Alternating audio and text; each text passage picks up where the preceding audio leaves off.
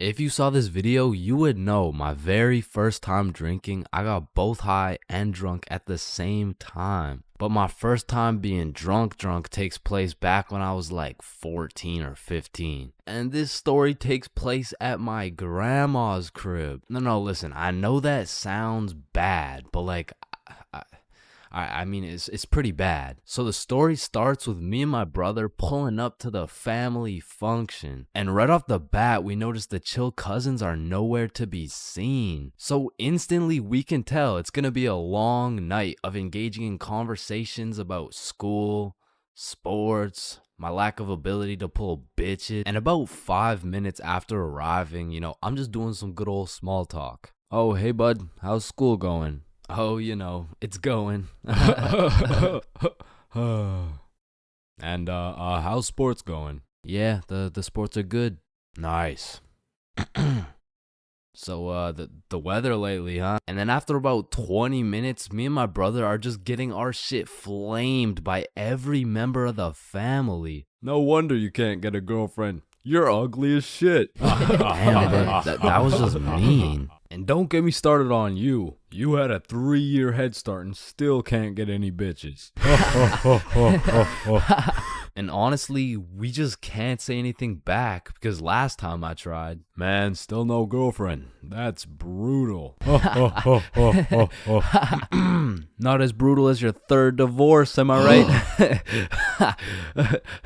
right? Guys, so instead of flaming the living shit out of this grown man in front of his mom, I decided to be the bigger man. I just laughed that shit off and then got the fuck out of there before they brought up my school grades. So as my brother and I sit down in a different room, I'm just in agony thinking about how everything this dude flamed me for was actually true. But my brother, on the other hand, he was whipping up some devious plan. Yo, Chains, follow me. Oh, okay. So we walk down to the basement. So what are we doing in the basement?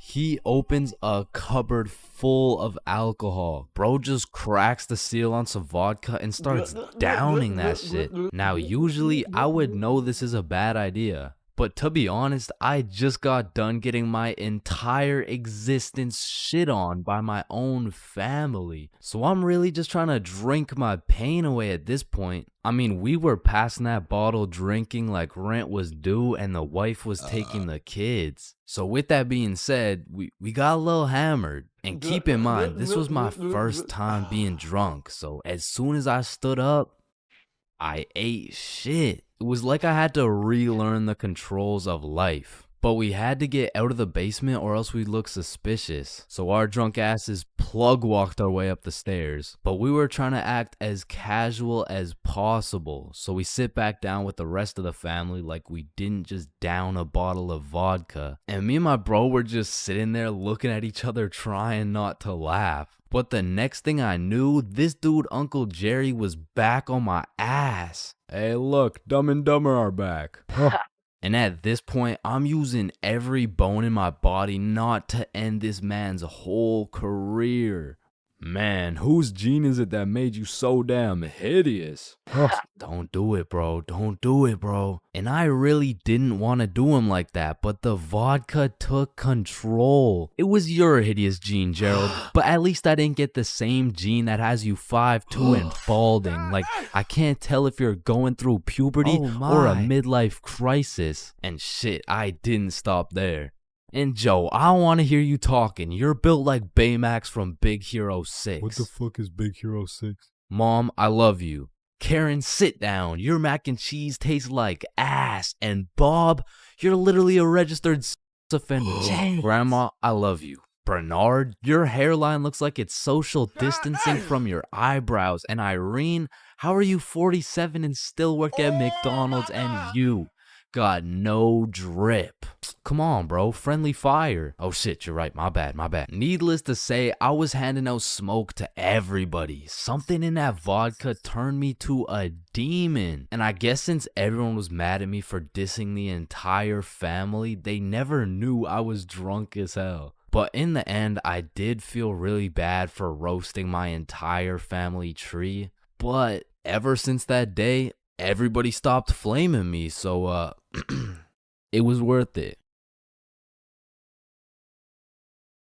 There's a lot of things in life that I don't really understand, but if there's one thing I can truly comprehend, it's being grounded. Because in my time, I've served a total of 547 days and 16 hours in the slammer. And through a year and a half of extensive first-hand research, I've come to the professional conclusion that getting grounded is straight ass, bro. You're locked in your room with no phone, no computer. Like, what do you want me to do? Think about my actions?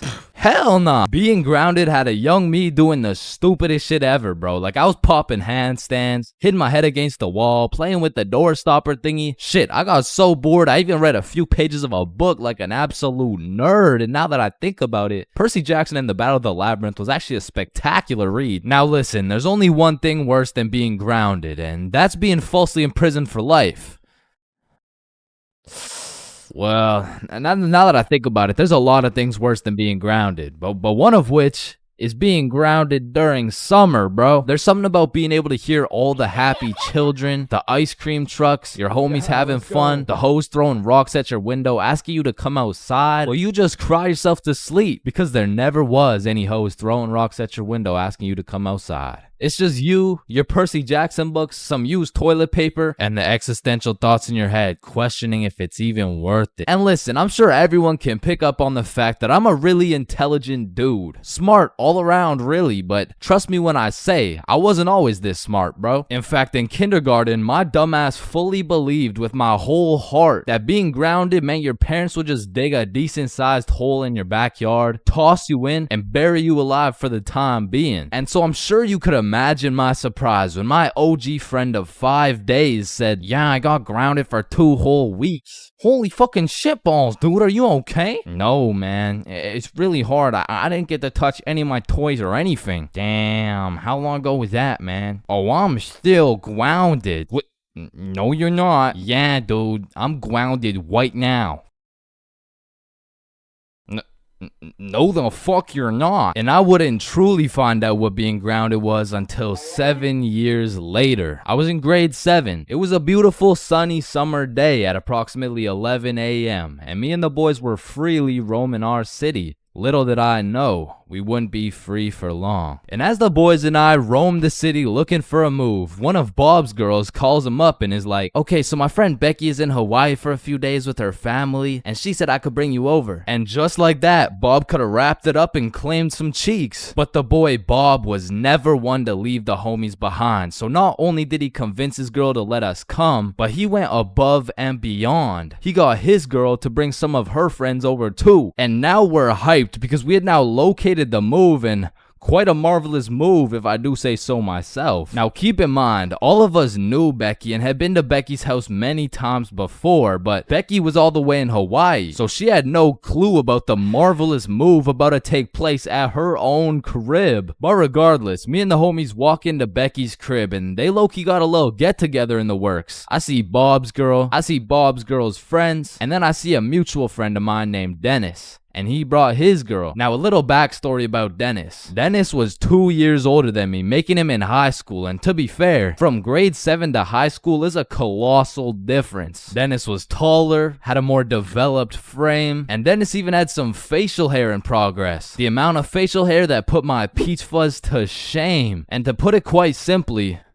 Dennis was a menace. But regardless, that's my homie's homie, so I walk up and dap him up. And then everyone heads over to Becky's room. Now keep in mind, Becky had simply invited Bob and Bob's girl to come over, and somehow we ended up being 8 people deep in that joint. And so that means technically, the other 6 of us were straight trespassing. So we were all chilling in Becky's room, chopping it up for a good hour and a half, until eventually, people start exploring her house. Now in Becky's room, it was just me, Bob's girl, and Bob's girl's friend named Lily. And so we're all just talking until I hear someone yell from the room down the hall, "Yo, Chains, get in here right now!" And I don't know exactly what I was expecting to see as I walked into that bathroom, but it was absolutely not seeing Dennis drop a condom filled with water on Billy's head. And of course I laughed because that's comedy gold right there, but it also made me realize maybe we shouldn't be here dropping condoms on each other's heads. But Who was I to tell Dennis what to do? He had facial hair, so he was practically a grown man to my standards. So I just turned around, went back to the room, and continued chilling with Bob. And as we talked, the music progressively got louder and Dennis progressively became more of a menace. And it had got to the point where the speakers were booming and Dennis was lobbing condom water balloons off Becky's balcony. And then one time, Dennis either almost hit or just missed Becky's neighbor with one of these condom water balloons. So this grown man looks down at a condom that seems to have fell from the heavens. Then he looks up and sees Dennis scrambling inside the Becky's crib with the speakers blasting music. And then he continued on his way. And we were all just having a fantastic time in Becky's room until we hear the downstairs door swing open. And we all absolutely shit our pants and run onto the balcony. Hey,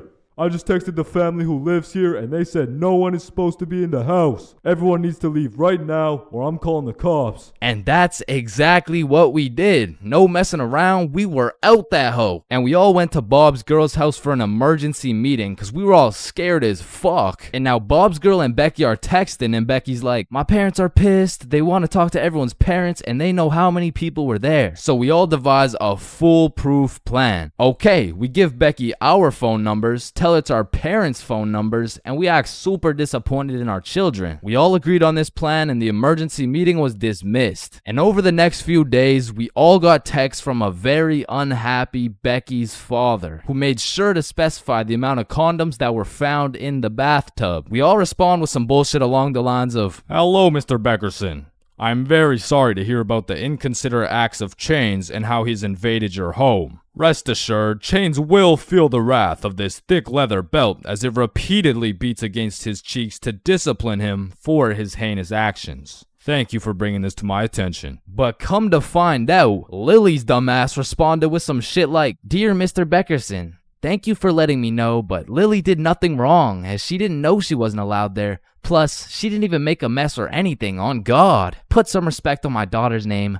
Period. And just like that, our foolproof plan got fucked. And Becky's father texted each of us saying, You are coming to the house at 3:15 p.m. today or I'm calling the cops. And shit, looking back, Becky's father was most definitely bluffing. Like, say I didn't go, what was he gonna tell the cops? 911, what's your emergency? Hey, there was 8 kids who invaded my home 3 days ago. Okay, sir, did they break in? No, my daughter gave them the key. Sir, why the fuck are you calling 911? There was condoms in the bathtub. But like I said, I wasn't very smart and I didn't have the brain capacity to think that far ahead. So everyone shows up to the house and Becky's father sits us down and makes each of us individually call our parents and explain what we had done. And I went first. Hey mom, so I went to Becky's house the other day, but she was in Hawaii and I wasn't really invited. And there was condoms in the bathtub. Needless to say, we all got our shit whooped and I received my very first grounding with the sentence of 1 month in the slammer.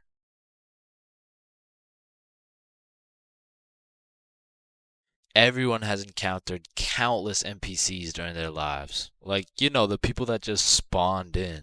They didn't have any character development or anything. And to be honest, when you leave their vicinity, they probably just despawn. If you still have no clue what an NPC is, it's a non-playable character.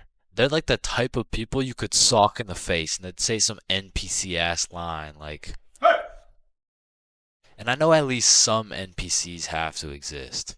Cause let's be real, there is no way all 7 billion people on this planet have whole lives from start to finish. That just doesn't add up. And I don't know if any of you guys have ever noticed this, but NPCs all have a spot they go to just do NPC things, bro. For example, if you go to Walmart, that's their natural habitat. You are bound to see at least 15 NPCs at Walmart. And usually the NPCs are trying to avoid eye contact. But if you've ever tried interacting with them, you'll know they always have the most predictable and neutral responses possible. Like whoever programmed them should have spiced it up a little bit, you know what I'm saying? They could have made them tell jokes or something, I don't know. But anyways, I used to work at a summer camp where you teach little kids to ride bikes. And through this experience, I realized that pretty much all young kids are NPCs. And I guess it's just because they haven't been alive long enough to actually go through the character development. But working at this summer camp made me realize there's no way these kids have a thought process. Hey, buddy, what's wrong? I dropped my rock. Here you go. But I guess little kids still aren't even at the stage of having full consciousness. And honestly, they kind of have that caveman mindset.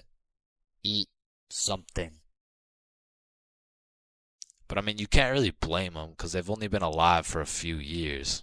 But still, as a non-NPC, I'd like to believe I was never participating in these NPC activities as a kid. I refuse to believe I was out here spending my time doing this. But yeah, man, I really just want to know if there's any NPCs watching this right now. If there is, just fess up, bro. Because I don't even know if NPCs be on YouTube or if they just like despawn before they can do that. But regardless, if you're an NPC or not, thank you for watching this video. Subscribe. Honestly, bro, I'm not scared of much. I'd go skydiving, I'd swim with the sharks, run with the lions, fight a gorilla, beat some ass, and not even get my ass eaten. No, I would not. What the fuck? Wait, no. I mean, I'd even get my ass beaten, bro. But if there's one thing that leaves me scared shitless, it's a But one day when I was 15 years old, my friends and I went to the gas station to get nothing more than a pack of Reese's. All right, your total will be $2.50. Hey, boy, step back. I got this. Put it on my car, bro. Yeah, oh, okay. Just let me. Oh, all right. I don't think your machine's working, bro. Hey, kid. I hate to break the news to you. You know what I'm saying? But I think your broke ass needs to get a job. No! So I got my first job at Jim Jordan's and I was grinding, bro. I made every coffee fresh, every customer happy, every toilet squeaky clean. I was putting the potato wedges in a goddamn bag until I'd stacked up my first few bands and I'd never seen this much money in my life. I thought I was rich, bro. So I quit my job. And then the government took some bands. I bought a few Fortnite skins, one ugly-ass t-shirt, and before I knew it, I ended up exactly where I started.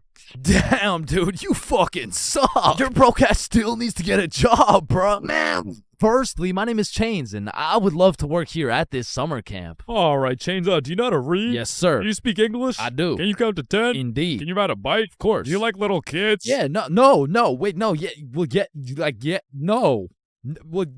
No. Final answer, no. All right, you're fired. Wait, no, I love little kids. All right, you're hired. Now take this helmet and teach those kids how to ride some goddamn bikes. Okay, yeah, thank you. Really quick, how much do I get paid? I mean, as little as legally possible. Now get to work, buddy. My boss threw my ass straight into the deep end, bruh. No training, no nothing. Now, what's crazy is every other worker went to a training camp and was taught exactly what to do and exactly what to say. But one of those dudes quit last minute and they needed somebody, anybody to fill in, and that's the only reason they hired your boy.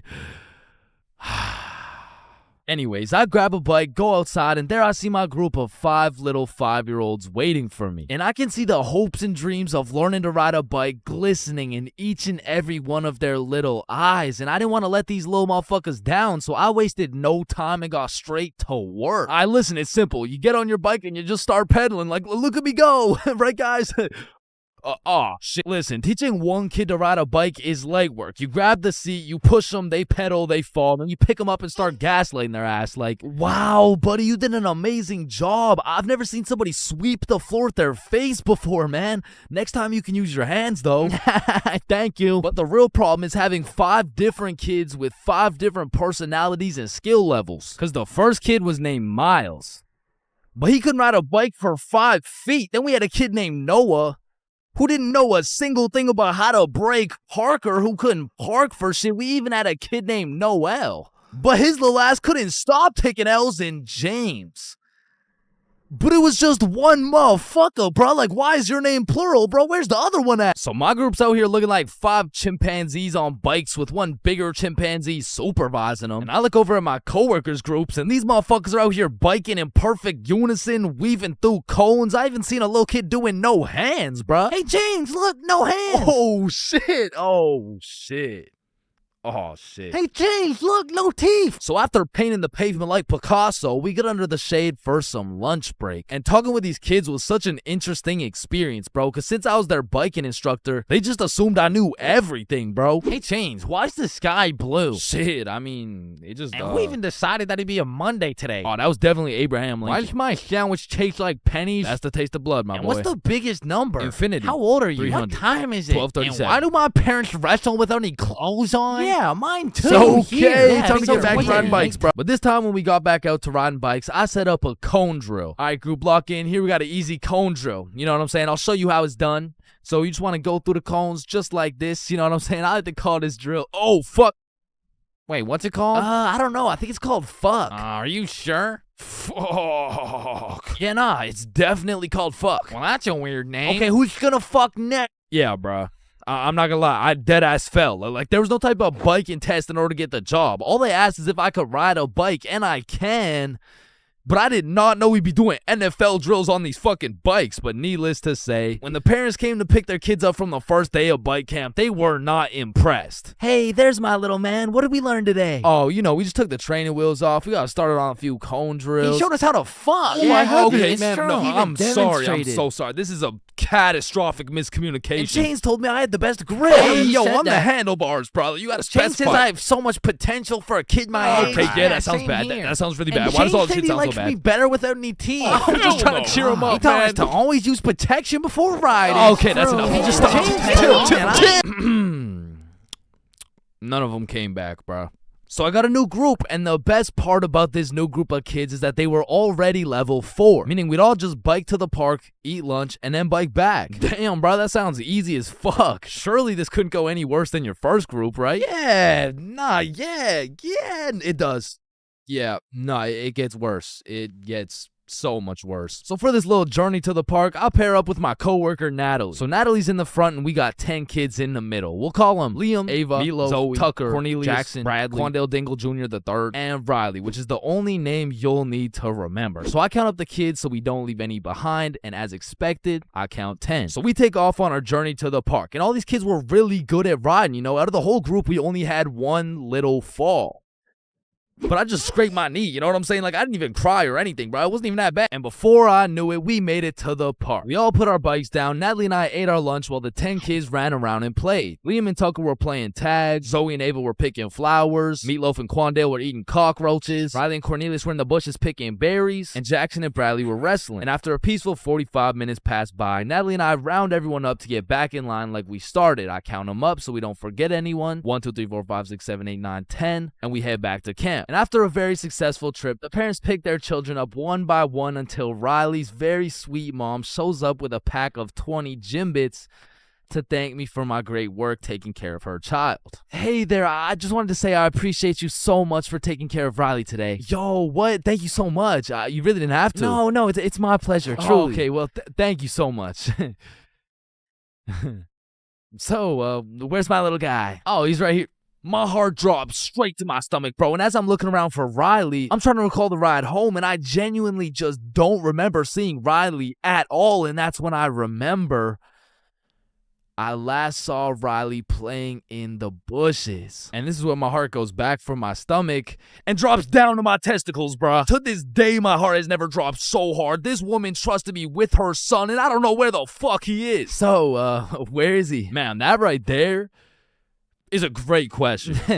What do you mean that's a great question? You know, all the greatest questions in the world make you think, don't they? Yes. Right, and as you ask me this question, I really get to thinking, you know, like, I really get to rack in my brain, and, well, to be quite frank, well, I'm stumped.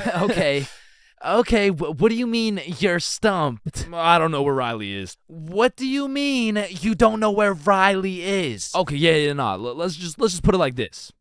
Do you know where Riley is? No. Yeah, nah, me either. Yeah, ice cream. Holy fuck, he's right there. Oh my god, fuck, I knew it. I knew it. Like, fuck, oh my god, he's right there. Lost you. I knew it the whole time. He's right there. It's April Fool's. Give me these. Yeah, take them. Oh my God, Jesus, God bless America. And that was genuinely the day I realized I can't work a fucking job. I'm not built for that shit, bro. I gotta start a Stickman YouTube channel or some shit.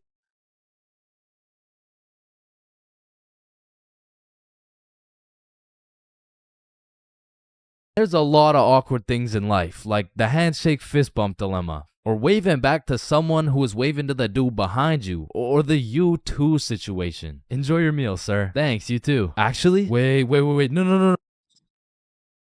But on this long list of things that will keep you up at night, I feel like school dances lands itself in the top 3, bro. Cause it's like, is it a party or is it a school event? Are we hitting a Dougie or are we just standing awkwardly in the corner? There's just too many questions, bro. Like another question. Who the fuck hired this guy to be the DJ? Like, I don't know how much they pay this dude, but it can't be anything over 50 bucks. I remember at my first middle school dance, I seen the DJ walk in with all his gear and shit, and I thought, damn, look at those big ass speakers. This dude knows what he's doing for sure. Hey, Stickman Middle, are we ready to turn up? Yeah, let's go. 1, 2, 1, 2, 3, let's go.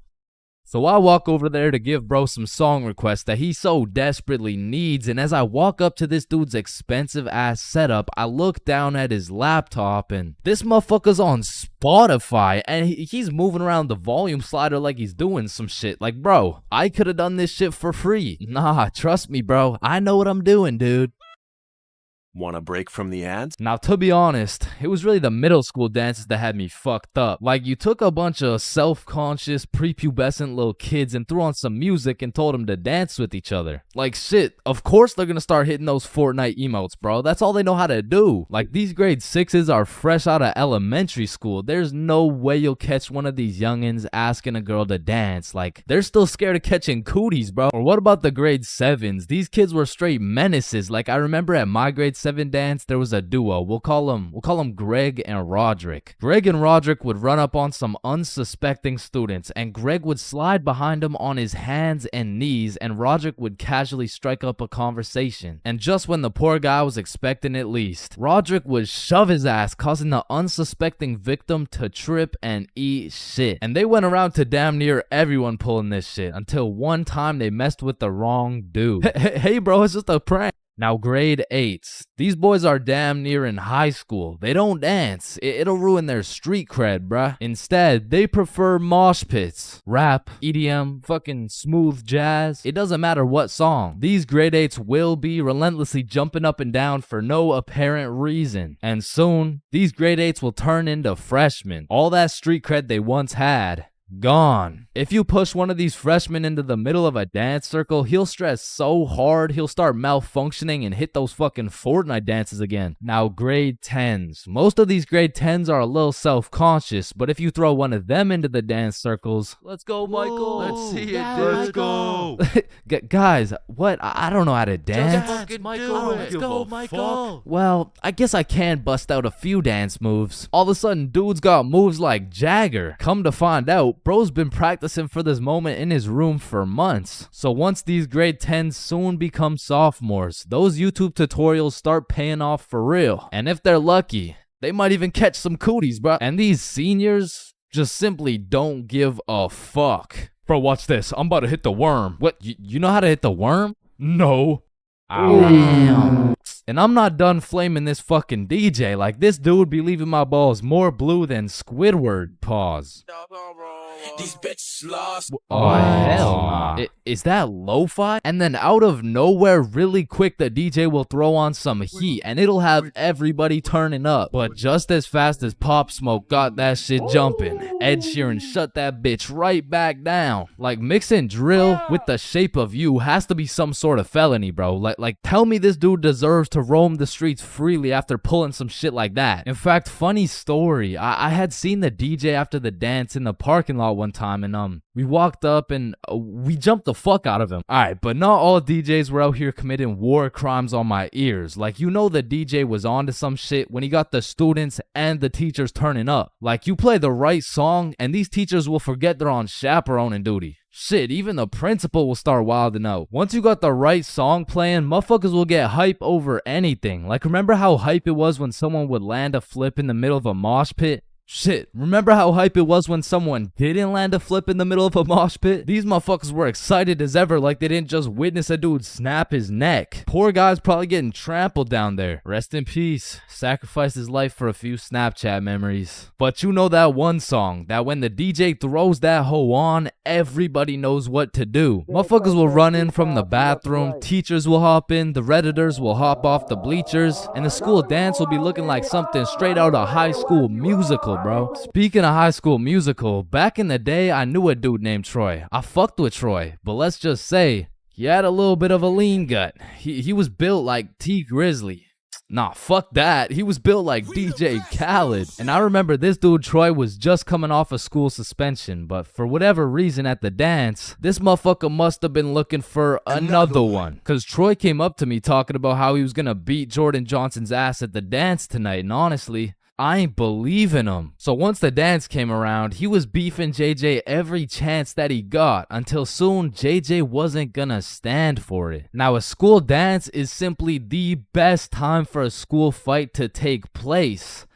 For the dude who wins. For the dude who loses, you literally have every single motherfucker in your school gathered in one place to get several different 4K angles of you getting pieced up. So Troy was really putting everything on the line here because JJ was known for handing out whoopings like food stamps. But to be fair, Troy loved food. Regardless, JJ wasn't scared. In fact, he threw the first punch. Boom. But Troy ate that shit like a Wendy's 4-for-4 combo. And instantly, the entire school gathered in a circle. The circle was so big, there was no escaping. They were gonna have to fight to the death. But the DJ was so locked in that he was completely oblivious to what was happening. He was playing some happy-go-lucky ass shit. Oh, shit. Ooh. Damn. Yo, get his ass. Let's go. Beat his ass, Troy. JJ. Yo, I'm Jordan Johnson. Now the moral of that story is don't get into a fight at the school dance. Unless you know you're gonna win. Now on another note, asking someone to dance is a very important topic when it comes to school dances. Now girls, I'm sorry I can't help you with this one. I've never asked a dude to dance before. But boys, shit, I can't help you either. I'm like 0 for 15 with this shit. But I do know someone who can. I'm talking about the homie Bob. So Bob, how do you ask a girl to dance? Watch and learn. Is this motherfucker moonwalking right now? Oh shit. Oh, what the fuck?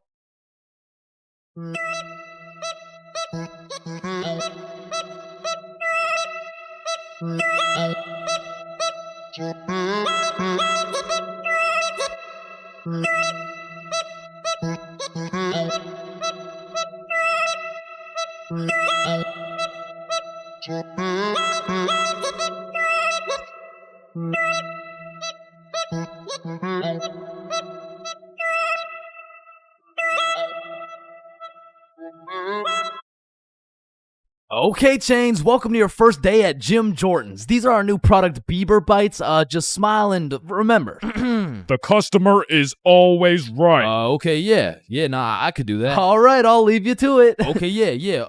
Hey, sir, what can I... Can I get some Bieber bites? Yeah, how many? Right. How about this? Hey, let me get a pack of Justin Bieber's balls. That's funny, yeah. How many do you want? Hey, let me get a pack of Bieber's sack. Okay, yeah, how many, bro? Hey, let me get a taste of Justin Bieber's wiener. Back in my day, I used to work at a fast food place called Jim Jordan's. Now, for legal reasons, this is not Tim Hortons, okay? It has J's and shit. Like, they don't even look that similar, bruh. But honestly, working at Jim Jordan's, I felt like Johnny Sins, the way I'd put on my uniform and go to work just to get the soul sucked out of me, bruh. And instead of dealing with a bunch of fat asses, I'm dealing with a bunch of fat asses talking about... Alright, so I ordered an extra large BLT with ranch, extra bacon, no veggies, and I only got 5 strips of bacon. I want a new one. Okay, yeah. Where's the sandwich? I ate it. Of course you did, bruh. Like, you do not need more food. I don't think your arteries could compensate for any more bacon. My doctor said I'm in shape. I mean, yeah, bro, you're in the shape of a circle. I mean, I don't even know how you made it through the door. Oh, shit, damn. Now, believe it or not, I was a Jim Jordan's Hall of Fame employee. Shit, I was the best in that whole goddamn establishment, bro. And no, it's not because I was the sexiest, hardest working, strongest, most intelligent dude they'd ever seen. It's because everyone else was ass, bruh. On the drive-thru, we had the Indian homie Dill Preet, and the only English he knew was the Jim Jordan's menu, bruh. Welcome to Jim Jordan's. What can I get for you? Hey, just give me a moment. I give you donut. No, I need time to think. You need chai, tea, drink. No, can you wait or not? Okay. One tater tot. No! Wait! You want eight? No! Okay, stop it. You know what? Okay. Chocolate donut. Then over making the food, we had this sweet 83-year-old lady, Linda, who was 20 years too old to be doing this shit. Okay, Chains. Here's the cheese bagel. Thank you, Linda. But, yeah, this is the 9th cheese bagel you've given me in 20 minutes. Oh my good gracious. I'm sorry. I'm sorry. Oh, what's this? Oh, cheese bagel coming right up. And overworking the counter, we had Sebastian. Now, don't get me wrong, Sebastian was a really nice guy, but he had a little hint of the tism, you know, no, he had a lot of the tism. Like, it was more like the tism had a hint of Sebastian, which is cool, of course, but it did mean that he would absolutely yap at every single customer who came in the store. Shit, I'll never forget this one time a girl came in the store and just ordered a muffin, like, Welcome to Jimmy's. What can I get for you? hey, can I just get a fruit explosion muffin? Can you guess what Sebastian said next, bruh? Maybe your total is $175? Cash or card? For here or to go? None of the above, bruh. The sentence that came out of this motherfucker's mouth was, A food explosion muffin? yes, please. That sounds an awful lot like a hate crime to me. Yeah, can I get my muffin, please? Do you get it? Yeah, You get it? yeah, I get it. Okay, listen.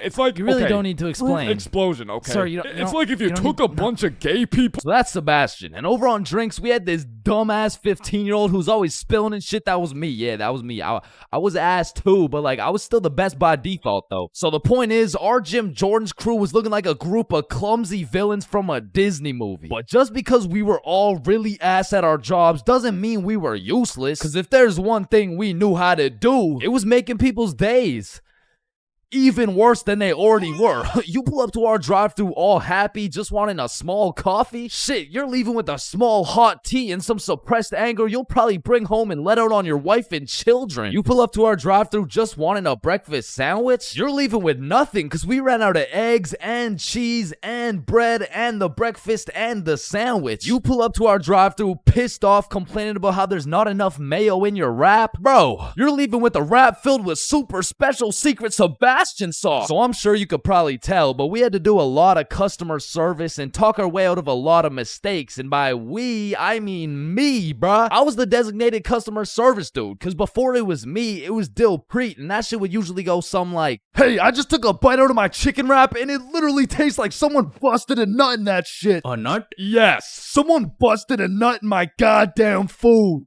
You want a donut? No! And then before Dill Preet, it was Linda. Hey, I just took a bite out of my chicken wrap and it literally tastes like someone busted a nut in that shit. Oh my heavens, that's horrible. I'm sorry, I'll get you a refund right away. Thank you.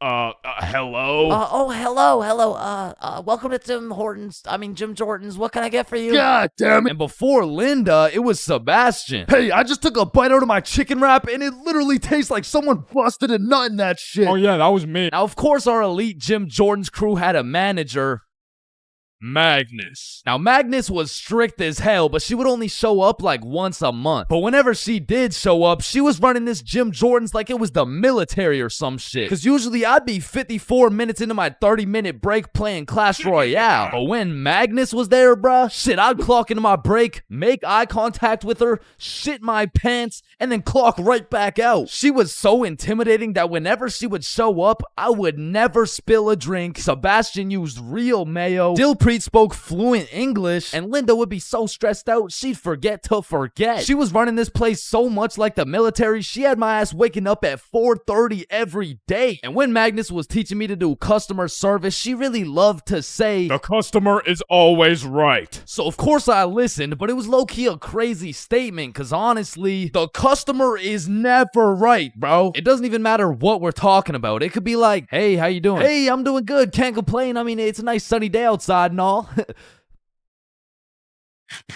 Damn, this chicken wrap is good as hell. I am 100% sure nobody busted a nut in this.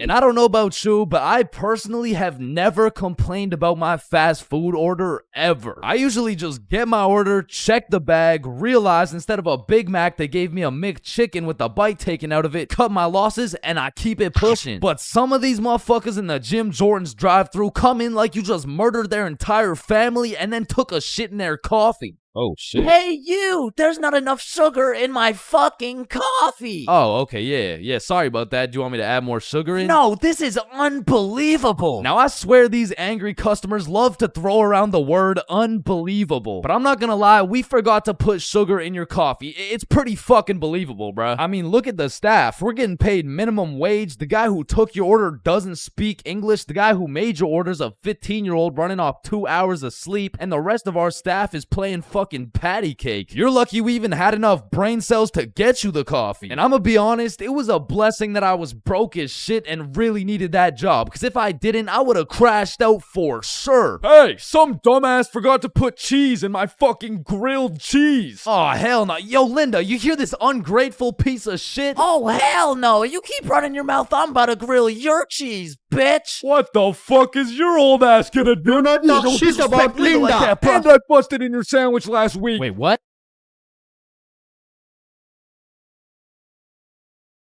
Now, I really don't have many fears, but there are 4 things that I would say I'm truly scared of, which are sleep paralysis, being flipped over while I'm in a porta potty, this thing, and public speaking. And honestly, I can't even really explain why I'm scared of public speaking. I mean, sleep paralysis, you'll have demons chilling in your room while you can't move. The whole porta potty thing, that's just some traumatic shit. And this thing is fucking terrifying. But there's just something about talking in front of more than 5 people that has me shitting bricks. Like, my brain will start showing me the absolute worst case scenarios possible.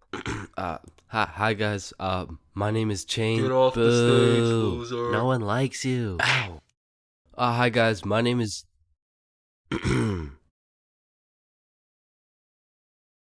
So I volunteer at daycares because I really like young kids. I love young kids. I mean, like, not love, like they're only 4 years old. No, like, I'm not attracted to. Sir, hands behind your back.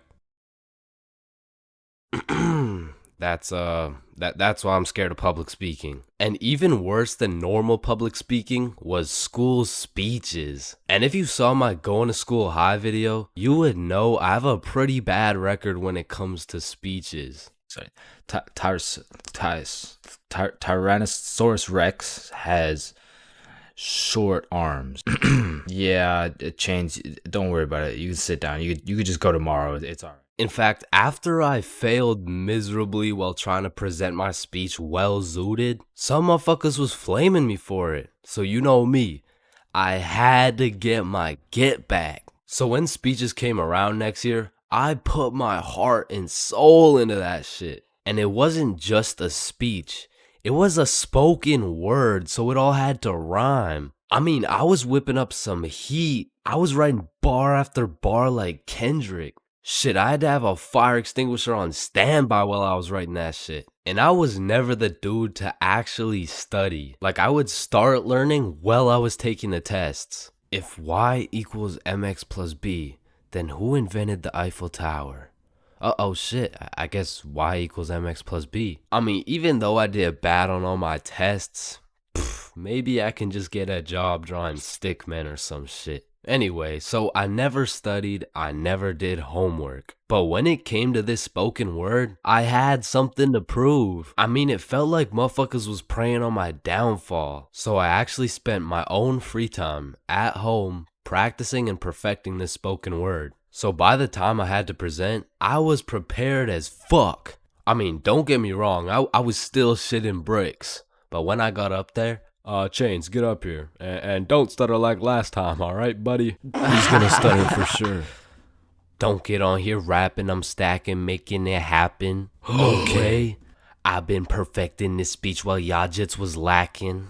You don't want beef with me, I put you on a tee, I call that shit fashion. Okay. I'll put you in a box like some cereal. You'll get crunched, I'm the captain. Captain Crunch. Now let me stir it up like some mac and cheese. I want 100% like curry from the 3. I'm talking Yeah. all A's, no B's. Bitch, I'm blessed like a sneeze. Blue 100's like the seas. I'm too icy, I might freeze cause I'm him. I'm not talking slash he. God I'm damn. spitting right now. I went bonkers, bro. In fact, I went so bonkers, the teacher volunteered me to go present my speech to the entire school. Now, usually I would be way too scared to public speak in front of that many people. But right now, I'm all hyped up on how bananas my speech went. Plus, I spent all that time perfecting it. I might as well share the heat with the rest of the school. Alright, next up is Chains with a spoken word on Don't get on here rapping.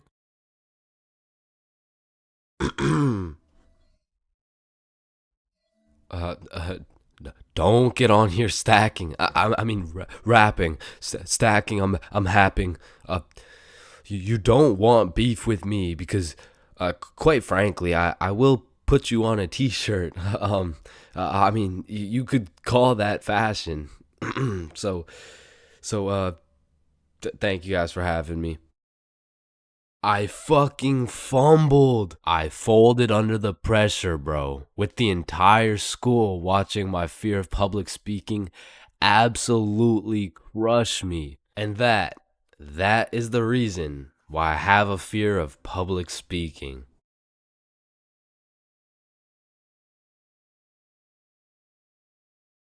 Oh Yo. shit. Ooh. Damn. That's why you don't mess with me. Yo, I'm chill. Jordan Johnson. Mr. Johnson, why did you beat Kyle's ass? Mr. Principal, I never touched Kyle. In fact, I've never seen this kid my entire life. How do you presume he received a concussion, 2 broken ribs, a black eye, a broken nose, and a dislocated shoulder? I mean, he must have fallen down the stairs or something. Okay, Mr. Johnson, how do you explain this? That's why you don't mess with me. I'm Jordan Johnson. But I mean, you got the wrong Jordan Johnson. Then, what happened to your knuckles there?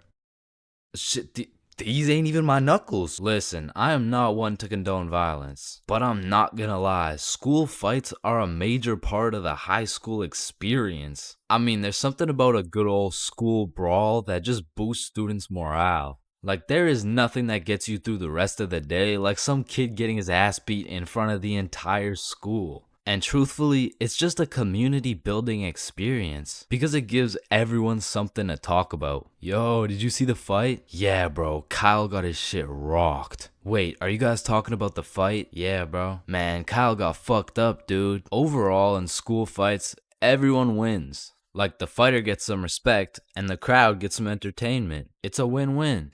What about me?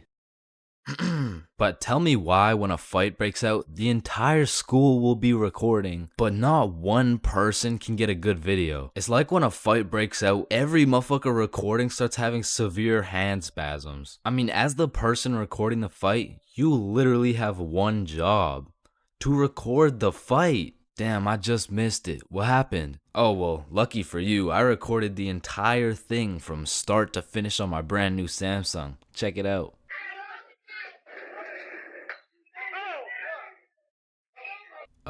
Did anyone else record the fight? Oh shit, yeah, I did on my brand new iPhone 14 that actually records in 4K. Okay, bet. Ooh. Damn. Let's go, JJ. That's why you don't mess with me. But bro, there's just a video of your face for 8 minutes straight. And watching some of these fights are funny as hell. Because some motherfuckers will come in swinging like KSI. Some motherfuckers are out here thinking they're Daniel LaRusso. And some motherfuckers should just not be fighting. Which is honestly the best part. Because where else could you catch a 6'5", 250-pound big body scrapping some 5'2" nerd? Like, the UFC would never let that shit slide. Plus, you get to watch it all for free. But me personally, I've never gotten into a school fight. But don't get me wrong, if someone wanted to catch these hands, I could hit them with the little knuckle sandwich, if you know what I mean. But truth be told, I could never lose a fight. Not because I know how to fight, but because for Bob, shit was on sight. And trust me, you don't fuck with Bob. Bob's got a better record than Floyd Mayweather. And I even heard one time he got into a little altercation with Mike Tyson. All I'ma say is, he dealt with him. But with that being said, we all know that one kid in school who was born to simply beat people's ass. Like, this dude's life purpose was to run people's fade. And of course, I had someone like this at my school. He was the type of dude who had nothing to lose, so he would instigate a fight wherever he could. We'll just call him Jordan. And honestly, he was holding a solid record. I mean, he was probably 12-0. But one day, Jordan picked on the wrong kid. Hey nerd, take off those stupid glasses. And Bob was a man of little words, so Jordan's buffoonery did not faze him. Hey nerd, I said take off those stupid glasses. Hey, stop ignoring me.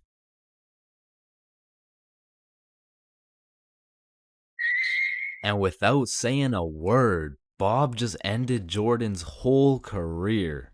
And ever since that day, nobody messed with Bob.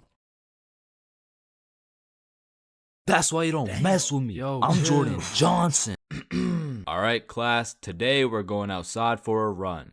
But it's literally 0 degrees. Oh, Chains, don't be a bitch. It's not even that cold. See? I told you guys it's not even that cold. Yeah, for you. Cause you're out here dressed like the Michelin Man. High school PE is something different. And every PE class has 5 different types of people. Like the group of kids who just stand in the corner and occasionally get sniped in the head with a dodgeball. Or the kids who participate and make sure everyone is included. Or the legend who's chilling on Instagram. He follows at ChainsFR. There's also the dude who just never shows up. And of course, we got the sweats. These motherfuckers treat PE like they're in the military. These motherfuckers treat PE like they're training for the Olympics. These motherfuckers treat PE like they're gonna get scouted to the league. Which is honestly just funny as hell because, let's be honest, 85.7% of the class doesn't even want to be there. So you'll have some innocent soul zoning out during a basketball game, and all of a sudden they'll be getting posterized like they're playing against Ja Morant. Yeah, bitch! I mean, these kids will come out of PE drenched in sweat, breathing heavy, and with a smile on their face, knowing they dropped 104 points on some kids who have never touched a basketball in their life. And listen, don't hate me, but I do understand the appeal of sweating your balls off in PE, because I too once participated in the sweaty activities. Ow. I know, but there's just something so exhilarating about hearing the snapping of an unsuspecting freshman's ankles. But as I matured, I realized there was only one thing better than shitting on random students, and that was shitting on sweats. I became the anti-sweat. I would act like an innocent soul waiting to get posterized, but when the sweat would come in trying to end my career with a windmill dunk, I stuffed that boy like a Thanksgiving turkey. Pause. And don't get me started on the fitness gram pacer. Whoever created this legal form of torture will catch these hands. Oh, Chains, no, I heard he sadly passed away a little while ago. You could be having a good day and you pull up to PE like, hey bro, you know what we're doing today? I'm not sure, but I think we're playing soccer. No, it can't be. Alright class, today we will be doing the beep test. Fuck.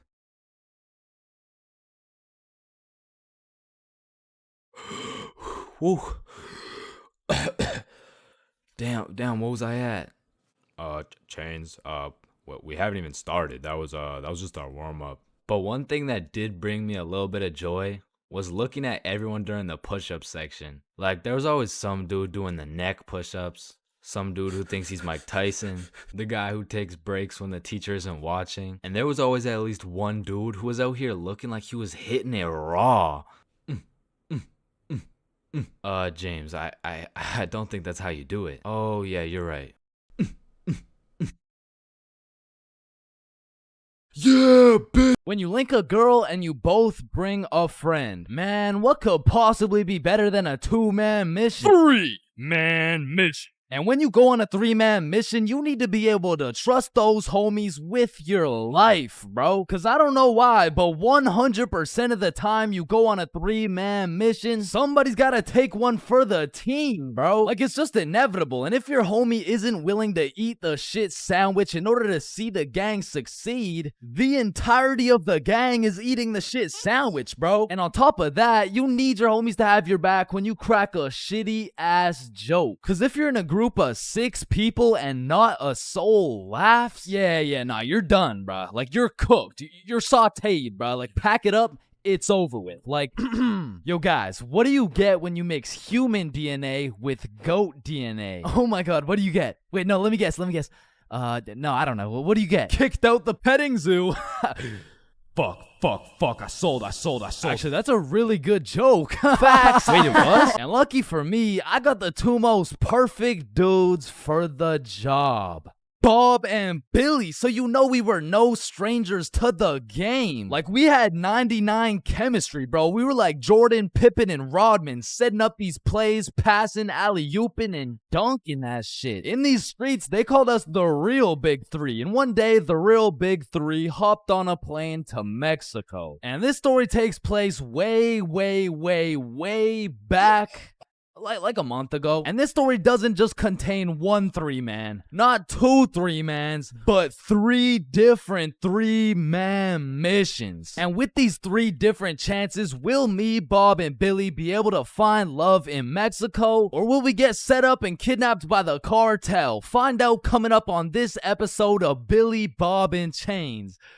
Wait a minute. So, boom, we get to Mexico and we're staying at an Airbnb. So we start with all the essentials. We unpack, get some food, check out the rooms, download Tinder, play some music, get settled in, you know, shit like that. And some of you may be thinking, damn, Chains, Tinder? Shit, I didn't know you were down bad like that. And let me just clear this up, all right? I'm not, okay? I'm down horrendous. And you really don't know me at all if you thought I was gonna leave Mexico without running a 3-man with the homies. So I'm just doing what I gotta do. Don't hate the player, hate the game. So we got there on a Monday, and for the first few days, we're exploring, we're trying some food, going to the beaches. It's great, you know, a bunch of nice and relaxing shit. But at night, it was grind time, bro. I was swiping more than a girl with daddy's money, and I was shooting more shots than Drizzy Drake at his local middle school. So by the time Thursday rolled around, I secured the first 3-man mission of the trip. And when I told the boys, they were hyped as fuck. I mean, Bob was so excited, dude almost made a facial expression.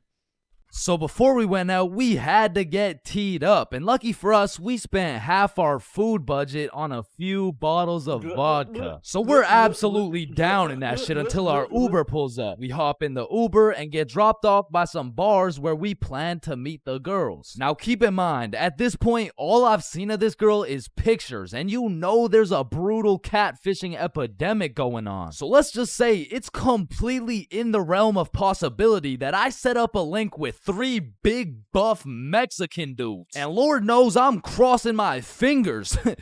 Like hopefully there's like no big buff Mexican. I don't want the big buff Mexican dude. So my heart dropped to my balls when I got a tap on my shoulder and turned around to see a not so buff Mexican dude with another not so buff Mexican dude with the 3 girls. Hey, oh no, don't worry. These are just my friends, by the way. Hey. Oh, shit. Makes sense. Okay, yeah, what's up? And not only was I relieved that she wasn't a jack dude, but she was fine, nice, and she spoke English. Same with Bob's girl and Billy. Yeah, nah, he had to take one for the team for sure. Hey, bro, I'm sorry, but this is just the way the cookie crumbled. Shit, bro.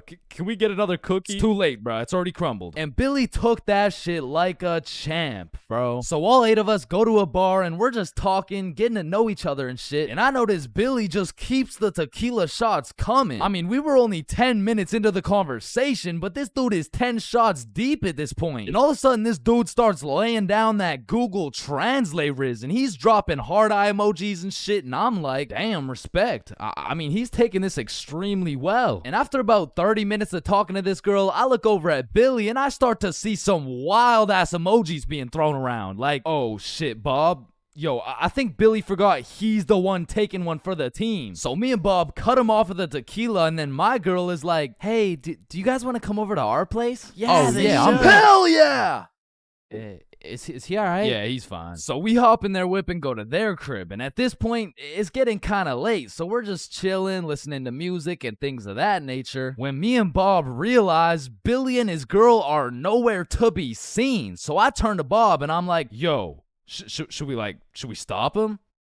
Damn, bro, you're right. We can't let him do that shit. And listen, bro, I've never been the type of dude to cock block, but if it's the homie who's about to interlock with the chalk chick at this o'clock, I'll walk up, knock, unlock, and block that cock if I have to. And so I did just that. I walked up, knocked, of course, unlocked the door, and respectfully, I blocked that cock. Yo, what are you doing? I'm taking one for the team, remember? Nah, I think the team's doing just fine, but bro. You know me. I was gonna do it for the team, like for I don't think the team needs this one, gang. No. Remember, I'm supposed to be like taking it for the like this is for the.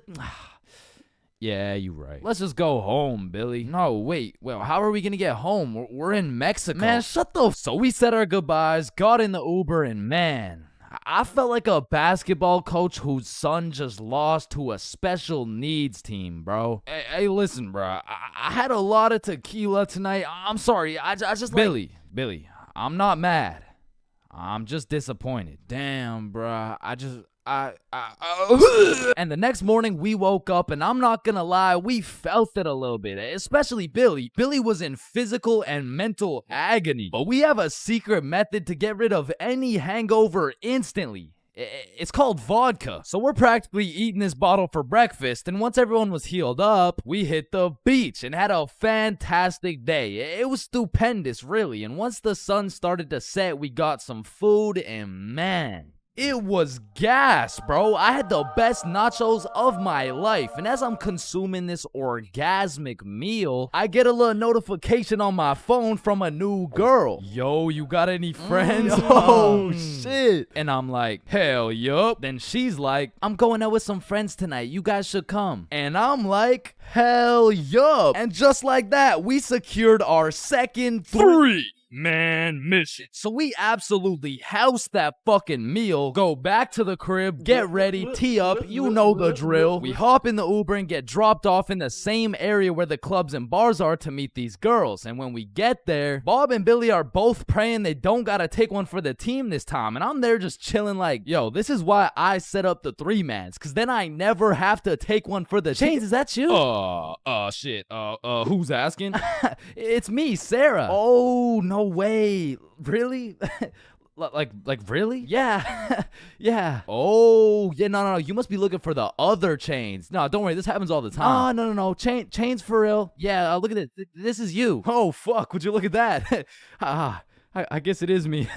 Fuck. Like shit. I don't know how she did it, but she got my ass, bro. I got catfished nicely. But I guess it was just my turn to take one for the team. And I look up at who she brought, and she pulled up with 4 straight dimes for the homies to choose from. Like, bro, why me? So we're walking, and the girl I'm temporarily associated with is like, hey, let's go to the club. Yeah, let's go. So we go to this club, 8 people deep, and the girls are like, yeah, let's buy a bottle. Yeah. Where's your money? ¿Qué? No entiendo. Wait, I could have swore you spoke English. Oh, yeah, no, I'm fluent for sure. Yeah. You said you wanted a bottle, right? Yes, please. Yeah. You got bottle money? Ah, no entiendo. No hablo inglés. And now I'm starting to get the vibe that whole time these girls just wanted a free bottle. And as soon as I start catching on, she starts upping her game like, Oh my God, you're so strong. Look at these muscles. so I go to give Billy one of those side eyes, and when I look over, these motherfuckers are completely lost in the sauce. Yeah, I'm buying a bottle, everyone. Bottles on me. So Billy pulls me aside like, yo, we gotta split a bottle, bruh. Nah, I'm really not fucking with this girl. Come on, bruh, please. I need it, bruh. Just take one for the team. Come on, take one for the team. All right, bruh. I'll split it with you. Thank you, bro. I got you. So are you guys getting a bottle? Yeah. We're getting a bottle. Oh my God, you're so strong and you're a baller. yeah. Baller? The fuck? I don't know, bruh. She's weird as hell. Yo, can I get a bottle for this table? Yeah, for sure. What do you want? Listen, bruh. Just give me the cheapest shit you got. Oh, I feel you, bruh. Times are tough, you know? That'll be 1,100. God damn. That's a lot of pesos, bruh. Pesos?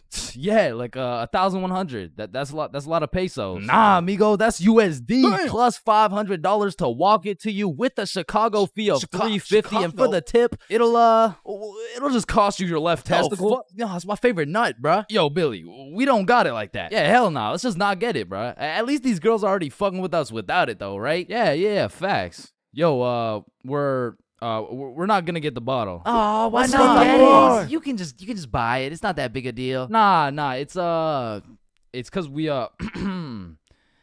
don't got enough money. They fucking dipped, bro. Quick as hell too. They all just evacuated, bruh. No, bruh, that was my wifey. And I'm just over here thinking, damn, I'm just glad I didn't have to see that shit through, bruh. But Billy, yeah, he was really going through it. Until he got distracted by some other random girls in the club. So at this point, all three of us are on the dance floor, absolutely fucking that shit up, when I start getting spammed on my phone. So I go to check who it is, and it's the gold digger girl, like, hey, we all went to the club right beside it, but we can all split this bottle. It'll be $86 per person plus tip. That'll be $95 each. And she's literally telling me the whole price breakdown of this bottle. She pretty much just sent my ass an invoice. And I'm like, hell nah, I don't care if that shit would have been free. There is no way I'm ever gonna see this girl ever again. And then I get a tap on my shoulder, and it's three big buff Mexican dudes. Nah, I'm just playing. It was the gold digger girl, but this time I probably would have preferred the buff dudes. Cause this girl grabs me by the arm, pulls me outside with all her homies, and starts breaking down the price again. Okay, the bottle is $700, but you just gotta pay $95 each, okay? Yeah, we're in. Let's do it. No, what? Billy, chill. So I call an emergency meeting with the homies, and we huddle up, and I'm like, listen, you guys can go with them if you want, but there's no way I'm going and paying for this girl's bottle.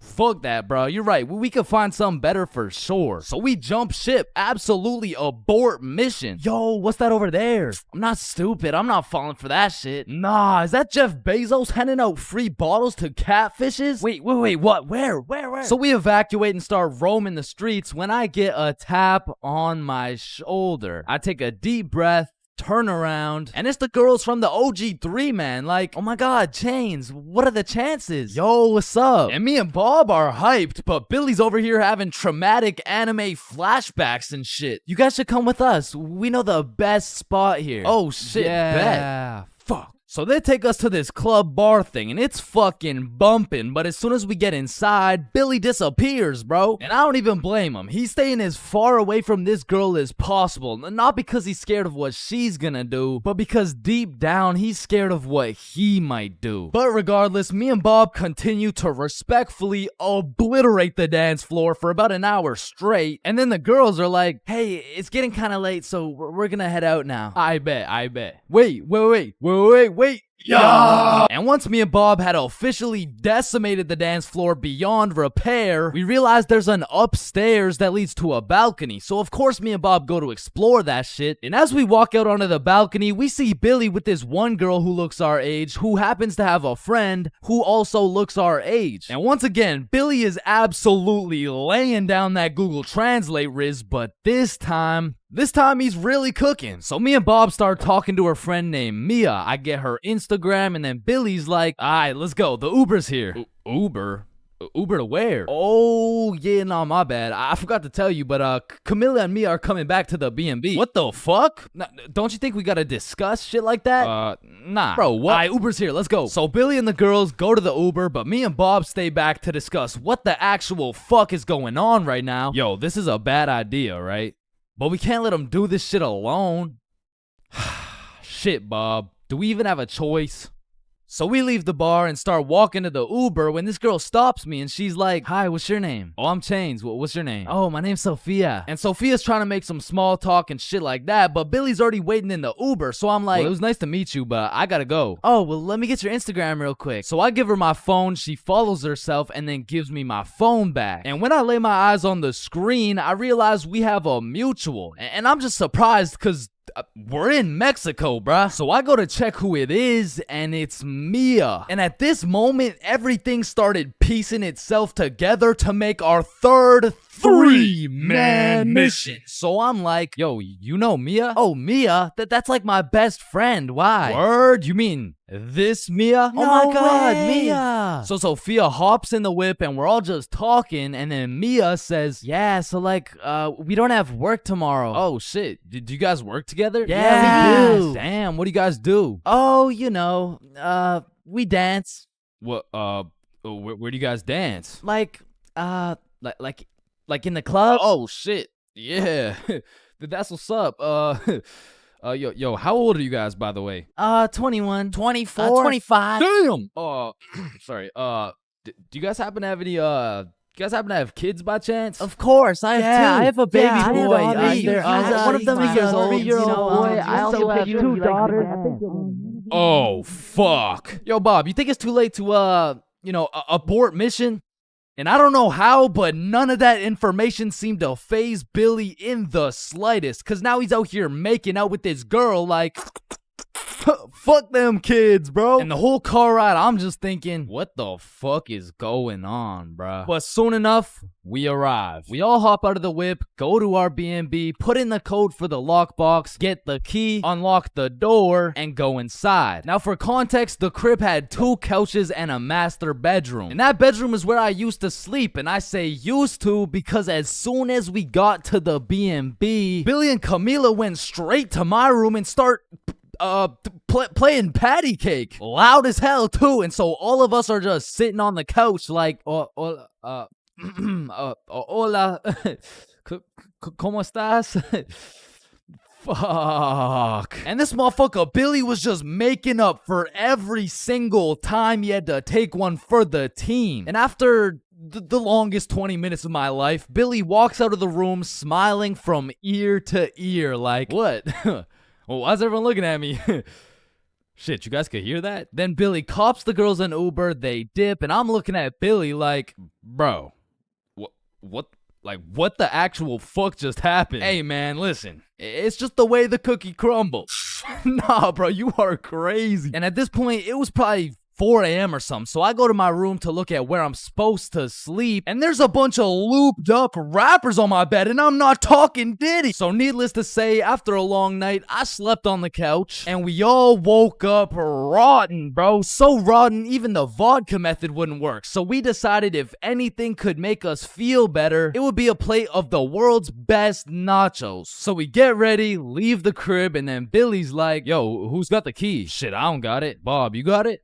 I mean, it's probably on the counter where we always put it, right? Yeah, facts. We check the counter, it's not there. We check the tables, not there. We check the couches, bedroom, kitchen, nowhere to be seen. So we scavenged the entirety of the Airbnb. We even looked through every single bag of garbage and it was nowhere. Bro, did those girls finesse our key? Nah, Camila wouldn't do some shit like that. She would, bro. You don't even know her. No, she wouldn't. How would you know her? You don't know her, bro. I know her better than you know her. Chill. Mia texted me. She said, let's go to the pool today. Oh shit, Camila texted me the same thing. Damn. And in my head, I'm thinking about it and I'm putting everything together. Shit. Are you thinking what I'm thinking? I think so. These girls stole the key and invited us to the pool so the crib would be empty so they could get 3 big buff Mexican dudes to pull up and loot the crib. Fuck, I knew it. Damn, she got my ass, bruh. So hell no, we didn't go to the pool with them, and for the next few days, we were on high alert. We would only leave the crib in pairs, and one dude would stay back, strapped up with kitchen knives, ready to take on 3 big buff Mexican dudes. Pause. Until it was Monday, the night before our flight home. So we're packing everything, getting ready to go home, and I hear Billy shout,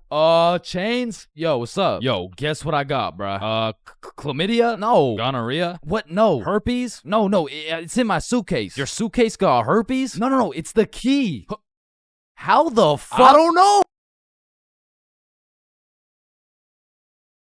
Yeah. Man, sometimes this world can be a little cold. It can get a little gray, but there is nothing that can bring more excitement and vibrance to your life than having a crush. I mean, it gives you something to wake up for, something to smile for, someone to impress, and someone to be absolutely crushed by, leaving you more depressed than ever before. Which is when you get a new crush. I mean, crushes make the world go around. Everyone's had a crush at some point in time, and sometimes that shit gets too serious. I mean, I've had homies prepared to throw away their entire lives just to impress their crush, bro. Oh my god, look at these big weights. I wonder if anyone's strong enough to lift these. Oh my god, look at this big jump. I wonder if anyone's athletic enough to make. Oh my god, look how creepy this cave is. I wonder if anyone's brave enough. Oh my god, look how tall this building is. I wonder if anyone could stick the landing. I said, I wonder if anyone could stick the Oh, ew, did he just die? Oh my god, I'm getting the ick. Nope, just getting a few extra reps in. Man, I remember my first crush like it was yesterday, bro. She was 5 years old. But I was 5 years old too, right? Like, so it wasn't actually yesterday, you know, it's a saying, but we were both 5 years old, and I remember sliding in smooth as hell. Yo, shorty, you like Legos? Yeah. How about you and me go Lego my ego? What does that even mean? Shit, I don't even know. I seen it in a commercial once. And after that day, me and Rose hung out all the time. We'd be playing Legos, we'd link up at recess, and I couldn't help but let her know how I truly felt. Hey Rose, I like you. Oh, I like you too. And that shit had me thinking, damn, this life shit is easy as hell. I'm barely 5 years old and I already got a wife to raise my kids. Little did my dumbass know life wasn't all sunshine and rainbows, cause when I came to class the next day, I saw Rose playing Lego with another dude. And that was the day I realized crushes cause nothing but pain. Especially before high school, cause let's just think about the 3 possible outcomes. 1, you have a crush on this girl and you decide to tell her, cause what's the worst that could happen, man? You guys are right. Stacy? Yeah, I have a crush on you.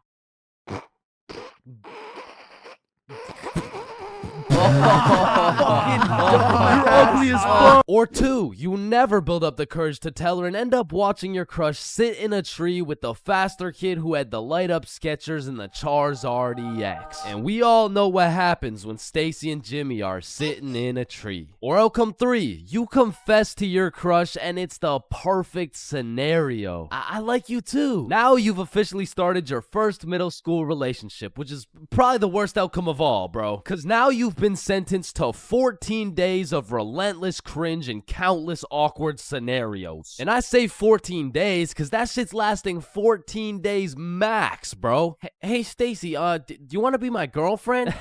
Yeah, okay. Oh, yeah, awesome. Yeah, awesome. Woohoo. So do you want to hold hands or something? Yeah, sure. So, Stacy, I've been thinking. I don't think this whole thing's gonna work out. Oh, okay. It's not me, it's you. Oh, Wait, what? Yo, fuck my ass, bro. Or what's even more tough than having a crush in middle school is having a crush on a fictional character, bruh. Cause it's like you'll just be chilling, watching some Teen Titans, eating cereal or whatever. All of a sudden your crush is kissing other dudes right in front of you and you can't even do shit about it. I remember back in my day, I was down horrendous for Lola Bunny, bruh. And I really don't know how I feel about admitting my attraction towards a 2D cartoon bunny, but you gotta remember, this was in the past. Like, this was at least, like 2 months ago. And maybe I'm tweaking on this one, but the red fish from Shark Tale, bruh, she was different, bro. And her name, I think it was Lola as well. Shit, maybe I just like cartoon girls named Lola or something. That's exactly what I want to hear. No. And I don't know about you, but for some reason, whenever I would talk to my crush, it was like I got an instant nerf, bro. I'm talking minus 10 charisma, plus 15 stutter, minus 5 strength, and plus 350% chance of getting put in a random ass headlock. Like I could be in the worst scenario of all time with a girl who has 5 kids and is married to a member of the cartel. And just cause she's not my type, I'll get an instant stat boost that'll have me pulling like Mr. Duke Dennis himself. But put me in a room with my crush and all of a sudden I got the same charisma as fucking McLovin. Hi. Hey, it's 10:33. What? AM. Like in the morning. Like I'm saying, it's 10:33 in the morning. Fuck. Who's your daddy? And on top of your crush turning you into McLovin, it also leaves you open to the inevitable pain of being embarrassed in front of your crush. And man, let me tell you, there is nothing quite like it. It was a beautiful sunny day and I was in grade 2 wearing my favorite bright blue basketball shorts in math class, gazing out the window at those shiny old monkey bars, excited for recess. And when the bell rang, I hauled my little ass over to those bars and I was swinging like there was no tomorrow. And before I knew it, the whole class was on these monkey bars, which quickly turned into chicken fights. And I wasn't complaining. I mean, hanging from a bar and kicking the living shit out of some toddlers, sign me up, you know what I'm saying? So I'm in line watching these grade 2 gladiator battles go down until it was my turn. And when I step up to those bars, I look into the crowd and see my crush of 2 weeks, Lexi. And now that Lexi was watching, there was no chance I was about to lose this fight in front of her. But as I look over to see who my opponent is, I realize it's Axel. And Axel was known for being the undisputed chicken fight champion. Legend had it he once took on 3 dudes at once, pause. So I knew going into this, I had to lock the fuck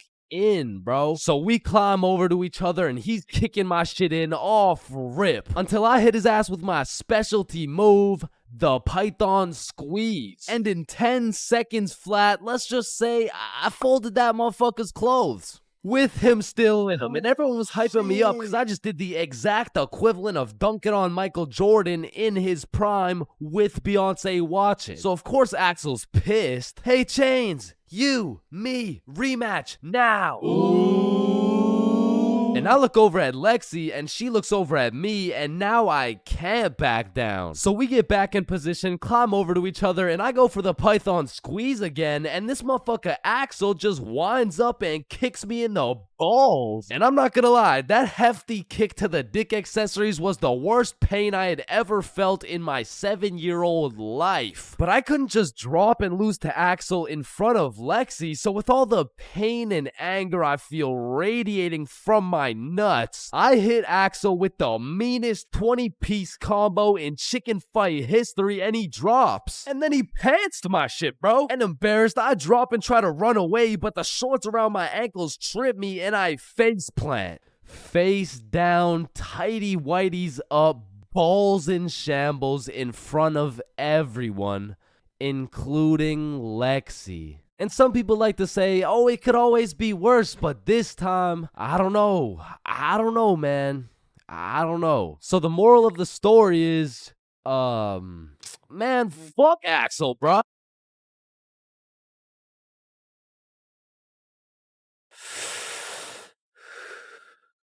Yo, you can live the rest of your life without breathing. What? No, you need to breathe. Hey, watch and learn, my friend. Oh, shit. Would you look at that? Okay, class. Today we're going to be studying atoms. Yes, Chains. If we're made out of atoms and we're studying atoms, does that mean atoms are studying themselves?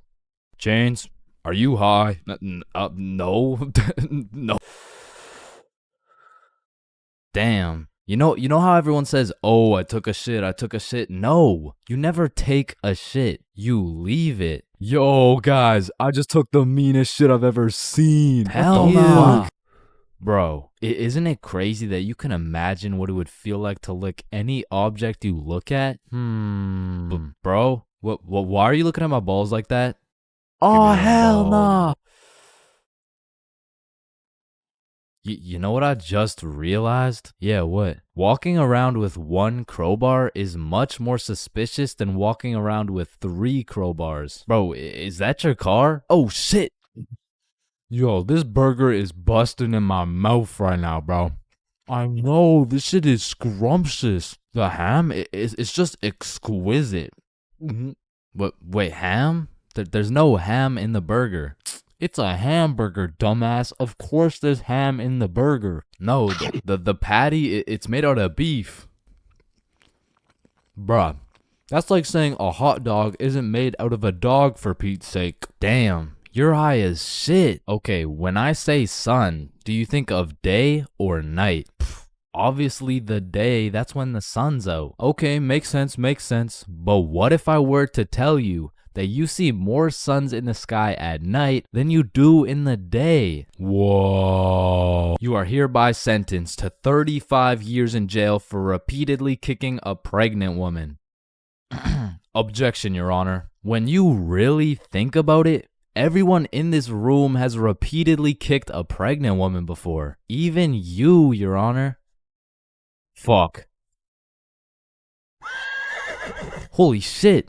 Horses are naysayers. Sir, I am very sorry to inform you the STD results came back and you are positive for chlamydia, gonorrhea, trichomoniasis, syphilis, chlamydia, herpes, HPV, HIV, and chlamydia again. Somehow you got 3 cases of chlamydia. Damn, you know what that made me realize? That you should wear a condom? Nah, life is a sexually transmitted disease that will 100% lead to death. Damn right. Sir, you got 3 days to live. You ever think about how old cars are looked at like, look at this dude's old ass car. He's broke as shit. Damn, at least my car isn't as old as this dude's. Holy shit, this guy's car is a shitbox. Damn. Look at that vintage car. Wow, that guy's car is insanely old. He's got to be a millionaire. What the fuck? Is that Fred Flintstone? Whether we like it or not, we were all once inside some balls. Facts. I'm talking in the testes. Damn. I'm talking in the family jewels. real. I'm talking in the nut storage. I'm talking in the semen spheres. God damn, Todd's really laying down some mean pipe over there. You know, Todd beating down those doonies really got me thinking.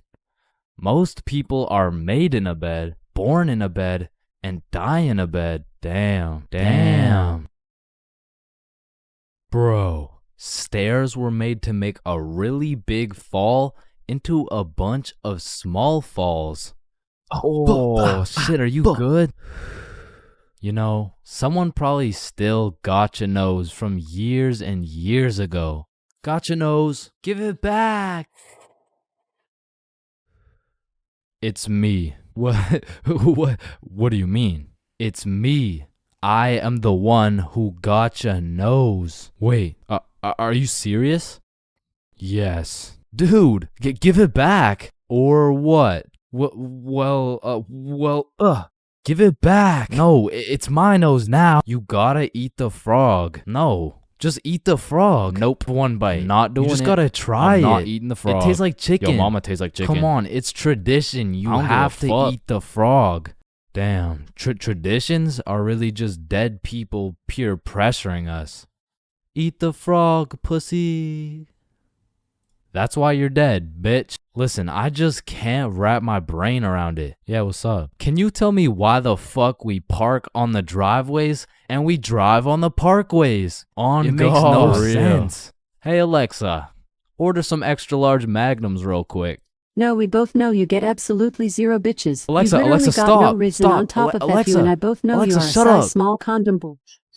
Bro, over the next generation, we're gonna see a serious decline in the number of people who are named Alexa. Damn. Wow, that's quite a beautiful birdhouse right there. Yeah, do you think it's made out of wood? Oh yeah, for sure. And where does wood come from? Fuck do you mean where does wood come from? It comes from a tree. Exactly. Are you thinking what I'm thinking? People trees cut fuck down each other and birds' make houses tree to make babies? birdhouses. The fuck? Yeah, I meant people cut down birdhouses to make birdhouses.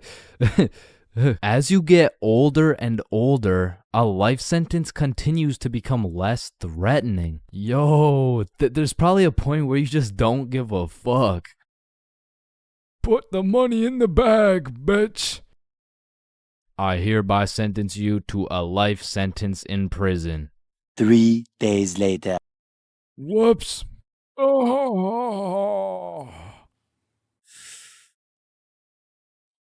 Okay, how the fuck did somebody look at all these rocks and trees and shit and just think, yeah, I can make a Wi-Fi out of this? Why is it a chair, bro? Someone tell me why it's a chair.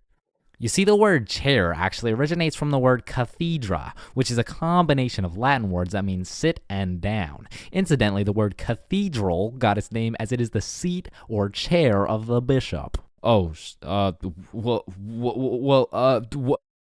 damn, this sandwich is about to go crazy, bro. Wait, that sandwich would hit way harder if we smoked before you eat it. Oh, okay, yeah, you right. A few moments later.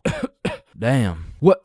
Damn. My sandwich went bad. Nah, when you think about it, your sandwich didn't go bad. Something just started eating it before you did. Whoa, that's crazy to think about. Wait.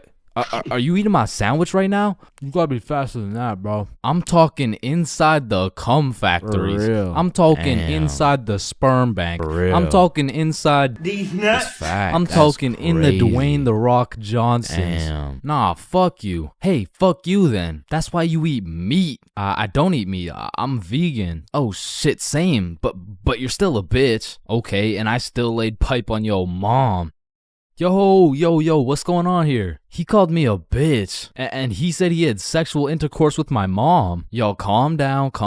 I thought you guys were both vegan. Yeah, we are. What about it? If you guys are both vegan, are you guys really beefing? Damn, that was unfunny as fuck. Should we just beat his ass? Yeah, we should. Shit, damn. I see here. Looks like your toothpaste hasn't been doing the job. Try this one. 9 out of 10 dentists recommend this toothpaste. Wait a minute. If dentists make their money off people having bad teeth, and 9 out of 10 dentists recommend this toothpaste, why would I choose to use this one? Go. Shit, he knows. Man, you ever think about how the ocean is just some really big soup? Damn, I guess you're right. Or have you ever thought about how there's more airplanes in the ocean than submarines in the sky? Oh shit, apparently not. Damn, we're high as fuck. Man, you know what I just realized? What's up? Your balls are kind of like a body bag of sorts. You know what I'm saying? You gotta stop looking at my balls, bro. Okay, but who named it a chair? Like, who just looked at this thing and was like, oh, yup. This is gonna be called a goddamn fucking chair. Boo. Oh, you scared me half to death. What happens if you get scared half to death twice? Oh, I don't know. It's just a saying. Boo. Oh shit, is he dying? I think. Damn. When you really think about it, most guys will get their first set of flowers at their funeral. That's some real shit. Wait, Chains, are you high at a funeral? No. Halloween is the spookiest time of the year. Everywhere you look, it's vampires, killer clowns, old dudes in white vans trying to steal some children, which are all very scary things, especially killer clowns. But none of these spooky things scare me more than my worst fear. Going to jail, dropping the soap, and getting my booty snatched up. Now that's some real spooky shit right there. And I know some people are gonna be thinking, oh, that's just a myth, it's a stereotype. Nobody actually gets their booty snatched up for dropping some soap. But when it comes to my booty, I don't want to fuck around, and I sure as hell don't want to find out. But everyone knows drinking can heavily influence your judgment, and on one specific day, my judgment was affected and I found myself fucking around. And everyone knows what the chart depicts. The more you fuck around, the more you find out. This story takes place in grade 10. It was a crisp Halloween night. The houses were decorated, the leaves had fallen, and the jackos were lanterned. And as me and Billy walked down to the homie Bob's crib, we could pretty much smell that Halloween spirit. And when we knocked on Bob's door, we were surprised the homie Bob didn't open the door. It was Bob the Builder. Dude was fully suited up from head to toe. And when me and Billy seen that, we already knew we needed some costumes. So we go to Bob's closet and come out absolutely dripping into Mario and Luigi costumes, mustache and everything. But now that we undeniably had that shit on, we still had yet to find something to do. But lucky for us, the night was still young, so we got to brainstorming. Alright, it's Halloween, bro. We gotta do something. Yeah, let's go find a party. Bet, let me check where they're at.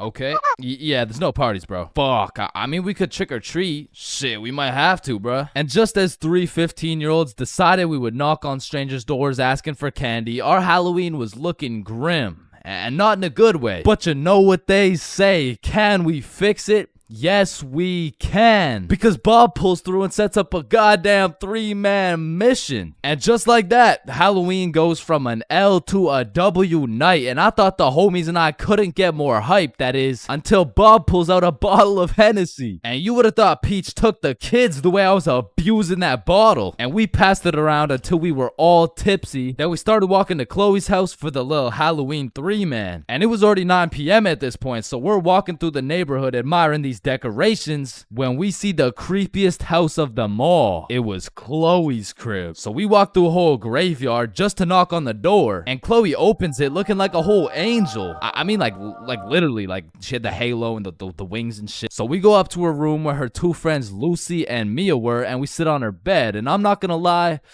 it was a little awkward, bro. I was sitting there with my Mario fit and my little mustache like, so, Chloe, why'd you choose to be an angel? I don't know. I just liked it. Why'd you choose to be Mario? Shit, you know, Mamma Mia, am I right?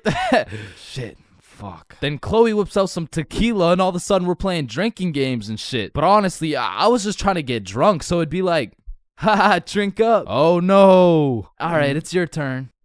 Wait, you're supposed to get it in my cup. What the fuck? And after purposely selling multiple games of tequila pong, I was feeling what some would call completely and utterly drunk as fuck. And next thing I know, we're playing spin the bottle. And I was up, so I spin the bottle and it spins and spins and lands on Chloe. And in my head, I'm thinking...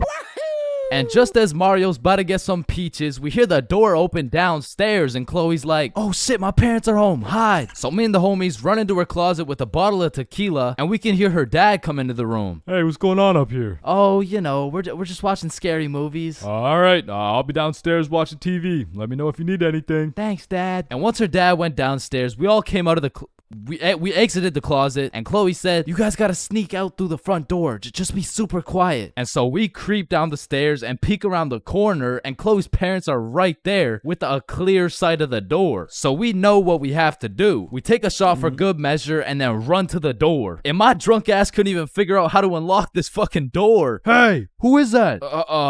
It's me, I'm Mario. Then we ran out that joint and we didn't stop running until I got a call from one of my homies named named Dave. He was like, yo, what are you doing right now? Oh, nothing really. Just drunk as hell running from Chloe's angry ass dad. Yo, that's what's up. Come link me and Joe at Stickman Elementary. And we had nothing else to do, so we pull up. And it's Dave, Dave's girlfriend, Joe, and Joe's girlfriend. And they got some couples costumes going, but I couldn't help but notice Dave and Joe were shiestied up. What are you? If the Simpsons grew up in Chicago? Nah, I'm just Homer. Yeah, but I mean, Homer doesn't usually wear a fucking ski mask. Oh, yeah, no, I just wore this because we graffitied the hell out of this school. What?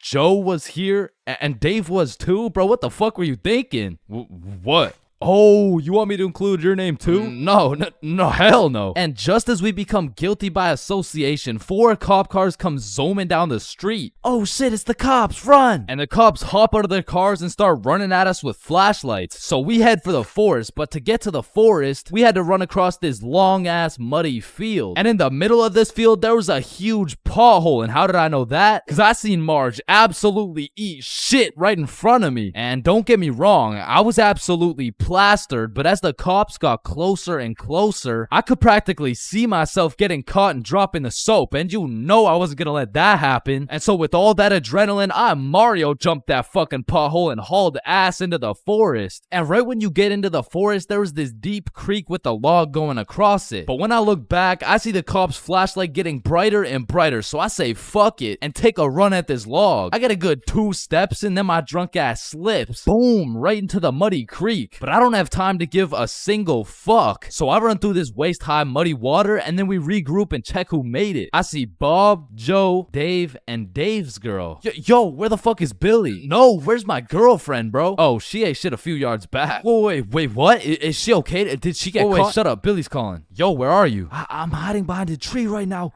In the middle of the field. The cops are looking for me. I bet we're coming. I gotta go. Fuck no, bro. If you go, you're gonna get caught. Listen, bro, I have to. He's the Luigi to my Mario. So I go back in to save Billy, and my main man Bob comes with me. So we get to the edge of the forest and see Billy absolutely shitting his pants trying to hide from these cops, but they keep getting closer and closer. So Bob turns on his flashlight and both cops look at him. He's right there. Get over here. And while the cops were looking for Bob, me and Billy both run for the street, and we ran, but once we were at least 5 blocks away, we text Bob like, bro, we both made it, are you good? And Bob's like, so Bob makes it out of the forest and we all link up. And we take a moment to appreciate the fact that none of us went to jail. And more importantly, none of us got our booty snatched up. And after our moment of appreciation, we were like, yo, maybe we should have just went trick-or-treating. Yeah, bro, some Reese's Pieces would hit right now.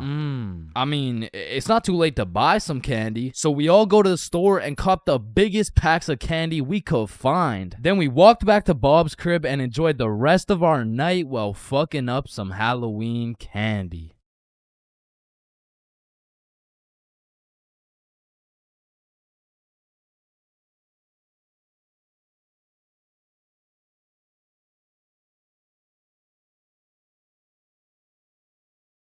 Man, family functions have the weirdest dynamic, bro. Like, how have you known these people your entire life, but have still never gone past a surface level conversation?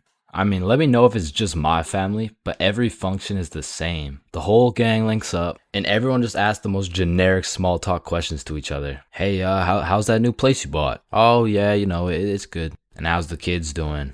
Oh, you know, they're good. Oh, and how's the wife? Man, fuck your wife. I don't want to hear any of these NPC conversations, bro.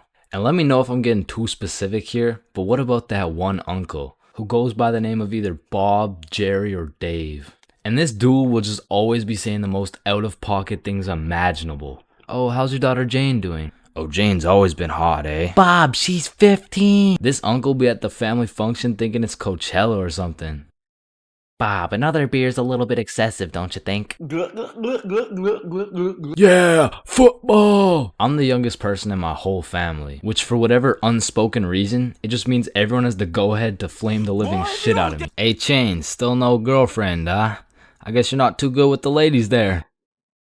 But I make one joke back and I'm the bad guy. You don't seem too good with the ladies yourself, seeing as your wife just divorced you and she took the kids with her. Am I right? Not only do they feel free to roast your whole existence simply because you were born last, they unanimously decide you will be everyone's personal butler. Hey, bud, go get another beer for me. Alright, yeah, for sure. Thanks. Now you better get started on mowing that lawn.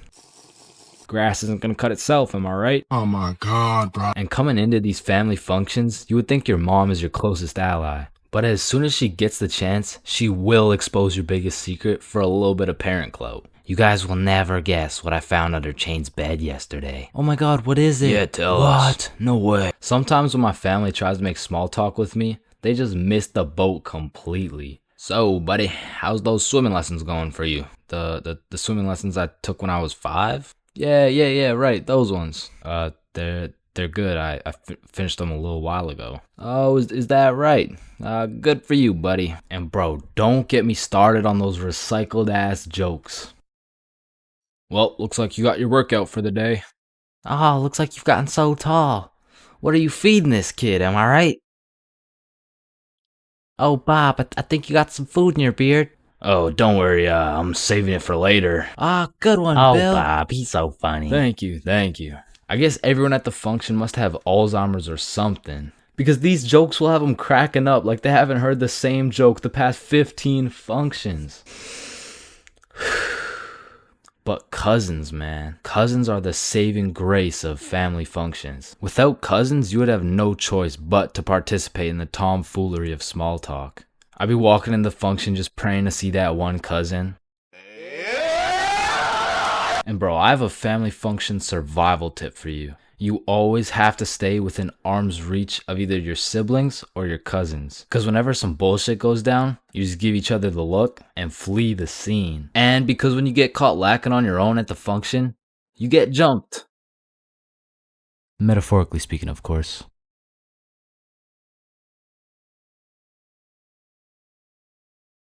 Aw, can I pet your dog? Yeah, for sure. Aw, what's your name, little guy? His name's Ben. Ben? Oh, he's so cute. I just wanna Hunt that motherfucker.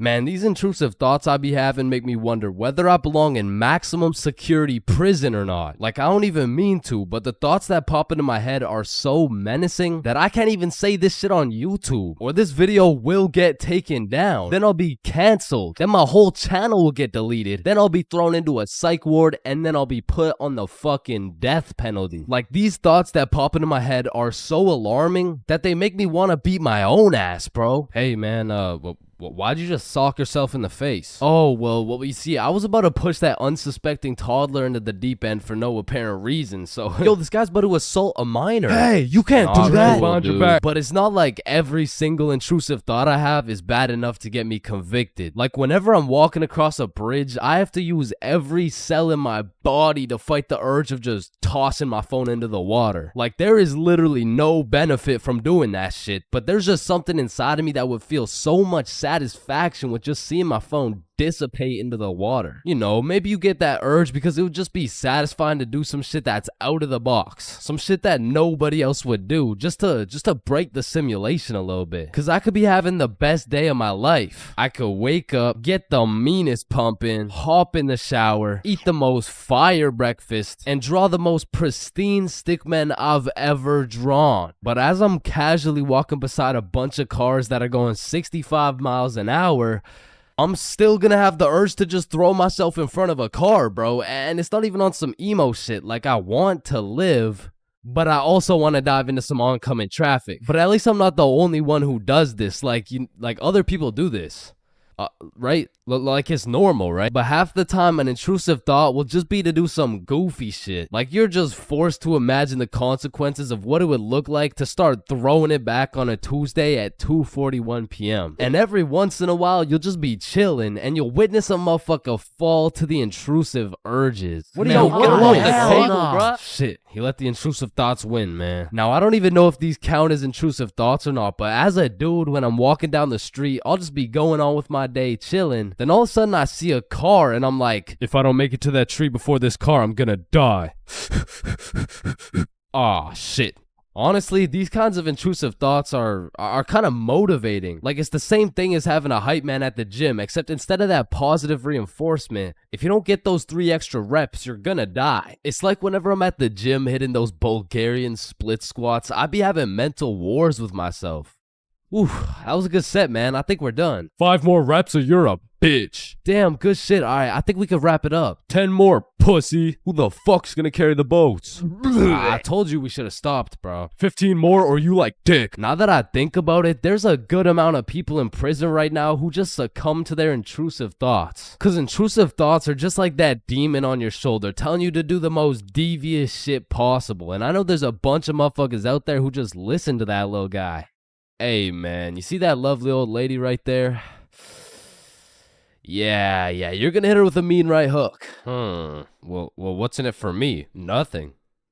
Shit, alright. But to be honest, there is a handful of times where I've let the intrusive thoughts take over. One of the most memorable was way back when I was 5 years old. Me and my older brother were just dicking around, doing some 5-year-old shit. Keep in mind, this story takes place before your boy had even developed consciousness. So I was just a little munchkin doing munchkin shit. Then suddenly, this urge came over me. It was unlike anything I'd ever felt before. It was dark, irresistible. And for no apparent reason, I bit my brother's arm. And this was probably the most satisfied I'd ever felt in my entire life. But it was followed by shame and regret because I had no excuse. Ow, why the fuck did your dumbass just bite me, bro?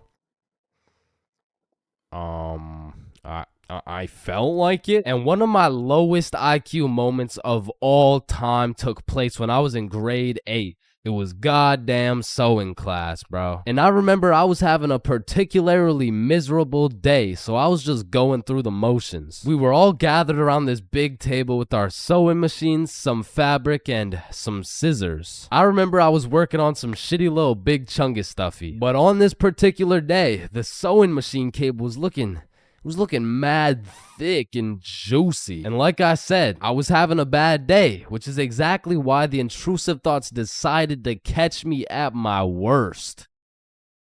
Psst, psst, do it. What? To do what? Oh, you know what to do. You're the one with the scissors in your hand, buddy. How did these even get in my hand? Now cut it. Cut it, Chains. No. Why the fuck would I? The wire exploded with smoke and my heart dropped so fast, bro. And everyone around the table just stares me down. And I'm thinking I can somehow cover this shit up like I didn't just take some fucking scissors and snip that shit like an umbilical cord. Maybe I could convince the teacher the cord snipped itself or some shit. But as I look down at the scissors in my hand, there's literally a chunk missing from the scissors. They look like they survived World War II.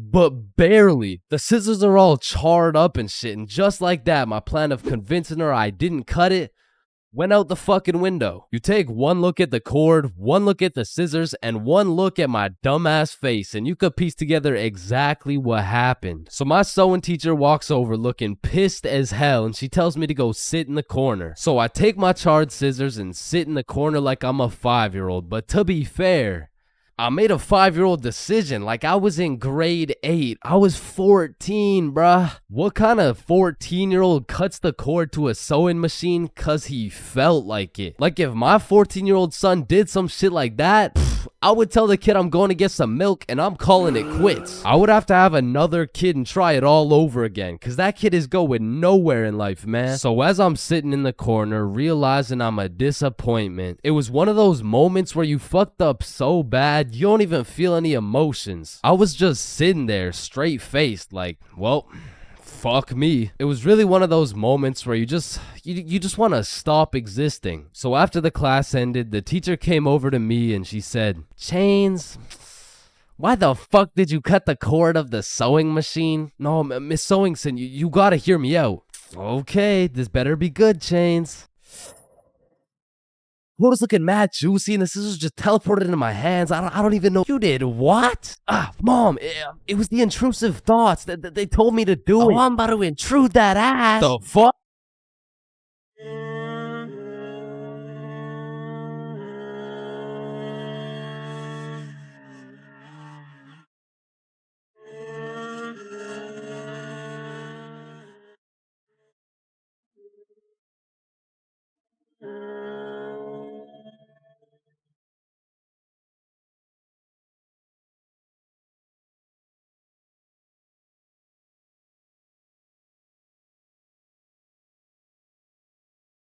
Imagine putting in hard work, time, and dedication into saving up for some new shoes. You go to Foot Locker and find the perfect pair. You try them on, you check them out, and you cop them.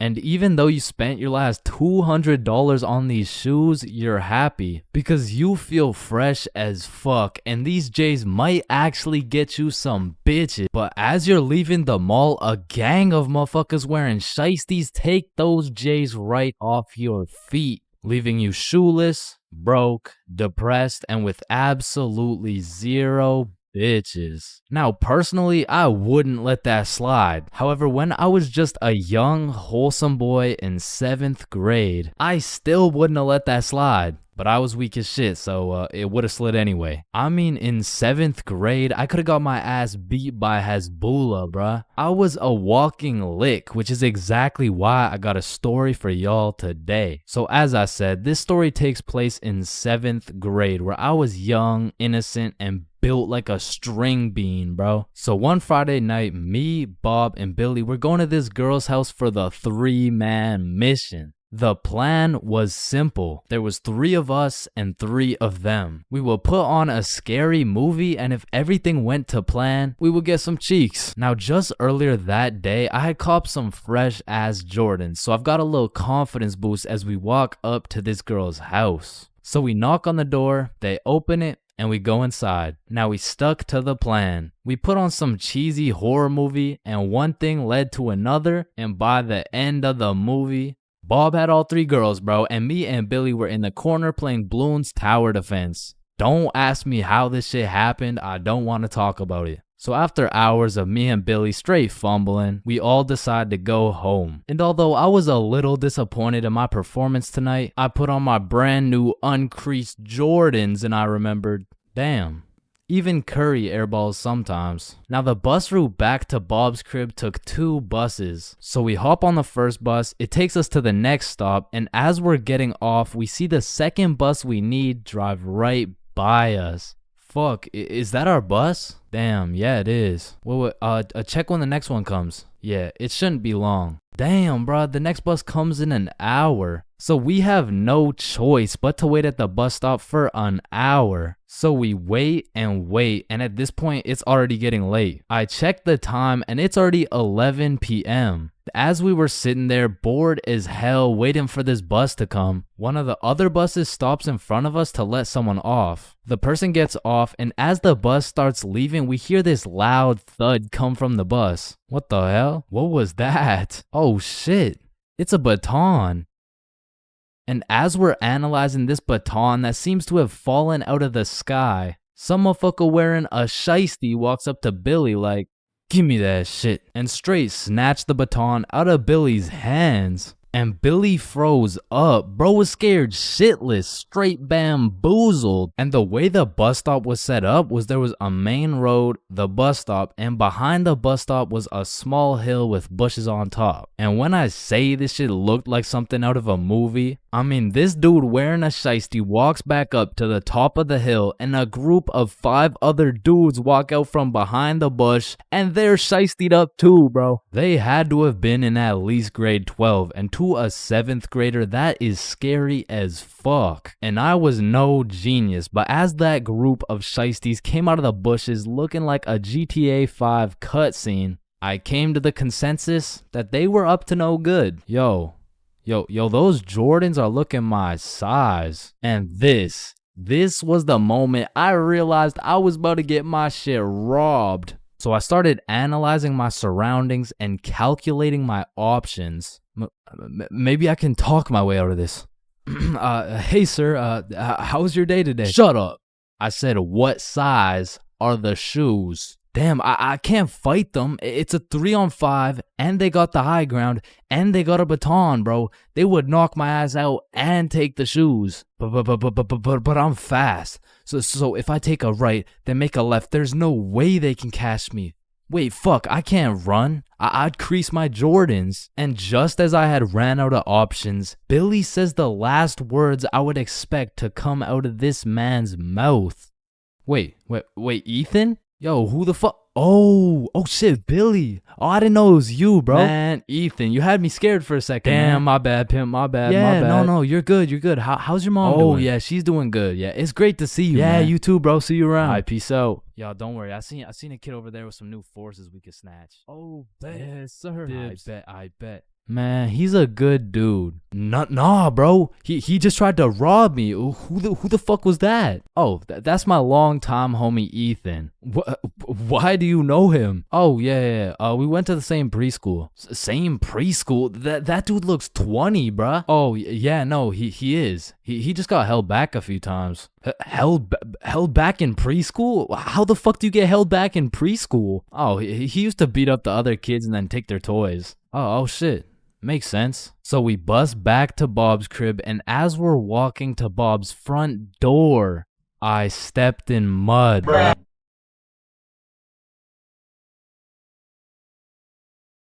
Being absolutely faded in math class is one thing, but pulling up to school while you're hammered, wasted, absolutely plastered is simply a different ball game. Cause there's lots of people who can properly utilize that Mary Jane on a daily basis. For example, tattoo artists. In fact, I feel like majority of tattoo artists would say, it helps me work better, dude. And I would happily trust this man to do his best work, knowing he's baked as shit. However, if this dude was wasted, it's a little bit of a different story. Alrighty, dude. All done. Yo, I asked for a rose, bro. And because of this reason, you would truly have to be a dumbass to go to school drunk. Chains, but the title of the video says going to school drunk. I did, bro. I went to school drunk, but listen, it was no ordinary day at school. No. In fact, I didn't even go in the day at all. I went drunk to the school dance. Meaning this story takes place when the boys and I were in grade 11. It was a Thursday night, the night of winter ball. And as the boys and I were getting ready, you know, looking like some distinguished young gentlemen, I had realized, damn, none of us have any girls to take to the dance. Fuck, you're right. That means we're gonna have to ask a girl to dance, bro. What? You mean like talk to them? Yeah, if only we knew someone with a bigger roster than a cheerleading team. Someone with more hoes than a shed. Someone who pulls more tens than EDP. It's Bob. So me and Billy started analyzing Bob. Like how does he pull so many girls, bro? Is it the jawline? I don't know. What about the silky smooth clear skin? Maybe. Or is it those succulent luscious kissable lips? It's the glasses. Yeah. the glasses. Yeah. So we stole Bob's entire flow in the hopes this would put an end to my drought of bitches. So we check ourselves out in the mirror, and then we hop into Billy's whip. We throw on some Rihanna to get us hyped, and before we knew it, we had arrived at school. Now, to really paint the picture, it was a Thursday at 8 p.m. And on this Thursday at 8 p.m., Billy pops his trunk to pull out 2 bottles of vodka. Now, if you were unaware, it was currently a Thursday at 8 p.m. on a school night, and we were headed into our school. Now, logically, I should have simply denied the alcohol, but I'ma keep it a buck. The whole idea of walking up to a girl and asking her to dance was really giving me the heebie-jeebies. I mean, my palms were sweaty, my knees were weak, and arms were heavy, so I took a big old chug of that liquid courage in order to ease the nerves a little bit. And shit, Billy must have been feeling the same way, because Billy was down in that shit like it was water. And right after we consumed enough alcohol to kill a baby elephant, I got a notification on my phone. Oh shit, I got an email. Oh, it's from the school. It says, if you come to the winter ball under the influence of alcohol or any drug, you will face suspension and will lose your right to walk across the stage for graduation. Fuck. Okay, listen, if we can get into the dance before this shit hits, we're chilling. All right, we got this. So we walk into the school looking fresh as hell, but then I notice a fat line of students, and this line led to a security check to get into the dance. Fuck, that's not good. Nah, we're chilling. I still don't even feel anything. What about you? Yeah, same. We're good. And just as we came to the consensus that we were good, the principal starts walking down the line in our direction. Fuck, act cool. We're good. Act cool. Whew. That was close. You three, over here. Shit, fuck, shit. Do you guys know why I called you over here? Nah. Nope. I smelled alcohol the moment I walked past you three. Now, I don't know if it was one of you or all of you, but you know the consequences of showing up under the influence, right? Yeah, we do. And tell me, is it or is it not suspicious that all three of you guys showed up with glasses on? Nah, we just thought it looked suspicious.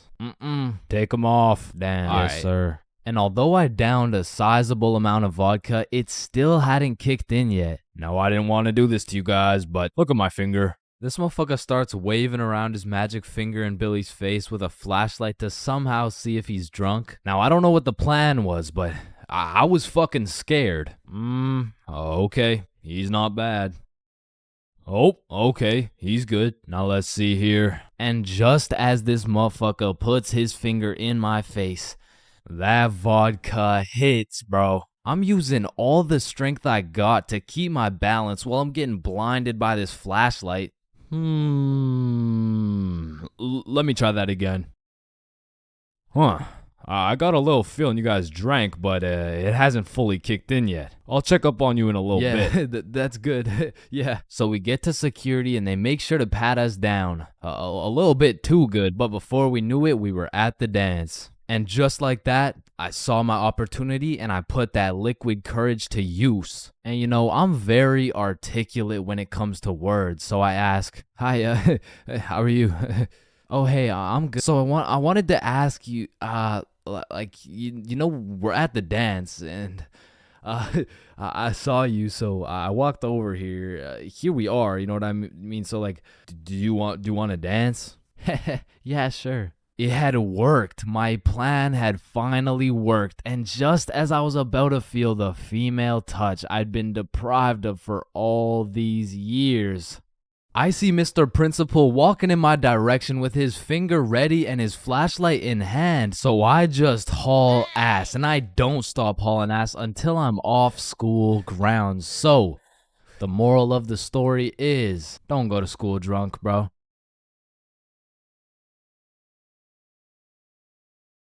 First dates have the potential to be magical, fantastical, romantical, a night you will never forget. But they also got the potential to be straight booty. I mean, first dates are just a gamble, bro, especially if it's from a dating app. Like, you could show up to your first date with a 5'4" blonde Tinder girl and end up finding out she's 5'9". And she's brunette. And she's a dude. I mean, first dates from dating apps is kind of like buying one of those SpongeBob popsicles from an ice cream truck. Like, you know it's not gonna look the same as the advertisement, but the question is, how fucked up can it really be? And let me just say, extremely fucked up. I'm talking massive buck teeth, eyes crossed with a bite taken out of it, and I'm not talking about the popsicles. And these are the exact reasons my very first date was not from Tinder. Also because I was in grade 7. And that would be illegal. And when I was in grade 7, I was 12, as most grade 7s were. And for whatever reason, me and my homies loved going to the mall after school, which was weird because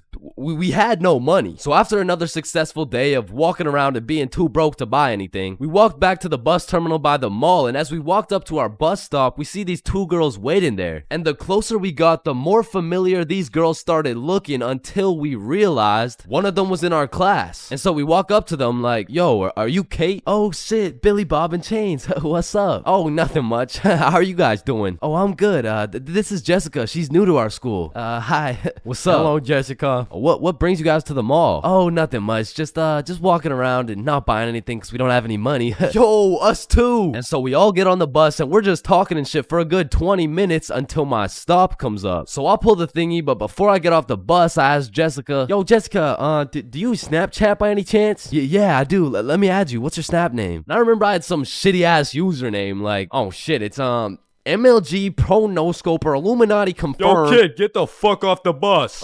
Sorry, 1 second, please. Where was I? MLG, Pro No Scoper, Illuminati confirmed. And when I got home, I went on Snapchat, accepted a request, and we started talking. And we snapped all night to the point I was smiling, kicking my feet in the air and shit. Yo, I'm coming in. No, wait, don't. I'm beating my meat. Wait, shit. Yo, what boy has you smiling like that? Boy, it's a girl. Man, shut the fuck up. Oh shit, you're serious? Wait, so the whole time you were watching Powerpuff Girls? It just had a good plot. Okay, bro. Okay, so this is what you gotta know. And my brother started running me through the do's and don'ts of being in a talking stage. Alright, listen, don't text her too much, but don't text her too little. Don't talk to too many other girls. Yep, nope, that won't be a problem right there. Yep, I know, buddy. And you also gotta talk to her at school. So the next day at lunch, Bob, Billy, and I walk over to Jessica and her two friends, and we start talking again, and we make plans to go to the mall together. And boom, all of a sudden we started forming a little friend group. It was me, Bob, and Billy with Jessica, Kate, and Nikki. And we started hanging out damn near every day, hitting the mall, buying nothing, going to Nikki's house, doing nothing. But we had fun, and so inevitably, Bob and Kate start having a thing, Billy and Nikki start having a thing, and that just left me and Jessica. And so one late night, we're on Snapchat with my feet kicking in the air faster than ever, and Jessica hits me with a, so I've been thinking, well, I like you. I like you back. So... And I typed up, do you want to be my girlfriend? I fucking threw my phone across the room, nervous as hell. I get the notification, and when I go to check what she said, she was like, yes, I do. And call me Josh Giddy, the way I just bagged this 12-year-old. But the next day at school, when me, Billy, and Bob walk up to our girlfriends, I started getting all nervous and shit. There was something about the title of being a boyfriend that just had me shitting bricks, bro. It was like, hey, Chains, how are you? Oh, you know, I'm good. How are you? Oh, I'm good.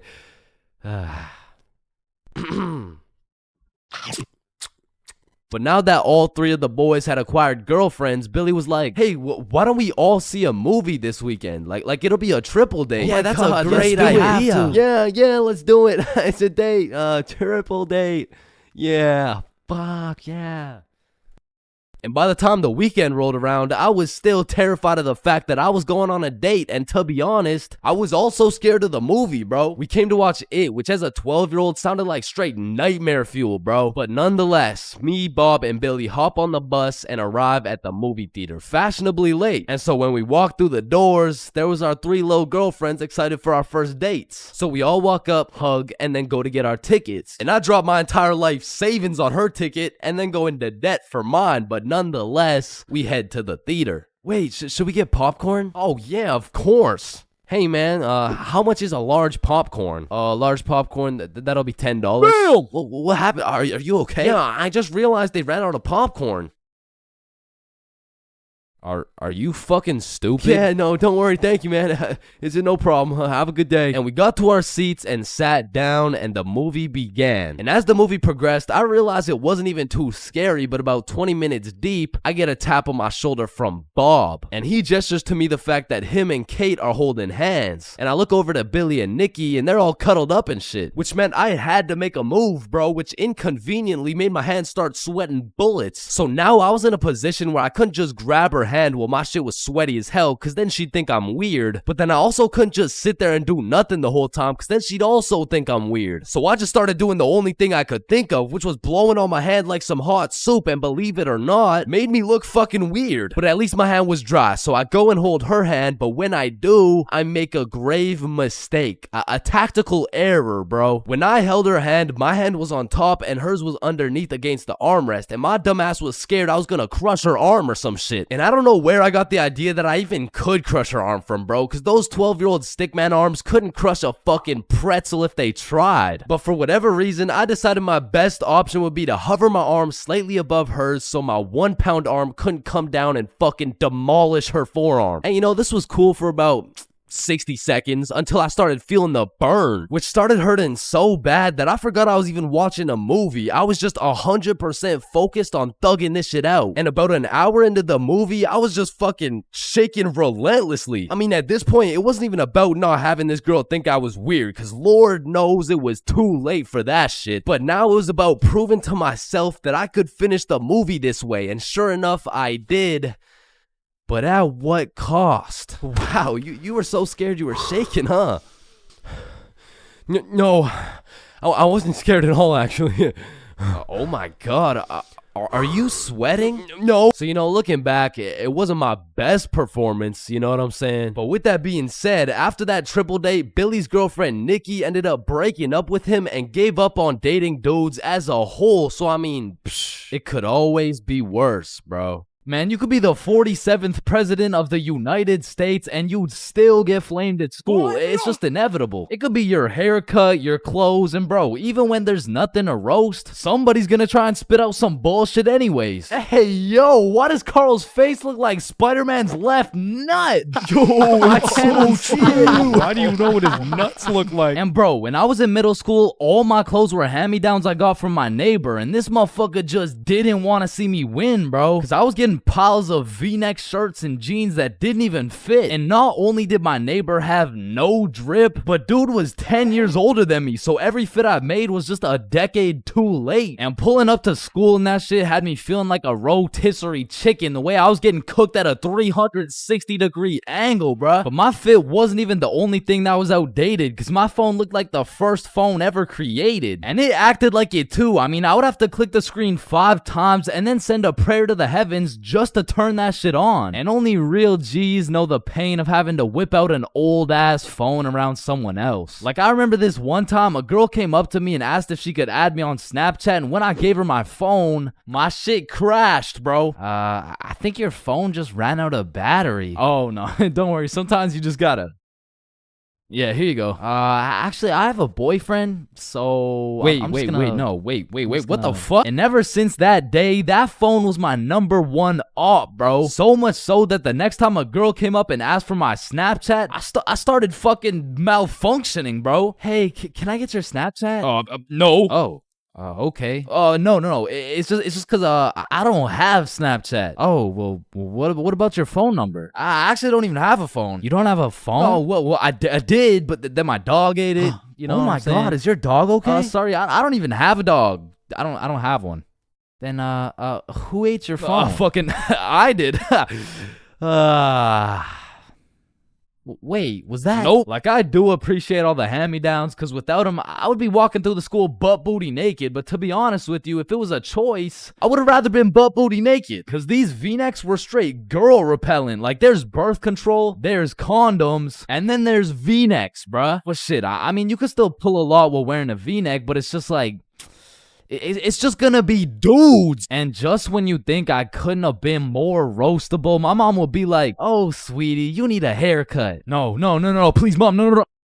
My mom used to take me to this shop that gave out $1 haircuts, bro, and these motherfuckers were straight speed running these cuts. They'd be asking what kind of cut you want while cutting your hair. And by the time you get to show them the cut you want, your shit is already done, bro. And my mom must have not been tipping them either, considering the fact that every time I went back, the cuts kept getting worse and worse. Until one time, I walked out there with my head bleeding, like I asked for a 2 on the sides, and she hit me with a -2. Now, don't get me wrong, when I pulled up to school wearing the most abominable fit known to man with the atrocious haircut and shitter phone combo, I got my shit roasted, flamed, grilled, sauteed, deep fried, and then thrown into the goddamn microwave. Like the type of flaming that has you going home and just taking an extensive look in the mirror, questioning if you should legally change your name to Albert and flee the country. But somehow, this motherfucker Carl got flamed even harder than me just for being Carl. Like, whenever a friend group is created, there's just one dude selected to be the punching bag for the entire group. And you know, I feel bad and shit, but like... it's better Carl than me, bro, so I'ma slip a few jabs in if I have to. Yo, what the fuck is Carl eating, bro? Oh, hell nah. Wait, whoa, Chains is eating the exact same thing. Nah, what? Your shit looks like it tastes like cardboard with honey mustard. Wow, how did you know? Like, Carl can't even get a little chuckle out without getting crucified, bruh. Damn, he's fucking that shit up. Looks like he hasn't eaten in weeks, bro. Oh, hell nah, Carl. I know you're not laughing. Yeah, no, I'm not. You're built like SpongeBob Round Pants. You look like a malnourished Santa Claus, bro. Like, god damn, that's a face only a mother can love. What did I do? Now, getting roasted around your boys is tough, but that pales in comparison to the pain and embarrassment of getting roasted in front of your crush, bro. Yo, Chains, what did you get on the science test? I'm not gonna lie, I got like a 76. I'm surprised you're not smarter with that big ass head of yours.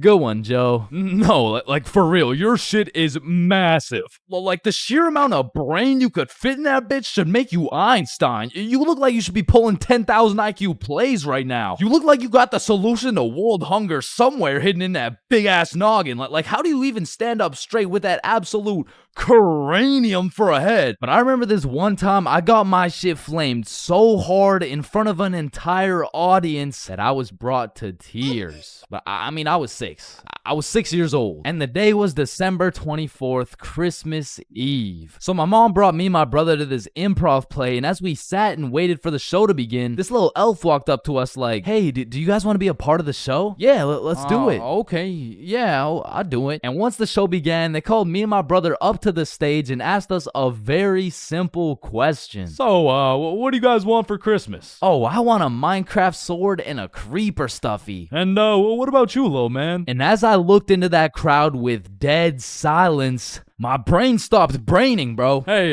don't worry, it can be anything. Shit. I want, Just, kid, what do you want? I wanna... Man, I wanna... I don't really know what I want. Yo, who brought this fucking dumbass on stage, bro? Get the fuck out of here. Now I'm paraphrasing. I mean, I was 6. I don't remember exactly what he said, but that's what it felt like. And as we walked back to our seats, I was super embarrassed. But as the show started, it was actually pretty funny, and people had probably forgot about it by now. But 10 minutes into the show, a character walks on stage with some goofy ass buck teeth. Yo, this guy looks stupid as hell. Oh shit. And this dude proceeds to absolutely cook 6-year-old me with no remorse. Hey, what's your name? I don't know. What? Okay, how's your day? Day? Day? What the fuck is a day? I don't know. Well, what do you know? No. That's just it. I don't know. I just don't know. Shit, I don't think I know anything. And that shit had the whole audience laughing harder than ever. And as I looked around, my brother was laughing and even my mom was laughing. And it was this very moment that I had hit rock bottom. And at the age of 6, I realized I would be put on this earth simply to suffer. And it made me cry, bro. I cried in the middle of this theater. Then the next morning I woke up and it was Christmas. And under the Christmas tree I saw the best gift of all. It was a Bob pocket tee from ChainsClub.shop. That's right, it's brand new. You can wear it around your homies. You can wear it at school. You can wear it around your mom, your grandma, your great-grandma, maybe not your great-grandma, but damn near anywhere else, and Bob will be posted in your pocket the whole time. Wow, what a perfect thing to get someone for Christmas, am I right? yeah, I'm right. So, 50,000 word essay, 3 worksheets, pages 5, 6, 9, 273, 655 in your workbook, and you'll need to make a TED talk you'll present in front of the whole school. What do you want, Chains? Well, how much time do we have? Everything needs to be handed in at 12 p.m. on Thursday or you'll get a 0. Wait, Mr. Cumminson, that's in 2 minutes. Actually, it's 1 minute now. Any other questions? Yeah, can I go to the bathroom? Fuck no. Sit down, Jeremy. Oh, okay. Man, imagine being a high school teacher, bro. Like, as soon as you hit the ripe age of 5 years old, they throw your ass into school, and you just don't make it out until you're like fucking 65. And when I was younger, I always used to wonder, like, why is Mr. Cumminson so angry all the time? But as I got older, I realized I would be pretty fucking pissed if I was in the exact same spot I was 40 goddamn years ago. Which brings me to the first type of high school teacher, Mr. Angerson. This is the type of motherfucker whose wife divorced him 7 years ago, and he takes his heartbreak out on the students. What was that? Oh, nothing. I just had to sneeze. Oh, so you think it's okay to just sneeze in my classroom now, huh? Well, no, I just needed to sneeze. What if I just broke into your house and started sneezing on shit, huh? Well, no, that's just... Matter of fact, get your ass up here. Yo, this isn't the 1950s. You can't just... Linda, come back, please. Now, I don't know how Mr. Angerson continues to keep his job, but it feels like this dude's mission is to ruin the day of every student that walks into his class. Like, he'll be putting in extra effort into his tests to make them as confusing as possible. The type of motherfucker to make a multiple choice test with the first 4 letters all as A. Bro will have me changing the correct answers into the ABCD strategy. Next up, we got Mrs. Talkinson. Some teachers really just don't give a fuck about teaching, bro. I mean, Miss Talkinson over here, she really just wants someone to talk to for real. And that's when Franklin D. Roosevelt became president. You know, actually in high school, I had a friend named Franklin. He was a really nice guy. We used to go to the movies together and stuff, and then he went to jail for multiple hate crimes. Like, by the end of the class, you'll know her home life, her family, how she takes her anger out on her children. So me and my classmates would recognize the fact that if we could just keep Miss Talkinson talking, we wouldn't have to do shit all class. So in 1938, Germany invaded Austria. Yes, Chains. Miss Talkinson, have you ever been to Germany? Oh my goodness, you would not believe what we did in Germany. And for my personal favorite teacher, we got Miss Cakinson. You know, the teacher that is caked up for absolutely no reason. Like, she's got that dump truck for what? I mean, I'll be failing all my classes, rocking with a 1.5 GPA. But I walk into her class, fuck, all of a sudden I turn into a... Miss Cakinson, actually, you forgot the homework for today. Oh my god. Shut up. Oh, I thank you, Chains. I almost forgot. You're welcome, Miss Cakinson. All my homework is done, all my tests are aced, and at any given chance... shoot, my computer isn't working. Does anyone know? What do you need, Miss Cakinson? And I'm there. Miss Cakinson, if you're watching this, just give me a chance, please. And next, you know we got Mr. Questionable. Inson. Now I know what you're thinking. Bro's name is a little bit of a mouthful, and that's because he may or may not have a mouthful of little boys. Okay, listen, I'm not here to point fingers at anyone, but if I was to point fingers at someone, it would be fucking him. Like, I'm really not trying to accuse anyone of anything, but there does come a point when some things this man does gets a little questionable. Maya, let me help you. So you put your hand like this and you... OMG, Chains, you will not believe who just followed me on Instagram. Oh shit, was it at Chains for real? No, it was Mr. Questionable Inson. Damn, brother, this test was hard as fuck. Yeah, bro, literally everyone failed that shit. Facts, bro. What did you get? Yo, I got 22%. What about you? Oh, I got 103%.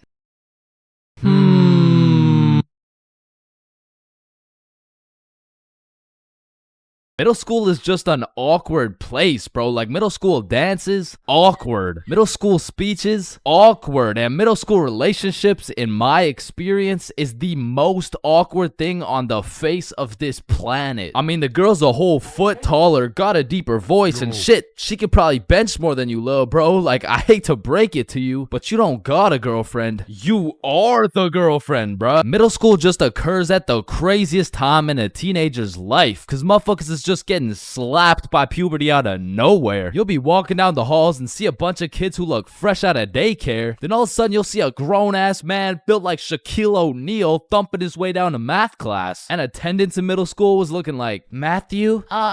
Here. George? Present. Daisy? Here.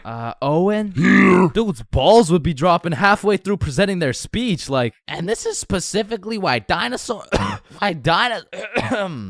went extinct. And in middle school, nobody had drip. Like, dudes would be showing up to school in a neon green t-shirt paired with some bright red shoes looking like a fucking traffic light, while their haircuts looking like their barber cut their shit with one hand, well blindfolded. But to be fair, everyone had a shitty haircut in middle school, bro. And if you think your cut wasn't that bad in middle school, chances are your shit's probably still ass to this day. And just to make things worse, the cherry on top is that everybody's got acne. There's just all these hormones flying around and these kids have no clue what to do with them. Which is exactly why middle school beef is unmatched, bro. Motherfuckers will be throwing hands for no reason at all. And I don't know how, but somehow even the fights were awkward. It would be like, hey pal, I heard you sat beside my crush in class today. So what? You want to fight about it? I mean, like if you wanted to. That like I'm not scared. Like yeah, we can fight. Okay, let's freaking go, pussy. Fuck, I wasn't ready. Sorry, was that too soon? No shit, Sherlock. Okay, you can hit me back so we're even. But if two dudes were throwing hands and their crush is watching, they're about to fight to the death. But the thing is about middle school fights, I didn't know this was possible, but somehow both motherfuckers end up losing the fight. I remember one lunch at my middle school, a dude whipped out some boxing gloves for no reason at all, and all of a sudden we're running a whole fight club. Kids would be betting their lunch money on who's gonna win and shit, but we never laid down any ground rules. So one day, JJ hit Timmy with a spinning back fist and put his ass to sleep. And I'm hyped because I just doubled my lunch money, but Mr. Principal didn't seem too hyped to see one of his students knocked out on the ground. So of course JJ gets in trouble because he's just that one kid who's always in trouble but never got expelled. Like I could have swore dude was on his third strike 5 strikes ago. But man, middle school had some characters, bro. There was that one guy that would walk through the halls blasting music on his speaker. The kid who used to sit in his chair like this. The dude who hit puberty and midlife at the same time. Mr. Donaldson, can I get some help on the subtraction? Help on the subtraction? You look more like you need help on your taxes. No, subtraction's just hard for me. During recess, do you go check on the wife and kids? No, I just play on the monkey bars. Tell me, how do you manage to be in middle school and work a 9-to-5 job at the same time? The girl who thinks she's a horse. The emo kid. Catch him in the back of the class with his hoodie tied up watching sad Bart Simpson edits. The kid who had to touch the top of the door frame before entering a room. Girls who have to bring their Starbucks cup everywhere. The dude who's constantly emoting. And in order to find the answer, we can make a grid. Did someone say gritty? Right foot creep. Ooh, walking with the heat. Of course, there's the kid who Naruto runs through the hallway. And then there's that weird-ass kid who accidentally called his social studies teacher mom one time. It was probably an accident, though. Fuck! And I have no idea why, but there's something about teaching middle school that had all these teachers going through a midlife crisis. I remember one day our science teacher was teaching us about rainbows. Does anyone know what a rainbow is? Yes, Jaden. Refraction of light through water droplets. Oh, wow. That's right. How did you know that? Reddit. Oh, okay. Where did you read it? Reddit. Yeah, but where did you read it? Reddit. Jaden, I can't do this right now. Just tell me where you found this information. Reddit? God damn it, Jackson. You're the reason my children get their shit whooped every night. Now, I don't know what she had going on in her life, but the way she broke down talking about beating her children to a group of 12-year-olds really gave me the impression that she shouldn't be teaching middle schoolers, bro. And I don't know who was in charge of hiring these teachers, but I also had a deaf teacher, which, you know, it's cool and all, but it did make it a little bit harder considering the fact that, you know, she was the fucking music teacher, not to mention the fact that she was also half blind. And I think the idea there was that she could somehow feel the vibrations of the guitar or something, which didn't seem to work too well considering the fact that I got a fucking A in music and I can't play the guitar for shit, but I guess I just like I smelled good or something. I don't know. And I don't know about y'all's experiences, but I feel like kids were just mad touchy in middle school. Like you'd be sitting in math class minding your own business, then for no reason at all, a motherfucker would tase you in the side of the ribs. And I remember when kids first learned about these pressure points, it was all fun and games. Someone would just poke you in the ribs like, pressure point, that tickles. Then there would be a new pressure point dropping every week. It got to the point where these 12-year-olds were hitting pressure point combinations and paralyzing your legs and shit. Hey bro, let me try this new pressure point on you. Yeah, sure, go for it. It tickles. And it was the same shit with this game. Like, you really couldn't trust anybody, bro. Yo, what's that on my leg? Shit. Got him. Oh, shit, there's a bug on you. God damn it, dumbass. Oh, fuck, I just broke my leg. Bro, I'm not stupid. You didn't just break your leg. No, I'm serious, bro. I promise, on everything, on my entire life. I just broke my leg. Look. Bro, I remember I got punched so many times, my arm was on life support. It was about to fall off, like, And thinking back to middle school, there's just so many things that make me cringe, bro. But by far the cringiest of them all is the relationships, man. And believe it or not, I had my fair share of middle school relationships. I remember one day I was sitting in class and this girl came up to me and said, Chains, I have a crush on you. And that's really all it took to have a young Chains in love. Head over heels. We went to the movies together. We went to my house and watched movies. Well, we went to her house and We also watched movies. Now that I think about it, all we really did was watch movies. We didn't really talk that much. I mean, I didn't really have a way with my words at the age of 12. So, do you like movies? Yeah. Yeah, I like movies too. That's why we're here at the movie theater. I also like popcorn with the butter. It tastes like I like how it tastes. And one day we went to the mall and I took a good look at my girlfriend of 2 weeks and thought, man, I don't even know this girl. Like who are you? I remember we were inside Zoomies at the time and I said, hey, Jessica, you're a great person and all, but I don't really think we're compatible like that. Maybe we should just break up. Which was probably the most words I've strung together during the entirety of our relationship. And she says with the straightest face, oh, okay. And then we proceeded to walk out of the mall and bus home together without saying a word. And I remember lying in my bed that night and thinking to myself, damn, I think I'm supposed to be sad right now. So I threw on my hoodie, tied it up, and watched some sad Bart Simpson edits.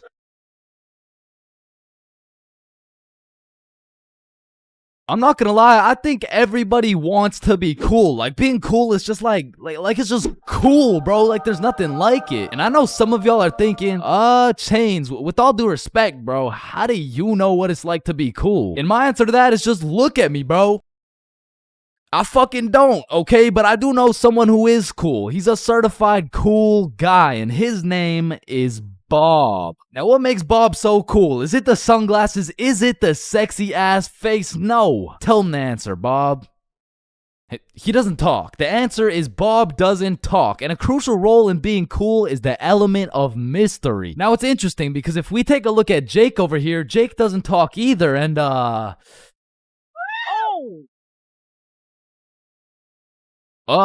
don't think, I mean, like, me personally, you know, I don't really think Jake's that cool. So that means to be cool, you can't just stop talking. I mean, I remember one time I thought if I threw in some earbuds and stopped talking to motherfuckers, everyone would see me as some cool, mysterious guy in the shadows. And I'm not even gonna lie, I was walking through the halls feeling like Batman. I could even see the people talking about how cool I was. Come to find out, it was more like, does this kid even talk? Nah, I don't think so. Yo, what's up with this kid? I'm pretty sure he's autistic or something. Because the truth is, there's a very distinct difference between Bob's silence and Jake's silence. I mean, Jake didn't talk because he would probably get his ass beat for literally anything that comes out of his mouth. But Bob, on the other hand, doesn't talk because he doesn't have to talk. Like, watch this. Oh my god, Bob. I love you, Bob. Now, just for science reasons, let's just see what happens when I do the same thing, you know? Why not? What's the worst that could happen? Hello? Can I help you? Oh my god, help. There's this creepy guy. At least she didn't. Get on the ground. Hands behind your back, buddy. Now, it's important to note that being cool is subjective. Like, for example, some people think I'm cool, you know? Like, in this big-ass world, surely there's someone out there. No, there isn't. Nobody thinks you're cool. Shut up, loser. Okay, well, what I was trying to say is you're gonna find someone cool who I don't find cool, and I'm gonna find someone cool who you don't find cool, and that just leaves us with the question, what is cool? So to answer this question, I need you to think of the coolest dude on the earth, and I'm about to guess, okay? You got it? Yeah, alright. I'm not the fucking Akinator. I'm not about to guess who you're thinking of, but I can guess with 100% accuracy who you're not thinking of, and that's Mark Zuckerberg, okay? How did I know that? Because if you think of Mark Zuckerberg as the coolest guy in the world, you're fucked, alright? Like, there's no helping you. Like, click off the video. It's wraps for you, bro. But how could Mark Zuckerberg possibly help us get cooler? I mean, look at the guy. He's practically oozing uncoolness as we speak. But that's important because if being cool is subjective, we need something objective to look at, and objectively, Zuckerberg gets no bitches. Like, let's just look at the numbers here. I mean, this guy's the CEO of Meta, but he's also the CEO of being a uncool lizard nerd guy. And if there's one thing I've learned in my studies of coolness, it's the art of minding your own goddamn business, okay? Like, let's compare George to Bob, who, let's just say, both aced the math test. Hey, Chains, what'd you get on the test? Fuck, I got like a 65%. Oh, that's really good for you. That's good for you, yeah. I actually got 100% plus the bonus question. Oh, wow, nice, bro. Billy, what'd you get on the math test? Math test? The dog. I could have swore that shit was chemistry. Nope, it was math, and I got 103%. Bob, what'd you get? God, Damn. 110. There was only one bonus question. That's impossible. Oh, kissy face. Bob, did you pipe the teacher? And that's probably why Zuck over here is so uncool. He's minding a million people's businesses, probably looking through their cameras and shit like, yeah, fuck you, Mark. And the most important trait for being cool is having confidence. You just can't be cool while shivering your timbers, bro. And I know some of you are thinking, oh, well, I guess it's over for me then. And no, it's not over for you, bro, because confidence is the most fake it till you make it shit ever. Like, you're not gonna say the perfect thing every time. Lord knows I don't. I'm pretty sure I say the wrong thing every time, but if you say that shit with your chest, people let it slide, bro. And I said, no, I wouldn't suck your dick for $20. Oh, well, that makes one of us.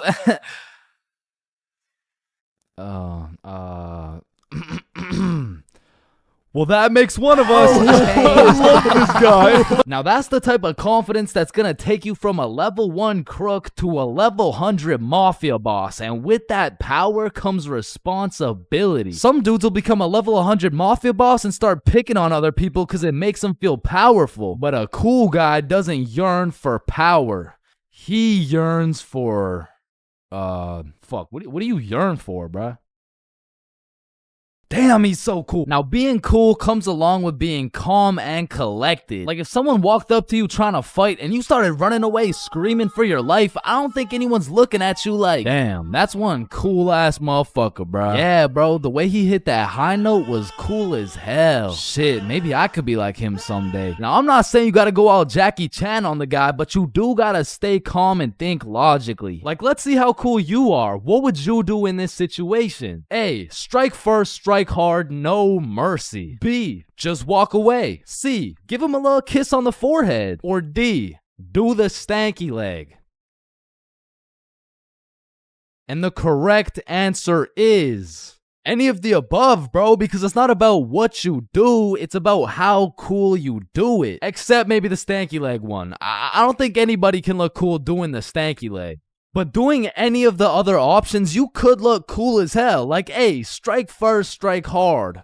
Boom, one punch knockout. That's cold. But if you throw first, miss, eat shit, not cool. B, walking away. You're cool as hell. Unfazed. Unless you get jumped from behind and get your ass beat. Not cool. C, give him a little kiss on the forehead. Assert your dominance. You pretty much just made him your son. But if you miss, well, now you're just kissing a dude, so, yeah. Now, even though being cool is all about how you do things, there's a few things that nobody can look cool doing, like riding a scooter, chasing a bus, taking pictures with an iPad, chasing paper in the wind, using VR, washing a cucumber, waving. You look nerdy as fuck, eating a cupcake, tripping, getting out of a restaurant booth, pickleball, and literally anything to do with Starbucks. Hi, can I get a caramel ribbon crunch frappuccino with 2 extra pumps of vanilla and the You're soy? not cool, bro. What? Now let's take it back to the element of mystery for a second, because this is the step that will either have people seeing you as a cool ass dude, or they'll just assume you're shy or possibly on the spectrum, bro. Listen, you gotta talk, bro, or else people have nothing to go off of and they'll start filling in the blanks themselves. Whoa, wait, so I gotta talk to be cool? Yo, Chains, what do I say? Whatever the fuck you want, bro. Oh, wait, really? Yeah, bro, the truth is the key to being cool is being yourself. And I know that shit sounds corny, and it is, but do you think the coolest dudes on earth give a single fuck about what you think? Hell nah. They're way too busy being cool, bruh. You gotta be like a peach, man. Some people hate peaches, some people love peaches. But at the end of the day, the peach is gonna be a peach. So here, take these sunglasses, and if you haven't heard it today, you're a cool ass dude, bro.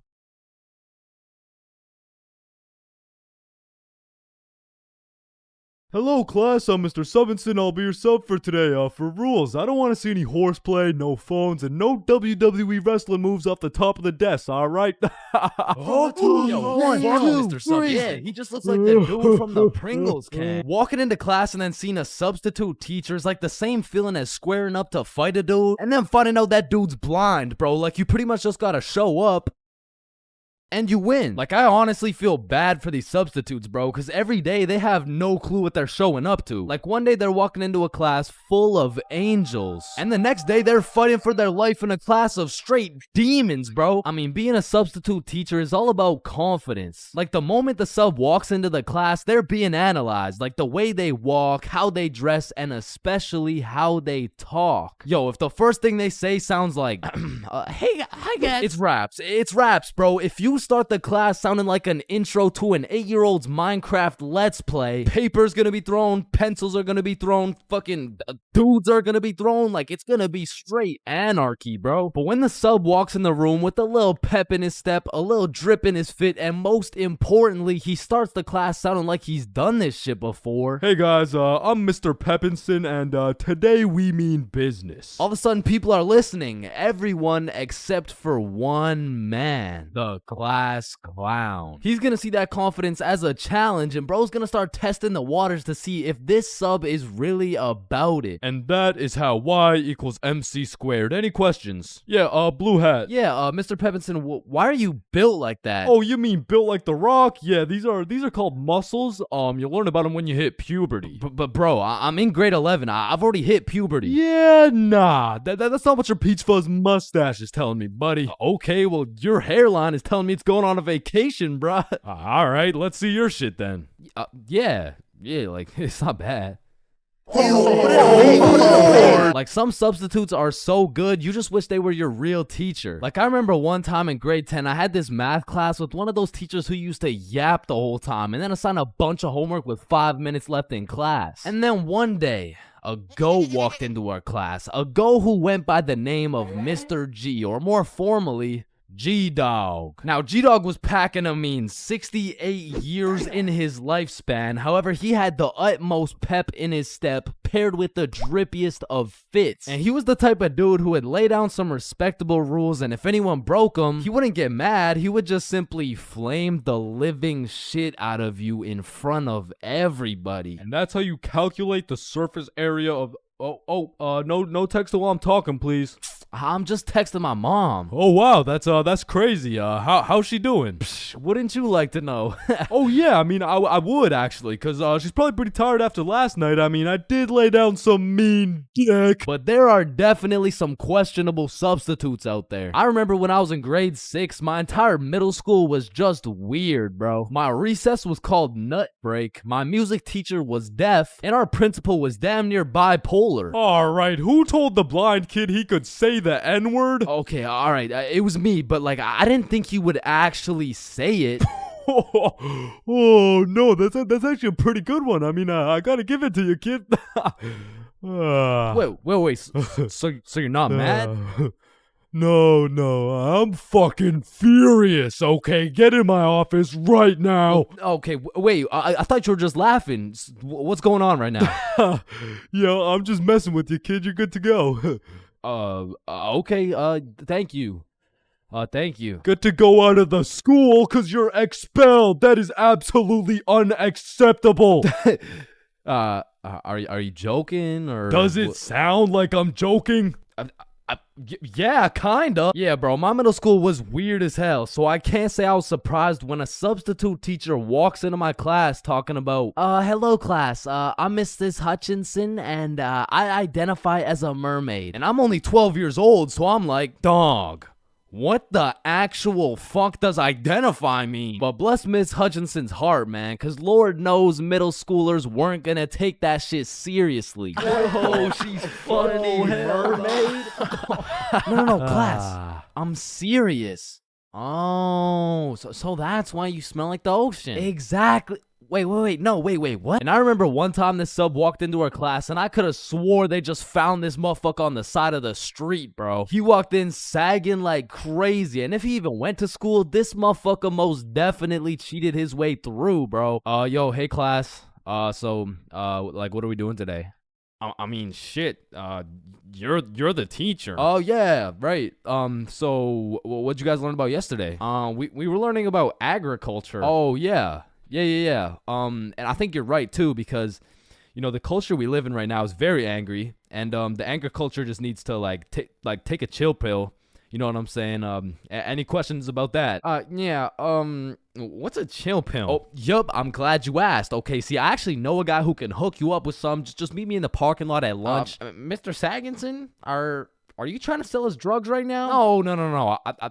Well, I mean, yeah, but it's for chemistry with neuroscience, or I mean, like for microbiology or something like that. And these substitute teachers seem to butcher every single name on the attendance. I mean, shit's gotta be on purpose at this point. Like, hello class. I'm just gonna do some attendance really quick. Correct me if I get your name wrong, okay? Horda Hansa. Is Horda Hansa here? Okay. I mean, my name's Jordan Johnson. Well, you're absent now, so you gotta speak up sooner next time. Wait, what the fuck? Maya? Is Maya present? It's Mia. Wow, quite the name you got there. It's spelled kind of weird, no? No, it's not. It's literally 3 letters. Ariana? Is Ariana here? Sorry, it's Ariana. Okay, and like, what's your point? That's just how it's pronounced. Juwan?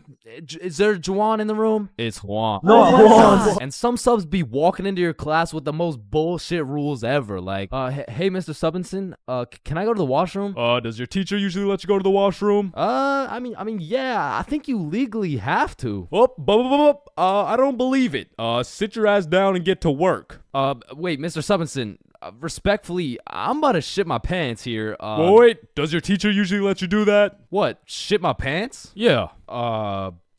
Yeah? Alright, I'll allow it. Hey, who the fuck is this guy? And I feel like there's no greater sense of community among a class than when a substitute teacher comes in. The entire class just comes together to gaslight the fuck out of this poor substitute. I remember one time in grade 10, me and my homie had a sub come in who was giving us this multiple choice test. And my homie was the type of dude who'd be getting 0% on everything. And the way his grades were looking, he just couldn't afford to fail another test. So what he did, I just need to preface, I do not condone. But from the moment the teacher walked in, he acted like he needed a little extra help. You know what I'm saying? And to be honest, he put on a spectacular performance. I mean, someone either needs to get this man an Oscar or a diagnosis, bro. And I just acted normal, but I guess by proxy, I got a little extra help. And I don't know what that says about me, but I do know what it means. It means the substitute teacher walked out of that class happy she was able to help 2 students in need. And it also means me and my homie both walked out of that class with 100% on our tests. As a broke stick man like myself, I spent my fair share of time on the bus. And if you spend a long enough time on the bus, you will see some weird ass shit. I mean, I remember my first time getting on the bus by myself. I was feeling strong and independent. Next thing I know, a crackhead sits down beside me talking about yabba dabba doo. The world is ending and you're gonna die a painful and lonely death, buddy. And just like that, I went from strong and independent to shitting my pants. Yeah, bro, the bus is just something else. Like 1 in 10 people who enter the bus are straight gremlins, bro. I'm talking about the gremlins who know the perk is fake, but they still pop it. Now you just gotta sit next to this motherfucker for another 30 minutes while he tells you about the kids in his basement. But to be fair, these gremlins aren't even the worst part of the bus. The worst part of the bus is the energy. You walk in there and everyone just stops and looks at you like they're sizing you up or some shit. And you know who sizes you up the most? The fucking goddamn motherfucking bus driver, bro. These bus drivers are just eternally pissed off. Every time I would get off the bus, I would try and cheer bro up, but they're just like allergic to happiness or some shit. Hey, thank you. Have a great day, man. Shut your ugly ass up, little boy. I already know you get no bitches with your big ass forehead, no drip having ass with your skinny ass arms. Boy, you're built like a stick man, bruh. Damn. Hey, bro, there could really only be 2 reasons why these bus drivers are so mad all the time. Either they had a demon villain origin story where they were abandoned as a child and never shown any form of love until one day. In freshman year of high school, Timmy met Linda. Linda was kind, smart, beautiful, and she paid attention to Timmy when nobody else would. Timmy asked Linda to be his girlfriend, and she said yes. They dated all throughout high school, and they even got into the same university so they could be together forever. Until one day when Timmy's world was flipped upside down. Timmy found out Tyrone had been laying some mean pipe on Linda this entire time. Everyone in Timmy's school made fun of him. Timmy could not let this slide. So he called out Tyrone to run the ones in front of the entire school. And without a single word, Tyrone winds up and hits Timmy with the meanest left hook any stickman had ever seen, leaving Timmy slept, out cold, unconscious, in front of his classmates, his teachers, and even in front of Linda. 'Cause shit, if that happened to me, I'd be just as mad as Timmy over here. Now, realistically, the only other reason these drivers are so constantly mad would be because the driver's seat secretly has a stick built in. You see, this would explain why the driver constantly has a stick up his ass. I mean, shit, you really can't even blame him for being mad. But still, I'm gonna blame them, cause I know these motherfuckers get pleasure whenever they see me running at full speed trying to make it to the bus stop in time, cause they start stepping on the gas. Dumbass. To be honest, there's nothing that leaves you more defeated than when you're sprinting to a bus stop, then that shit just cruises on by and everyone on the bus is laughing at you. Damn, honestly at that point, I just give up and go home. But it hits a little bit different when that bus is your only way home. And it was the last bus, cause it's 2 a.m. And now you gotta bunk up with the gremlins on the side of the street, all because that goddamn bus driver had a stick up his ass.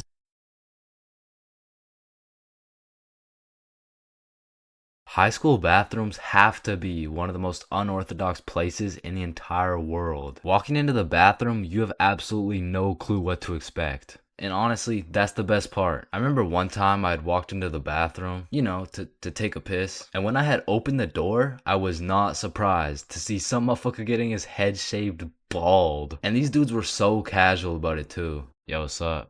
What up? And you know, it's cool and all to be able to be entertained while you're trying to release your bodily fluids. But I mean, sometimes you just want some peace and quiet. Because you truly never know when something like this can happen to you.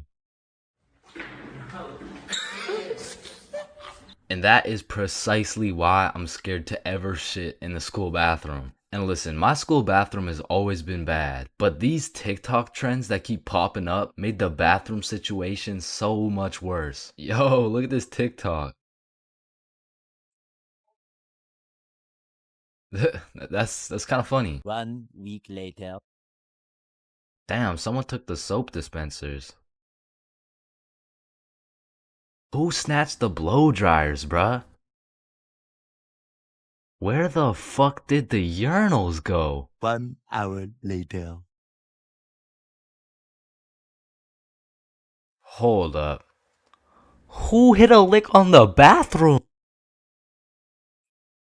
These TikToks had the school announcements like, "Guys, I'm begging you, stop with the devious licks." If you see anyone hitting a devious lick in the bathroom, report it to the office immediately. And I'm not gonna lie, this trend was low-key pointless. Like, once you go home, the fuck are you gonna do with the broken blow dryer, bruh? But there was one TikTok bathroom trend that was fire. So, what is the square root of pi? Chains. Oh yeah, can I go to the bathroom? Be quick. Am I tripping or did I just hear... Yeah, bro, bathroom functions are a 10 out of 10 TikTok trend. Hey man, if you're still in high school, I recommend trying it. Anyways, I've obviously never been in the girls' washroom before, but I be seeing way too many TikToks filmed in there. Like, is it just a normal thing for girls to go to the washroom while other girls are just in there hitting the renegade? Like, I wouldn't know, but that whole situation seems a little bit awkward to me. Boom. Boom. Wait, renegade, renegade, renegade. And when it comes to most public schools, the washroom is like the black market of the school. So there's always some dude trying to sell you something. Yo, you need anything right now? I got that Gandalf OG, that Alaskan Thunder, some purple monkey balls, got those Girl Scout cookies. Hey man, just give me a second. I'm kind of busy right now. I got that Sour Diesel, that Granddaddy Purple Deluxe. Trust me, this stuff will blow your socks off. And every once in a while, someone will bring boxing gloves. All of a sudden, the school bathroom turns into the octagon. People are getting knocked out, dropped, and getting hit with the guillotine chokehold. But as soon as a teacher walks in,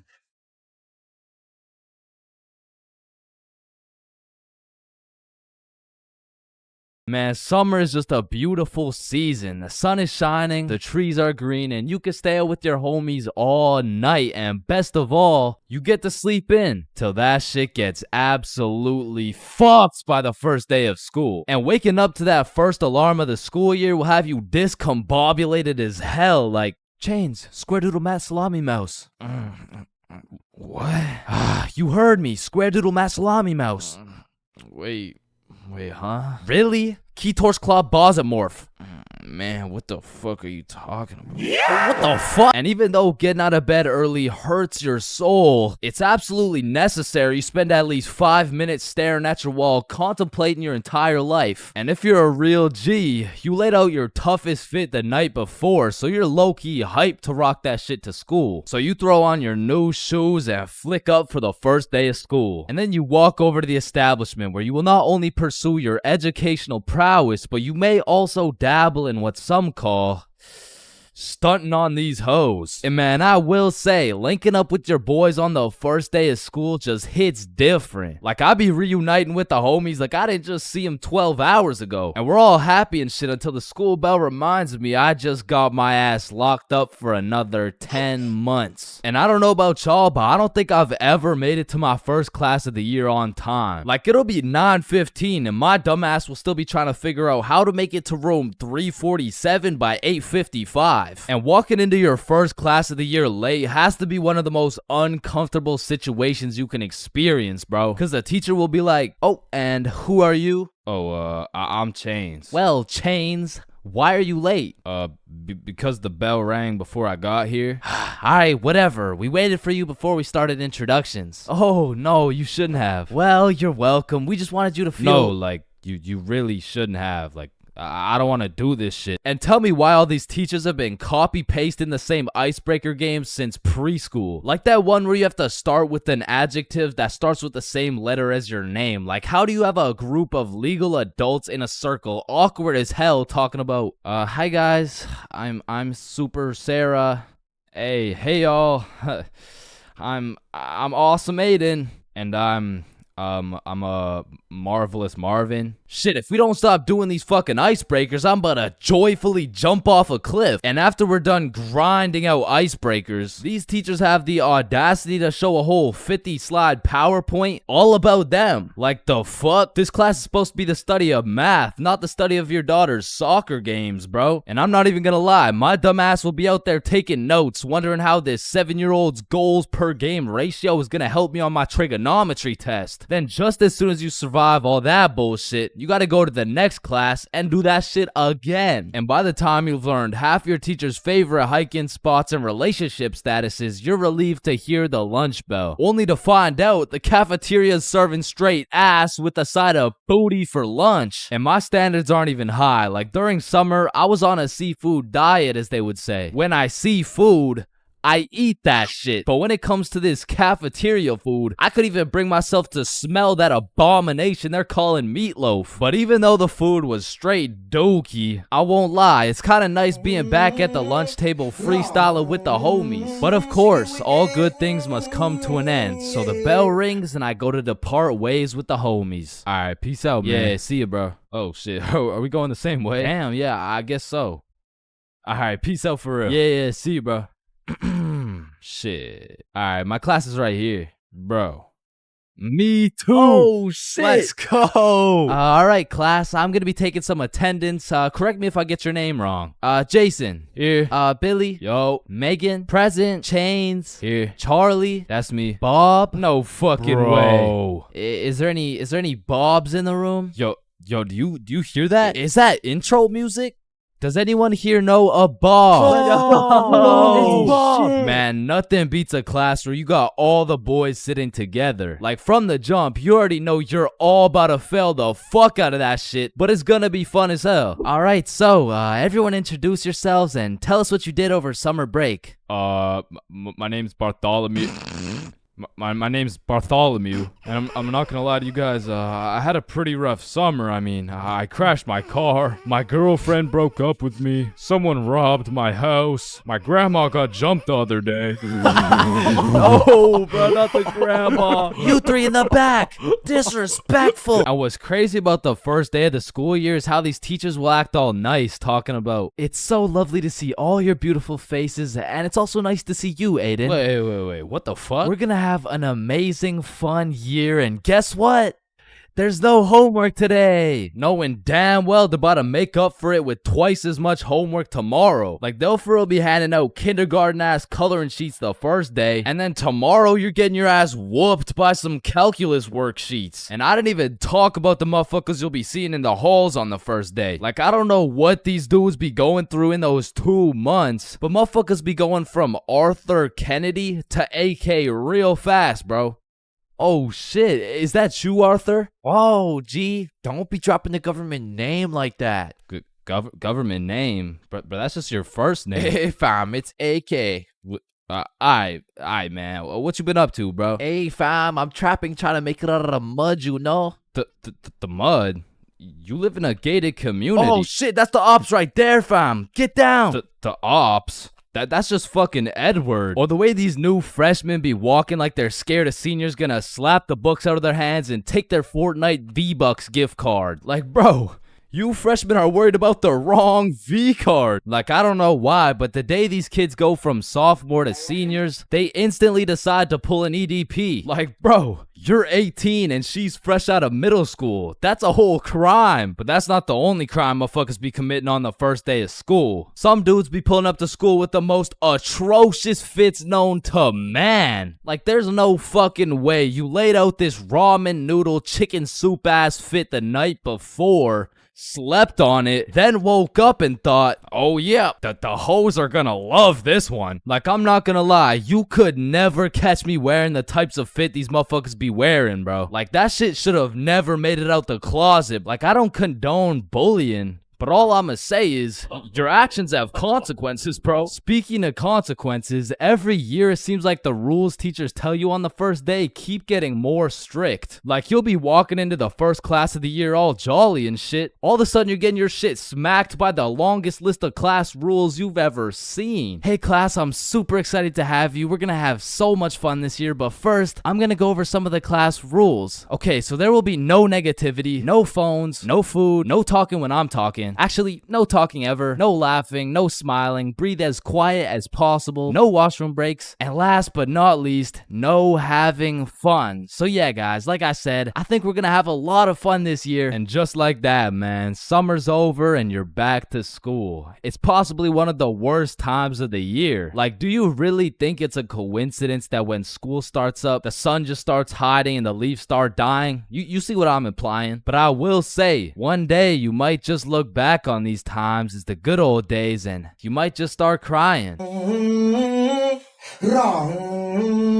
She get wicked, yeah. Bro, when I was in middle school, every time I would walk by the high school, the freshmen deadass looked like adults to me, bro. The sophomores looked like tax-paying citizens. I saw juniors as grown men with a wife and kids, and seniors, bro, I couldn't tell the difference between a senior and a senior citizen, bro. And that's because in grade 7, I saw me and all my homies as fully developed, mature, and respectable humans, and that was simply cap. Because now when I look back at a picture of us in grade 7, I see a bunch of little babies, bro. Yada, yada, yada. What does this have to do with stealing a guy's vape? We stole a vape from a senior in high school, and we were in grade 7, bro. And when I say we, I mean Billy.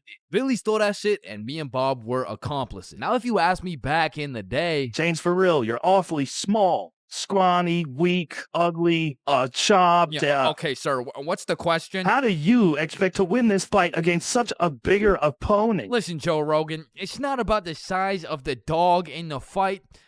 It's about the size of the fight in the dog. Thank you very much. Thank you. And then I saw Jake Paul versus Anthony Joshua, bruh. Okay, guys, so I'm not doing this fight. I quit. I'm retiring. Because I don't care how many years of karate, taekwondo, pad thai, jujitsu, or teriyaki a kid takes.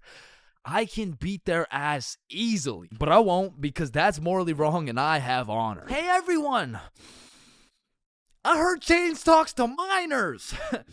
What the fuck? And I heard he fakes all his stories. Man, I do not fake my stories, bro. Sorry, anyways, as I was saying, this story takes place in grade 7. It was a summer day, and it started off pretty slow. You know, me and the boys were just chilling at Bob's crib, playing a little Rocket League and whatnot until we got bored. And when me, Bob, and Billy get bored, it's a problem, bro. Because every time we were bored, we would do one of 5 things. Light public garbage cans on fire, ding-dong ditch houses, light more shit on fire, buy things from 7-Eleven, with the 100% discount, or climb our middle school, bro. Yo, let's go let some garbages on fire. Yo, I don't know if there's any left at this point.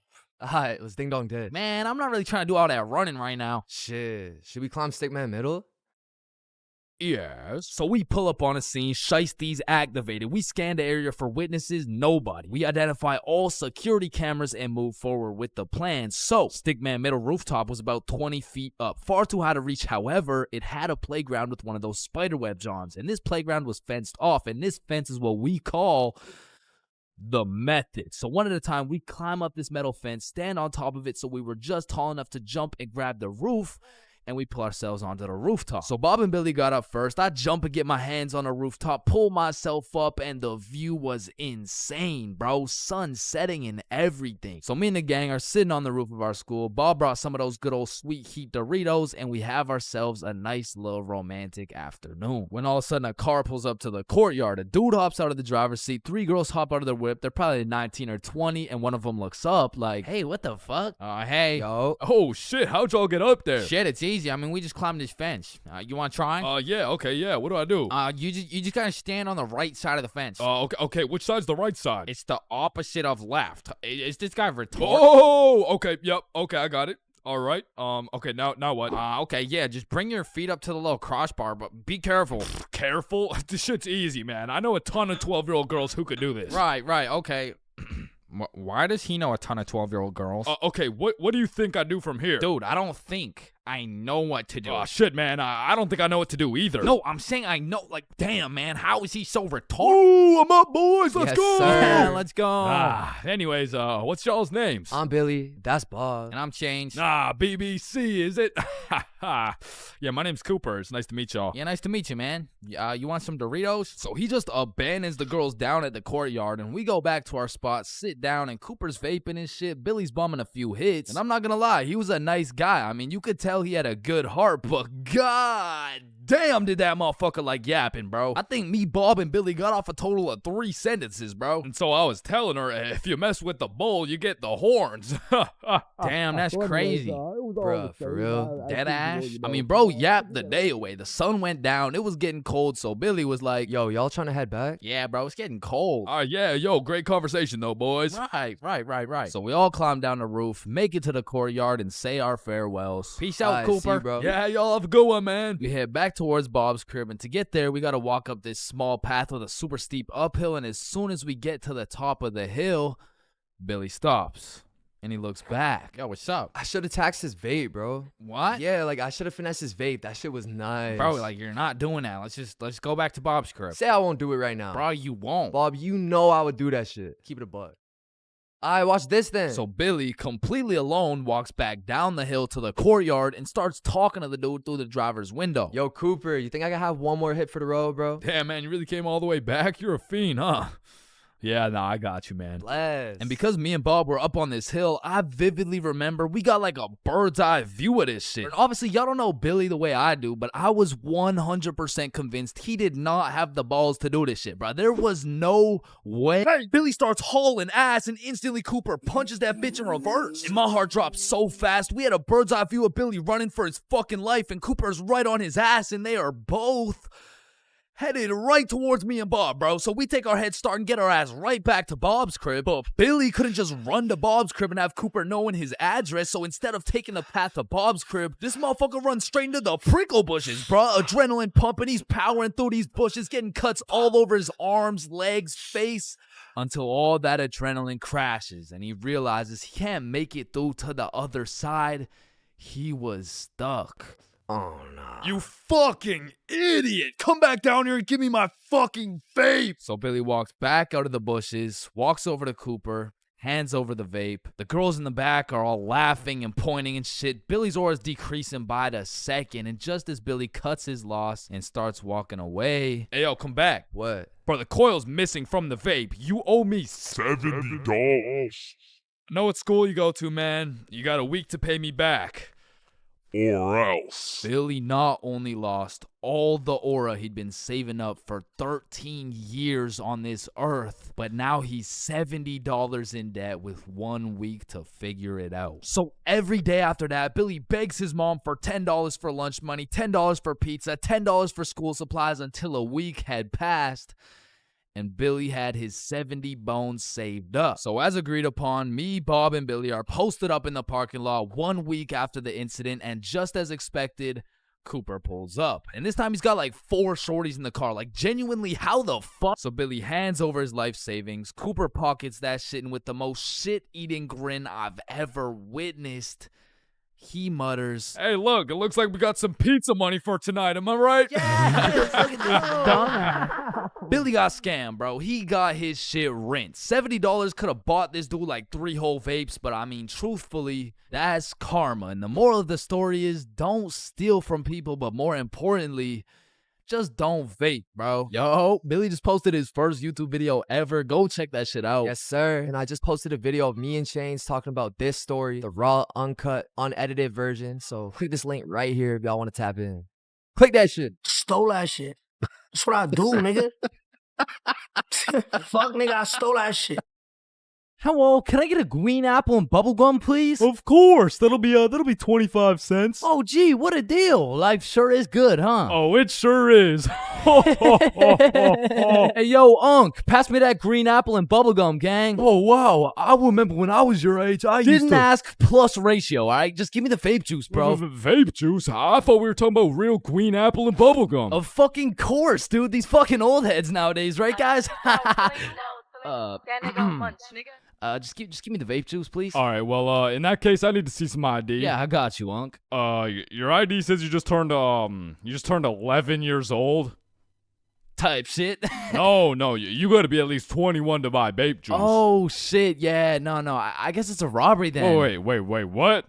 Aw, shit. Listen, the times are changing, bro. Not too long ago, kids were just playing outside, playing sports, and climbing trees and shit. But nowadays, I swear these kids are just grinding TikTok, playing GTA in real life, and the only thing they're climbing is the spectrum, and I blame the internet, bro. Because now these kids are coming straight out the womb watching Skibbity Toilet Brain Rot, and if that was my kid, shit, I would want to restart, bro. Like, take 2 from the top, bro. And honestly, I feel like most of these kids were coming along just fine, you know? Like, they were developing into some cool dudes. They had a banger theme song and shit. Like, yeah, I was low-key fucking with this new generation. And then the birth of brain rot. Millions of people scrolling TikTok, Instagram Reels, YouTube Shorts, and even... It was great. I mean, we had all the free time in the world to fill up our brains with dog shit, and it didn't even matter until we had to talk to each other again. Like, oh shit. Hey, oh hi, oh what's up? What? Hi. Oh, what's poppin'?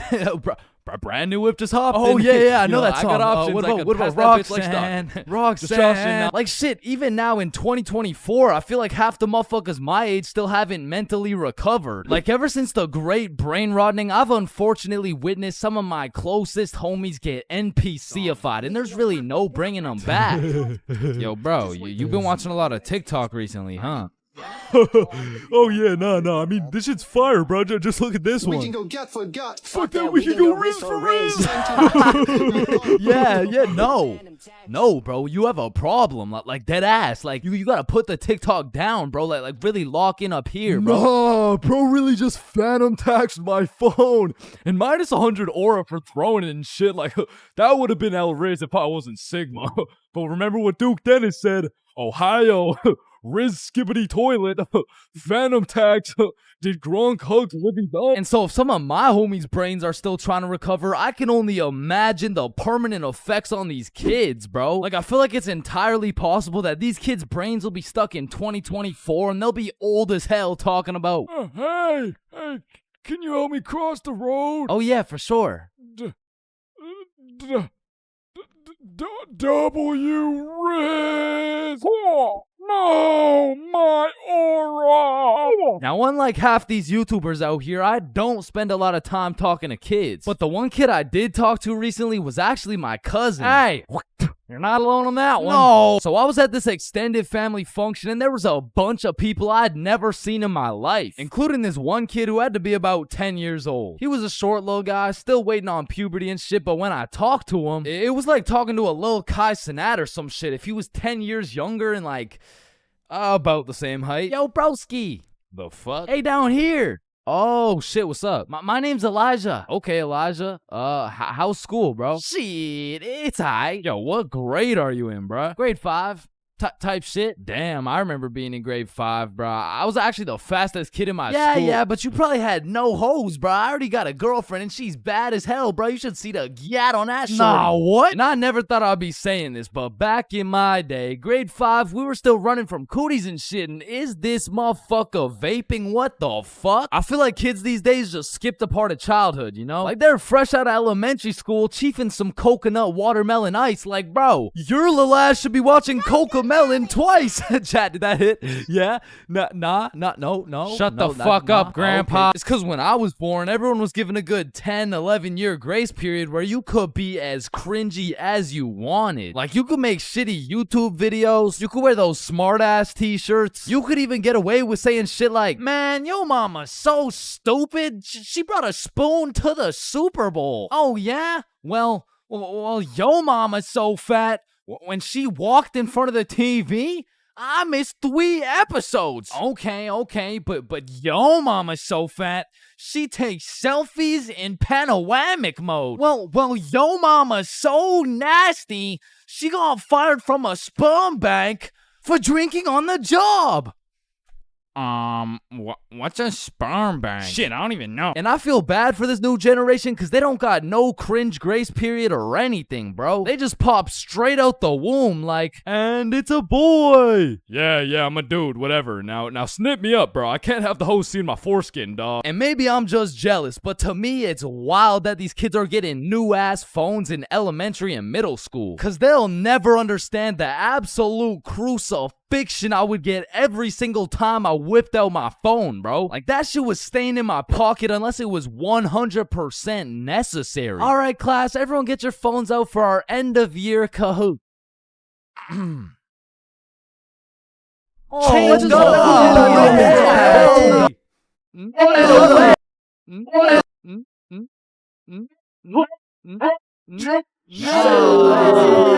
I honestly feel like the world would be a better place if we implemented a new law where if you saw a kid who had an iPhone number higher than their age, you had every right to respectfully and lawfully slap the shit out of them and give them a devious wedgie, bro. Like, you're 10 years old. What the fuck do you need 6 gigabytes of RAM for? I need it because I like to play Fortnite on my phone. Man, how about you eat 6 gigabytes of this shut up sandwich before I ram this fist up your ass? Alright, chat, I know that one hit, bro. What do we think? Stickman Police Department donated $1. Wait, what? Look behind you, Chains.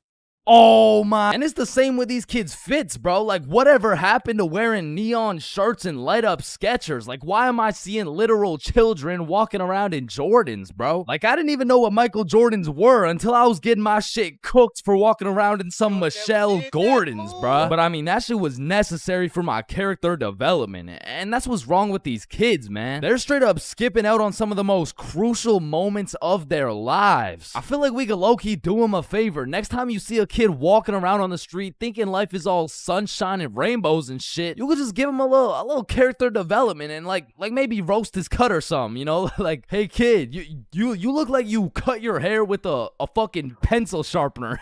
or no, you look like Peter Griffin if he never hit puberty. You look like, yo, we giving kids some character development? Did he? Now, I don't know why I'm talking like I was born in the 1900s or something, because for the homies who are around my age, we were low-key in the same boat as these kids, bro. They're growing up on some skibbity toilet brain rot. We had MLG brain rot. They're always scrolling TikTok. We had Vine. These motherfuckers are out here looking up to I Show Speed, bro. We had fucking Jake Paul. So the moral of the story is, even if these kids nowadays are absolutely cooked, I was once cooked too, bro. So worst comes to worst, these kids will just end up like me. Oh, fuck no, please, no.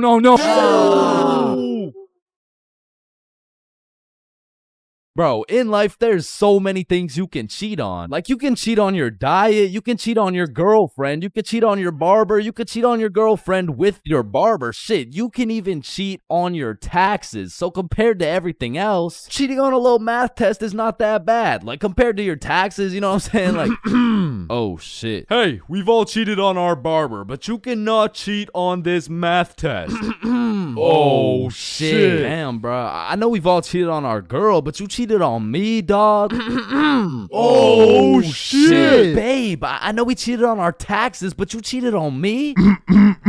Oh shit. Listen, in our entire lifespan, we've all cheated on something. Whether it's a game of Uno, your girlfriend, or your other girlfriend, it's usually not worth it, because congratulations, bro, you won the game of Uno, but now you have to look yourself in the mirror knowing you're a cheater and a liar that has 3 Uno cards up his ass. But when it comes to school tests, cheating is 100% worth it, bro. And I'm not condoning cheating at all, but let's just think about this logically. Like why are we at school in the first place? We're at school to learn things and skills that we can use in real life. Now, are we really using trigonometry in real life? Well, effectively, this depends on what career. Hell nah, bro. It was a rhetorical question. We are not using trigonometry. But you know what we will use? Creative thinking, communication, social awareness, logic, and reasoning, and most definitely our fucking phones. All 5 of which are strongly developed through the act of cheating on a school test. And on top of becoming a better human, better grades, it's the ultimate win-win. Your teacher feels like they did a good job teaching, your parents think they didn't raise a dumbass, and if you're good enough at cheating, you might just fuck around and get into Harvard. But once again, I am not condoning cheating, you know, just throwing that out there, you know. But yeah, as I was saying, you shouldn't cheat, right? Like it's bad. Cheating is not good, but you do know what they say. If you're not cheating, you're not trying. Facts. Yeah. Wait, no. What? So if cheating in school is so valid, why doesn't everyone do it? And that's because if you get caught, let me tell you, bro. This story takes place in grade 9 when me, Bob, and Billy were some straight freshmen, bro. And coming into high school, you get your shit absolutely clapped by double the workload. But lucky for me, Bob and Billy were both in my math class, which meant we had triple the studying power. But we also had triple the fucking around power, and we used that shit to its maximum capacity, bro. But you know what they say, the more you fuck around, the more you find out. And when we got our first test back, shit, we found out. We found out we're a bunch of dumbasses who were about to fail grade 9 math, and we couldn't let that shit happen. So for the next test, we studied extremely hard. off George's math test during the test. I mean, we were cheating with maximum efficiency. Like, we had a whole assembly line where Bob would look at George's test, throw up the number, and Billy would pass it along. And all of a sudden, our grades are making the meanest comeback Mr. Matheson had ever seen. I mean, life was great. We went to school, cheated, played some Fortnite, succeeded, browsing history, deleted, and then repeated. I mean, we were just living life with no worries until the polynomials test. I walked into this test thinking, I know what a polygon is. I should be chilling. And when the teacher handed out the test, I was bewildered to see all these fucking letters on my test. Like, is this math class or English, bruh? Yeah. I think I got the wrong sheet. Huh? No, that's the right test. Well, what's the deal with this? I mean, that's just polynomials. Dog, I can name every single polygon, but who the fuck wrote Elon Musk's son name on my goddamn math question? Yeah, Chains. That's what we call a variable. It's called a variable. Yeah, I know. I know that, and I knew it before you said it too, cause we learned about it in class. Yeah, right.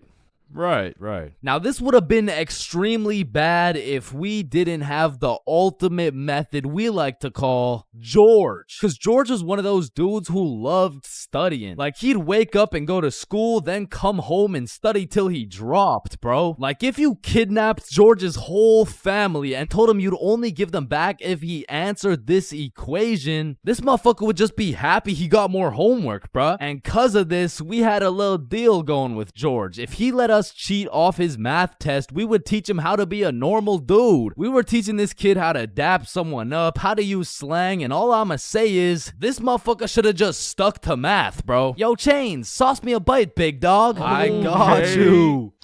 Shit, Chains, you just busted in my throat, gang. Hey, yo. George, what you just said right there sounded gay as hell. Type shit. No. So as I was saying, I'm looking at this math test with more letters than numbers, and it would have been raps for me if it wasn't for the George method. So I'm looking at Billy, Billy's looking at Bob, and Bob's looking at George's test, and we're absolutely flying through this polynomials test. And about halfway through, I look up to get the next answer, and I get jump scared by Mr. Matheson mean mugging my shit. And you can see it in his eyes. He knew exactly what was going down, and he took me, Billy, and Bob's tests and took us to the hallway. What do you guys think you're doing? Polygamy. I'm pretty sure it's like Why did I see you three throwing up your fingers during our test? Well, you see, Mr. Matheson, we're gang affiliated. No, bro, what the fuck? All right, you three, cut this shit. I caught you cheating. All three of you are getting zeros on this test, and I don't want to see it happen again, or I'm contacting your parents. All right, it won't happen again. You're right. We're not in a gang, by the way. Yeah, I know, buddy.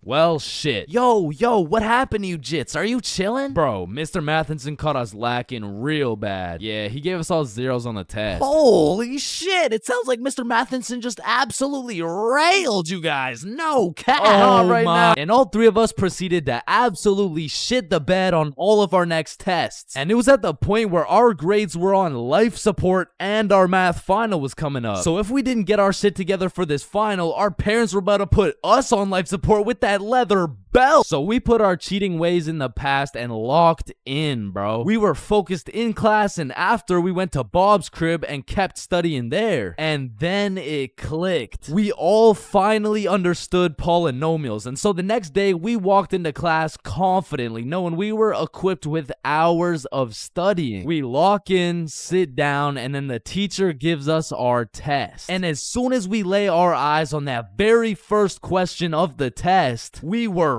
fucked. Now, don't get me wrong, we could do polynomials all day long, but we forgot this was a final. Meaning, we forgot to study numeracy, exponent laws, rational numbers, linear relations, inequalities, geometry, probability, and statistics, and in other words, we didn't know shit. And before I can even make eye contact with the boys to tell them I'm fucked, these motherfuckers already hopping back on the George method. And listen, bro, as you can tell, I'm no mathematician, and I did not study probability probability or statistics. But from what I'm seeing at this very moment, I have two options. I can do the test legitimately and have a 99% chance of failing grade 9 math and getting my shit whooped while simultaneously having my entire family realize they raised a dumbass who won't go anywhere in life and is destined to draw stickman for all of eternity. Or I could cheat.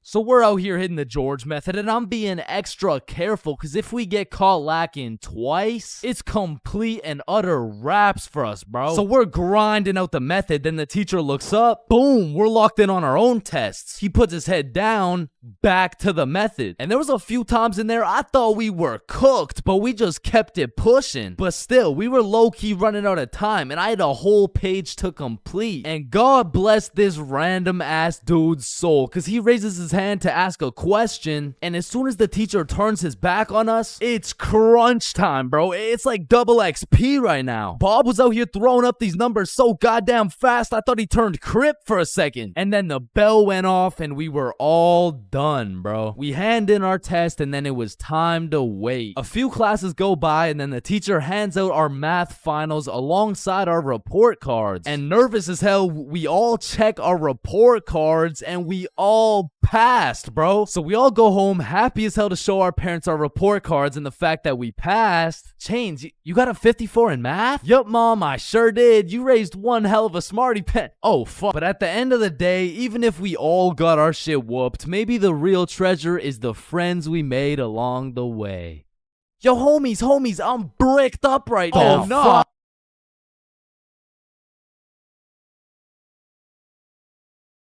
Damn, light bulbs were such a good idea that they became the symbol for good ideas.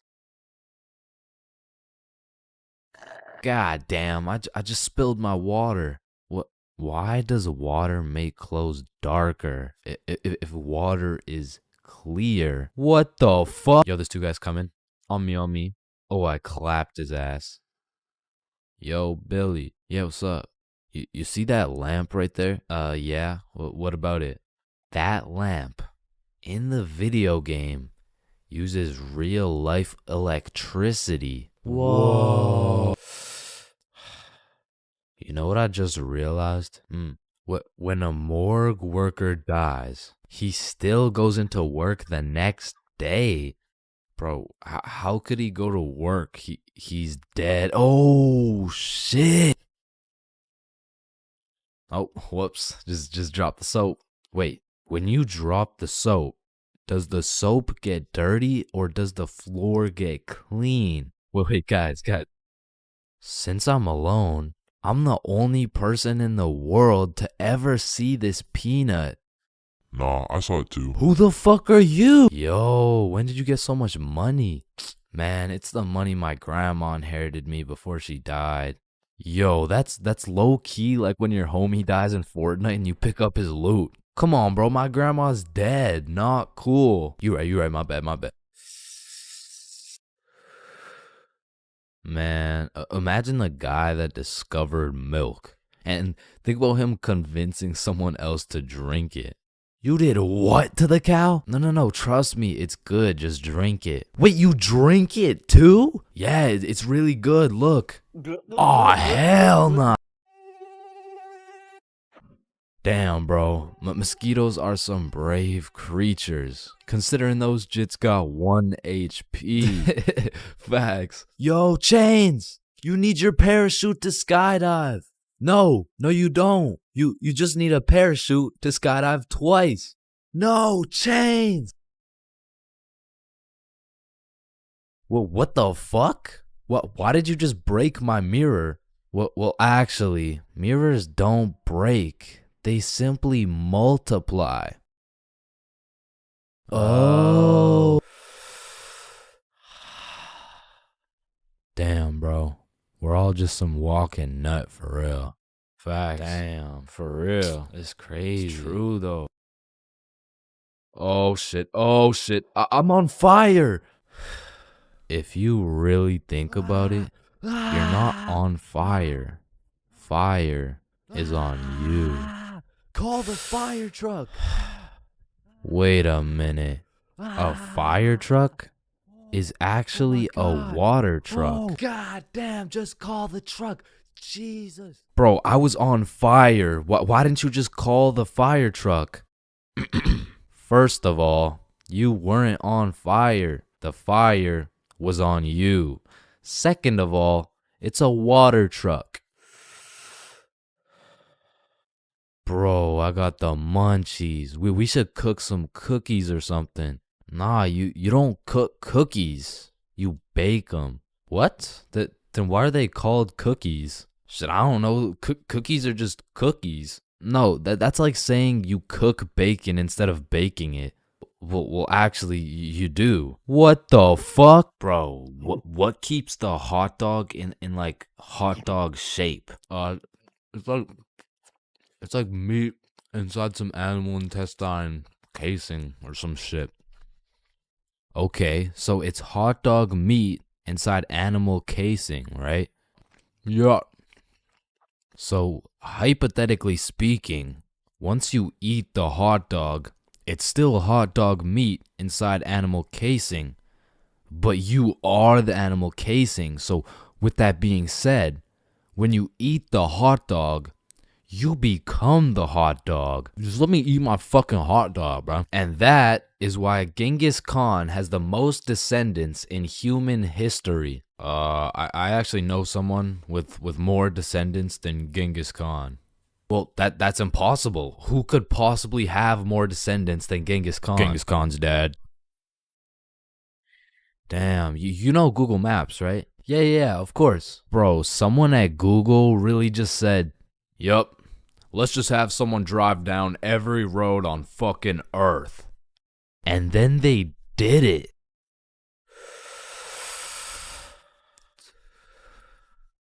You know how concrete and glass are both made out of sand? Yeah, what about it? So if concrete and glass are both made out of sand, does that make skyscrapers just really big sand castles? Yo! How tall is the tallest person in the world? I don't know. Let me check. God damn, he's 8'1". Holy, you know what I'm thinking? Yeah, imagine getting railed by this absolute. No, I was thinking at one point the tallest person has experienced the height of everyone else in the entire world. Holy shit. Paper has 6 sides. Shh. Like we're really just some talking nut for real. Facts. No cap. Damn. Just some breathing semen for real. That's crazy. For real. Facts. So true. Damn. True. For real. Hey little man, what do you want to be when you're older? I want to be a doctor and cure aging and all the diseases. Well, if one day we cure all the aging and all the diseases, then we will all die painful and horrible deaths. I still don't understand why it's a chair. It just doesn't make any sense. Yo, you know what I just realized? What? The size of your hands is the font size you use in sign language. Oh shit. That motherfucker Shaq must be talking in all caps. Sir, I am very sorry to inform you that you are bleeding internally. Wait, I'm bleeding internally? Yes, we will need an immediate operation and we will have to. Oh, no. It's all good. Internally, that's where the blood's supposed to be.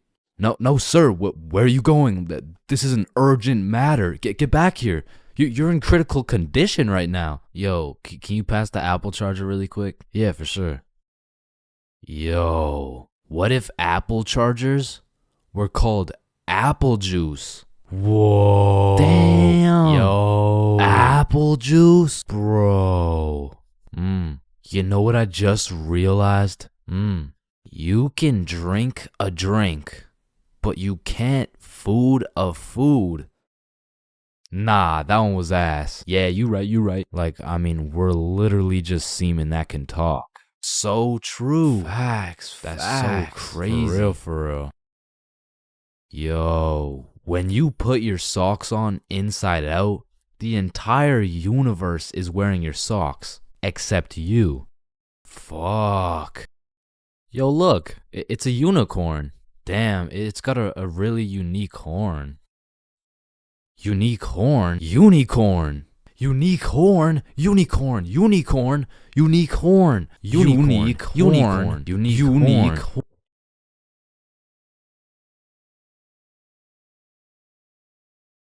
Oh, leaves are called leaves because they leave the tree. Holy shit, I got an idea. Can you pass me the wrench? Rope. Glue. Piece of pizza, please. Tape. A little more tape. Damn.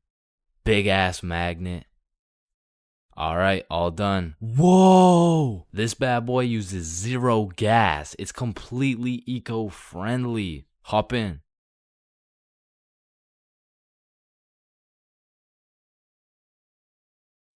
Oh shit, there's a penny. Bro, there's no point in picking up a penny. It's literally worth 1 cent. How much do you make working at Wendy's? 15 an hour? Oh, okay. So you see there are 3,600 seconds in an hour. And because you make $15 an hour, that is exactly 0.416 pennies per second. So with this being said, the second it takes to pick up this penny off the ground is a net positive outcome. Oh, okay.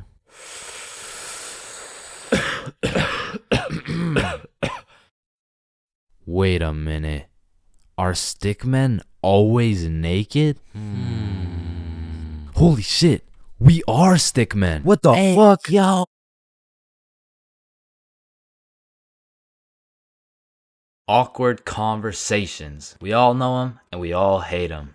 Hey, how are you? Oh, I'm good. How are you? I'm great. How are you? You already asked me that. Damn, you right. You right. You right. So, how's your day going? My pet frog just died. Damn, that's tough. I find myself taking the most inconvenient routes to avoid an awkward conversation. Like, I can't really explain the feeling of an awkward conversation, but it's just mildly uncomfortable. Like, I would compare the discomfort levels of an awkward conversation to wearing wet socks. Like, it's not the end of the world, but let's keep it real, no one wants to wear wet socks. And honestly, I would take a slightly inconvenient path if it meant I would not have to wear wet socks. Also, I feel like there's some other situations that are in the awkward conversation family that I also hate. For example, the handshake fist bump dilemma. Yeah, it was nice seeing you. Yeah. Oh, fist bump. Oh, no, sorry. No, I don't. Yeah. God damn it. After you experience one of these bad boys, you'll be thinking about it cringing for the next hour. And if you're anything like me, you might even lose some sleep over it. Man, why the fuck didn't I go in for the handshake, bruh? Obviously it was a handshake. And what about the good old you said goodbye to the person you're talking to, but you guys both walk the same way situation? I mean, this situation is the perfect way to ruin a smooth conversation. Yeah, man, it was really nice to see you. Yeah, for sure. See you later, bro. Alright, peace out. Alright, bye. Yeah, bye. Shit, we're still walking the same way? I'll just turn this way so it's not awkward. Man, what the fuck? And even if I say goodbye to someone and we're still in the same general location, I will avoid them at all costs. Like once me and my brother were chilling at Walmart and we saw one of our neighbors, so we talked for a little bit, said our farewells and went separate ways. But when it came time for me and my brother to check out, we saw the same neighbors checking out. And we were up in the Walmart looking like we were playing Assassin's Creed in real life. It's clear. And of course, I can't forget about awkward silence. Yeah, that's funny.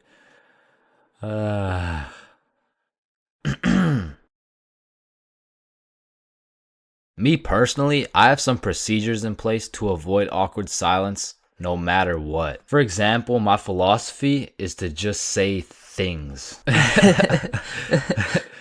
Yeah, that's funny. So do you play Minecraft? What kind of question is that? In the end, they may think I'm a dumbass, but at least there's no awkward silence, you know what I'm saying?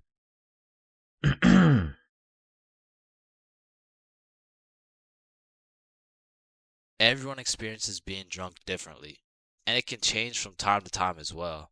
But I'd say most people fall into a few general categories, one of which is the aggressive drinker. These people have to have pent up and saved anger for years. They just decide to let it all loose when they take a sip of alcohol. I feel like they might even just be using drinking as an excuse to sock someone in the face. And the main problem with aggressive drinkers is there's always at least one of them at every function. Sometimes they can be tamed, but if you just let them do their thing, then the function just turns into the Battle of Vimy Ridge, bro. You don't want your friends to be aggressive drinkers, because when they do something stupid, you just have no choice but to back them up, because that's your homie. Coming up next, we have the depressed drinker. I know lots of people who are usually happy and energetic, but when they start drinking, all of a sudden they think I'm their therapist or something. Like, of course I want to help my boy if he's in his feels, but I'm hammered too, bro. I can't help you get your ex back. Now listen, I'm no scientist, but alcohol is a depressant, which means it means it makes you depressed.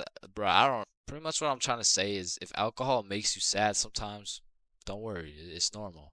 Next up, we have the flirty drinker. Now these types of people are a common appearance at parties.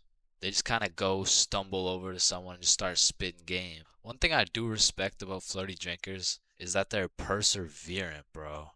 When they get rejected by someone, they just take it like a champ and keep pushing to the next one. Usually flirty drinkers go rotate around the party and try for their first few contenders, but eventually at the end of the night, flirty drinkers will end up attracting other flirty drinkers, then boom, everyone's happy. And come on, everyone knows the I love you guy. Man, I love you, man. Nah, like, I don't think you understand. Like, I really love you, man. And whatever you need, I got you, bro. And I just really love you, man. Bro, who the fuck are you? And of course, we got the designated driver. Next, we got the loud one. Hey, bro, sometimes the alcohol just makes people talk way too loud. In some settings, it'll slide. But in other settings, at parties, these are usually the type of people to be in the mosh pits because they're always super high energy, and sometimes they can be kind of annoying. Man, who would be this type of drunk, am I right? Alright, it's me. And if anyone else is this type of drinker, I know you can relate. When you wake up the next morning, not only you get hit with the hangover, but your voice is just completely gone. And I'm not even usually a loud person. But man, alcohol just works its magic and has me yelling like Kais and Nat. Hangovers being this type of drinker has to be one of the worst. I guess next to aggressive drinkers, you know what I'm saying? Anyways, we're moving on. You also might have encountered the philosopher. I couldn't tell you why, but for whatever reason, after taking 5 shots, some motherfuckers just become a philosopher, bro. They just have philosophical questions coming out of nowhere. And they low-key be spitting too. Hey man, love doesn't even exist, bro. It's all just an illusion. Love is just a chemical reaction that occurs in your brain that was programmed to make us inclined to reproduce. Next up, we have the OD, overdrunk. This is the 7th and final stage of being drunk. If you've seen the 7 stages of drunk video, you'll know exactly what I'm talking about. But some people are just prone to drinking way too much. And somehow, they always find themselves blackout drunk. But yeah, there's not much to say. They're pretty much just unconscious. And of course, we have the chill drinker. These people are just pretty neutral. They just be talking at a normal volume about normal stuff. And honestly, these people are just overall enjoyable to be around, especially when you're drunk. Let me know in the comments if I missed anything. And also let me know which type of drinker you are. Yo, hey. Yo, wake up. Bro, wake up. Hey, man. What? Who are you? Dreams. We all have them whether you remember them or not. And at one point in our lives, we've all dreamt about the same shit, bro. Like your teeth falling out, or running through your school butt booty naked, or being reincarnated as a chicken laying eggs. But when you really step back and think about what sleeping is, it's mad weird, bro. Like, imagine an alien crash landed on Earth and saw a bunch of motherfuckers sleeping, like...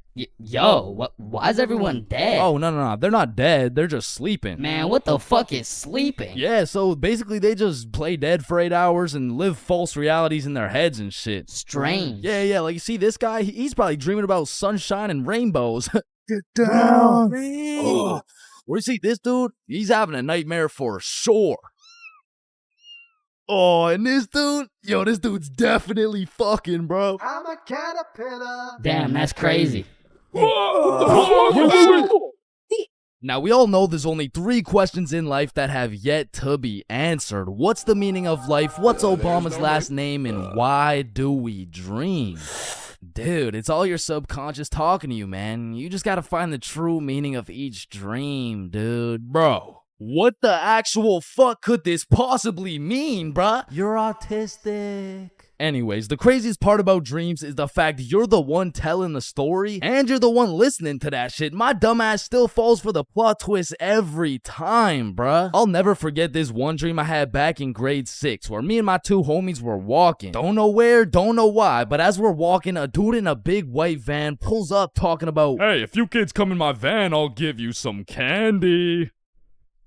Shit. I mean, I'd come in your mouth for the whole bag. So obviously, we hop in, and the driver looks absolutely cracked out, talking about, "Hey kids, eat this candy." And so we unwrap this piece of candy, and it's literally just a razor blade, bro. Like, he didn't even try and hide that shit. Nah, I think I'll have to pass on this one. Alright, okay, then eat this piece of candy. Nah, this is a perk 30. You got any Reese's cups? Yeah, nah, I got Reese's cups. Here. Sir, this is just a Glock covered in peanut butter. Alright, fine, take this. Shit, okay. So we eat this unsuspicious looking candy and instantly start tripping balls, bruh. Like, the van is deforming, we're seeing rainbows and shit, and worst of all, we see this big ass grin on the driver's face. And I don't remember exactly what he said, but he said some crazy shit like, "Get ready, I'm coming for them cheeks." Nah, it was more like "Looks like your private square just went public." Okay, no, that wasn't it either. It was it was something more like "You boys ever had your buns stuffed like a meat mountain from Arby's?" Yeah, I can't remember exactly what he said, but all I know is if we didn't act fast, we were getting our cheeks snatched up, bro. So Billy's like, "Yo, quick, call your dad." So I'm rushing to start calling my dad, and this is the most dream logic shit ever, cause I don't even got a dad, bruh. And this is where my own brain hit me with the meanest plot twist I never saw coming. Cause as I'm calling my dad, the driver's phone starts ringing, bruh. Bomba Club. Now, I don't remember the rest, but the fact my own brain hit me with some Star Wars Darth Vader type plot twist, god damn, bro, that shit was a movie. But still, I probably got my shit touched, so I'm gonna have to leave this as a B-tier dream, bro. B-tier? What the fuck could possibly be worse than a crackhead tickling your pickle, bro? Fever dreams. Now, those motherfuckers could be their own torture method, bro. These are dreams that just have you stuck in an infinite time loop doing the same shit over and over and over and over. And C-tier, bro. Now, lucid dreams. Lucid dreams are deadass just playing life on creative mode, bro. Cause in my long life, I've only had 3 lucid dreams, and every single one of them was lit as fuck, bruh. Now, the problem is I can only start lucid dreaming when my original dream is just a little too strange. Like, "Hey, you're cute. Can I get your number?" What? You want my number? Yeah. Yo, I must be lucid dreaming.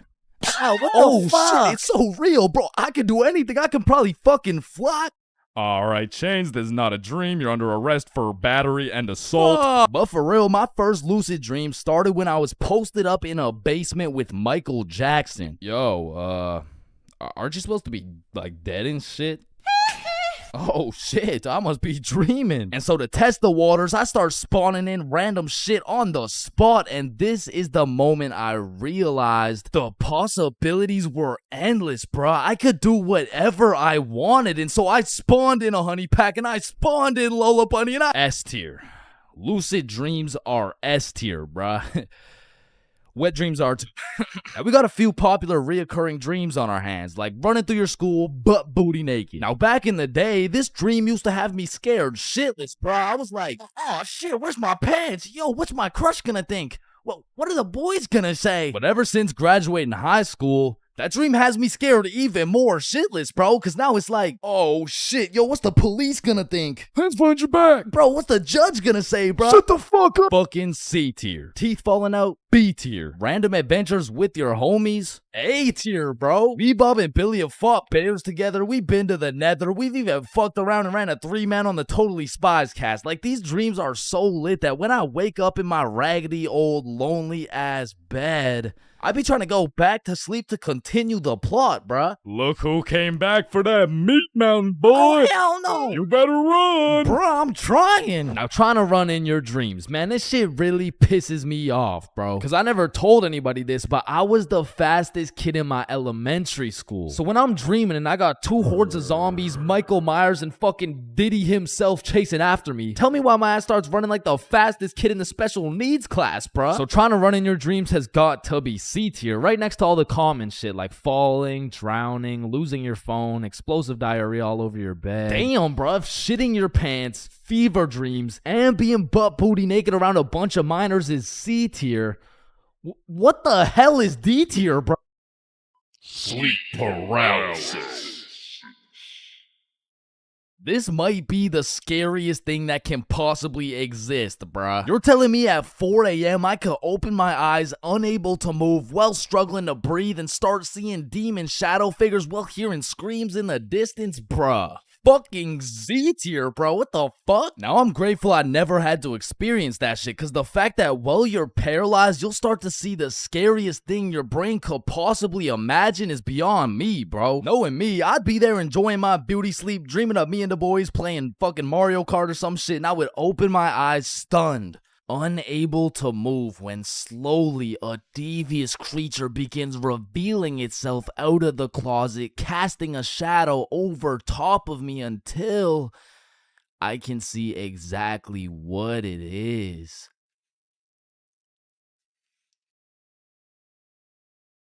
Looks like someone ordered a meat mountain.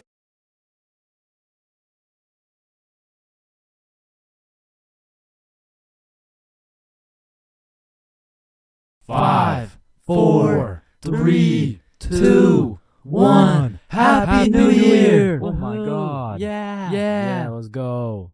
For my New Year's resolution, I'm gonna go on a diet. Nice. Oh, and I'm gonna quit vaping. Let's do it. Oh, and I'm gonna go vegan. Nice. And I'm gonna stop beating my meat. Oh. 3 days later. Man, fuck the diet. Right? I didn't even want to go vegan anyways. Wait, guys. Where's Jonathan?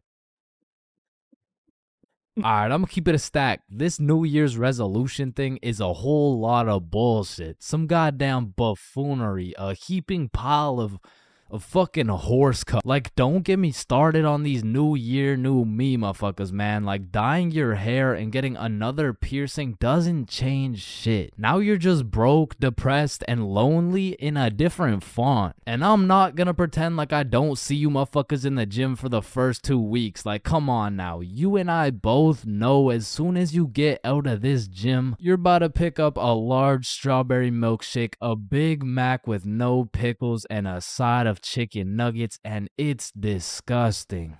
But Chains, how do you know down to the exact specifications of the order? 'Cause shit, I'm about to get the same damn thing. Because the devastating truth is a new year doesn't change jack shit. And if you're watching this in 2022, I'm really not trying to kill the hopes and dreams of 2023, but let's be honest. If you really wanted to be jacked, you would start working out, bro. Like, I hate to be the bearer of bad news, but the Earth orbiting the sun one more time isn't gonna get you any bitches, bro. 'Cause trust me, I would know. Now, as a stick man like myself, I can't fuck with New Year's resolutions because it's always the same shit. Like, 3, 2, 1, Happy New Year's. Oh, hey man, Happy New Year's. Well, what's your New Year's resolution? Oh, it's 1080p. What about you? Oh yeah, same. But did you see Ethan, bro? Nah, what's his? Yo, he's got 4K. Yo, what's up, dudes? Oh, look at the quality on this guy. Damn, wait, do you hear that noise? Yeah, what is that? Oh shit, it's Chains. He got 480p again. Shit. Why is it 480p again? God damn. That whole New Year's resolution bit was unfunny as fuck. Like corny as shit.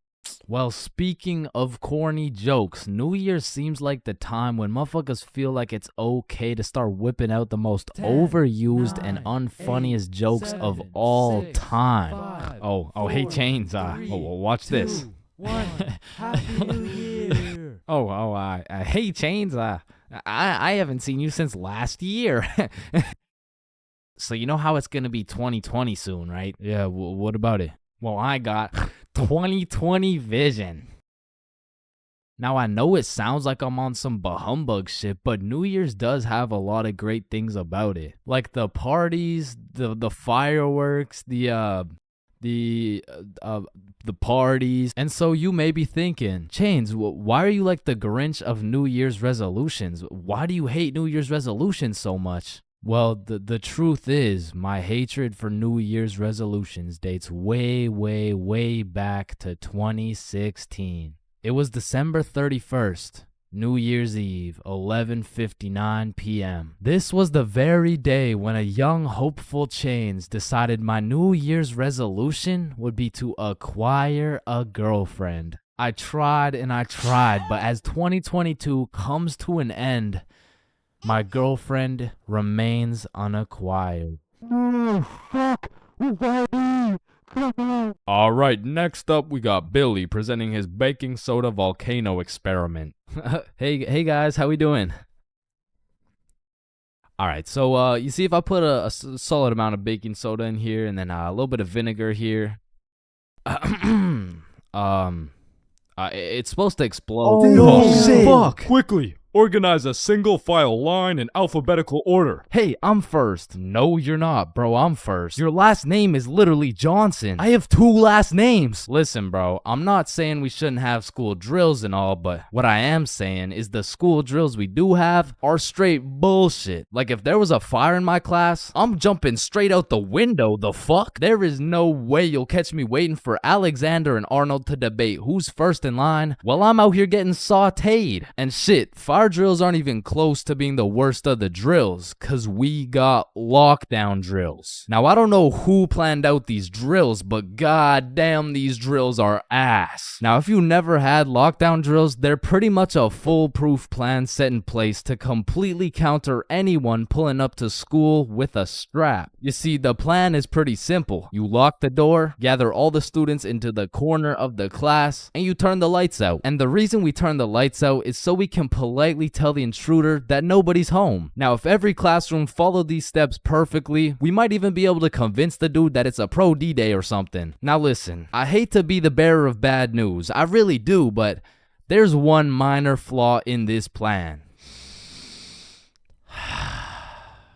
The shooter's in the class, bruh. You're out here telling the opposition your exact game plan. Then you're surprised when bro pulls up to the hiding spot. Like shit, it's just easy pickings at this point. Now, earthquake drills, man. The game plan here is to essentially hop under your desk and start counting. Now, when I was in kindergarten, I thought this whole earthquake drill thing was a fun game we played to learn how to count. But 12 years later, we were still counting. Like, let's be honest. What the fuck is counting gonna do? Are you telling the earthquake how long it has to dismantle the school? Cause I'm pretty sure it doesn't give a shit how long it takes. Me personally, I feel like the best way to see if an earthquake is over is by observing whether or not the entire fucking building is shaking. But listen, I will say this. Out of all the drills, the earthquake drill is pretty valid. Like whoever thought of this one, was kinda cooking. I mean, these desks are pretty much made out of steel, bro. Like, out of all my years, I've never seen one break before, so it probably provides some solid protection. But shit, me personally, I'm still jumping through the fucking window, bruh. I don't care how many times I practice crouching under my desk. If I ever felt the slightest shake in the ground, I'm out of that hoe. So if you carry the 674 to the power of 2 over to the 47, you will find— Oh shit!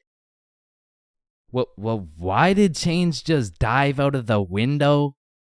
Shit, I don't know. Now I'm gonna keep it a stack. I've never done a single tornado drill in my life. So after doing some quick research, it looks like you just, you do this. Now I don't know shit about tornadoes, but what I do know is that I'm not gonna be doing this shit. Like, I'm no scientist, but I don't think the doggy position is gonna stop the tornado from packing you up. So to be honest, once again, I'm jumping out the fucking window, bro.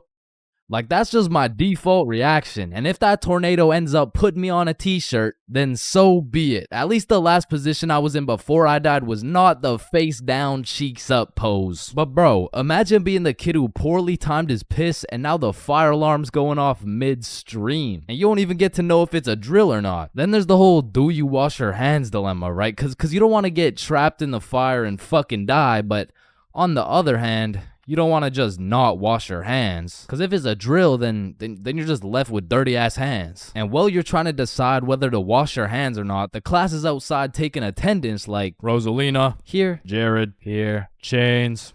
Chains? Oh, fuck. Where did Chains go? I don't know, bruh. Shit. Oh, no. I was just in the bathroom. Woo. Oh, you scared me there for a second. Wait, did you wash your hands? No. I was in a little bit of a rush. Get back in there and wash your hands, buddy. Now, the thing about school drills is they happen pretty often. I mean, every few weeks they throw in a fire drill here and a little earthquake drill there. So when the fire bell actually goes off, motherfuckers just assume it's a drill. They're out here horsing around, making jokes and shit, while the school's actually getting fucking cremated. But after almost all the drills, our alphabetical single file line goes out to the front of the school and on the field with every other class. And the amount of buffoonery that goes down on this field is insane. Bro. I mean, everyone walks in with a single file line, but after 5 minutes, that shit looks like a Travis Scott concert, bro. Like, I remember one time my high school got a bomb threat called in, so every class assembled the good old alphabetical line and we went out onto the field. And we were out there for a minute, bro. I remember looking around and these motherfuckers were running the world's biggest game of duck, duck, goose, like there wasn't a whole ass bomb threat called into our school. That same day, one kid brought a football to the field, and all of a sudden, motherfuckers are running a pickup game while we're waiting to see if our school is gonna explode or not. And of course, the teachers tried to stop it, but these kids just used that as a diversion play and got another touchdown. Alright, so now that we thoroughly dissected each and every school drill, it's only fair we hit them with a tier list. So let's see what we got here. We're starting with lockdown drills. What are we saying? Fucking F tier. Holy shit, they are ass. Alright, next up we got fire drills. Now these drills do get the job done, but I'm not gonna lie. I'm not fucking with this whole single file alphabetical bullshit. So I'm gonna have to give this John a C tier. Now tornado drills. You gotta go in the doggy position. Bro, I got no choice but to give this a D tier. And last but not least, my personal favorite, earthquake drills. They're still kind of ass, B tier. And bro, I know some of y'all may be thinking, you can't just talk shit about the school drills and not present any better solution. Well, lucky for you, I have devised the best and only way to fully counter any natural or artificial disasters. It's simple. For a guy like me who's 7 feet, 325 pounds, 0.5% body fat, and a 7-foot wingspan, I just simply remove myself from the situation. However, I do understand that I am built different, so for your average Joe, I have devised another plan. It's also simple. The moment some shit goes down, everyone runs at full speed out of the building. And of course, some would argue that not everyone is gonna be able to make it out of the building in time and that some people are faster and stronger than others, and you know what that's called? Natural selection. You see, if I was principal, instead of running students through these impractical drills, I would be running students through different kind of drills. I would have my students in peak physical condition. Instead of a fire bell, I would have a push-up bell. At any given time, if that shit goes off, you drop down and give me 50, or your ass is getting expelled. You see, this way, when there's a fire, everyone can simply remove themselves from the situation. Or in other circumstances, they can simply intervene.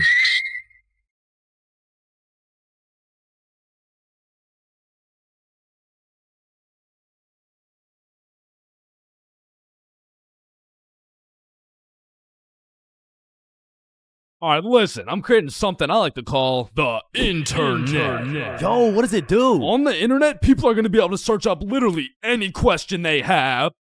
They're going to be able to watch videos for educational purposes. And the craziest achievement yet, you can communicate with literally anyone across the entire world. Bro, this is going to change the world. Bro, I'm not gonna lie, the internet is 100% one of the greatest inventions of all time. Like, that shit's up there with the light bulb, the airplane, the Testacuzzi. Like, they're all groundbreaking inventions, but the internet just has to be number one, bro. Like, imagine telling a caveman you had a magical box where you could make anything pop up in 2 seconds. Yo, Caveman Dave, I got a magical box where you can make anything pop up in 2 seconds. Oh, shit, cool. Do you know her or something?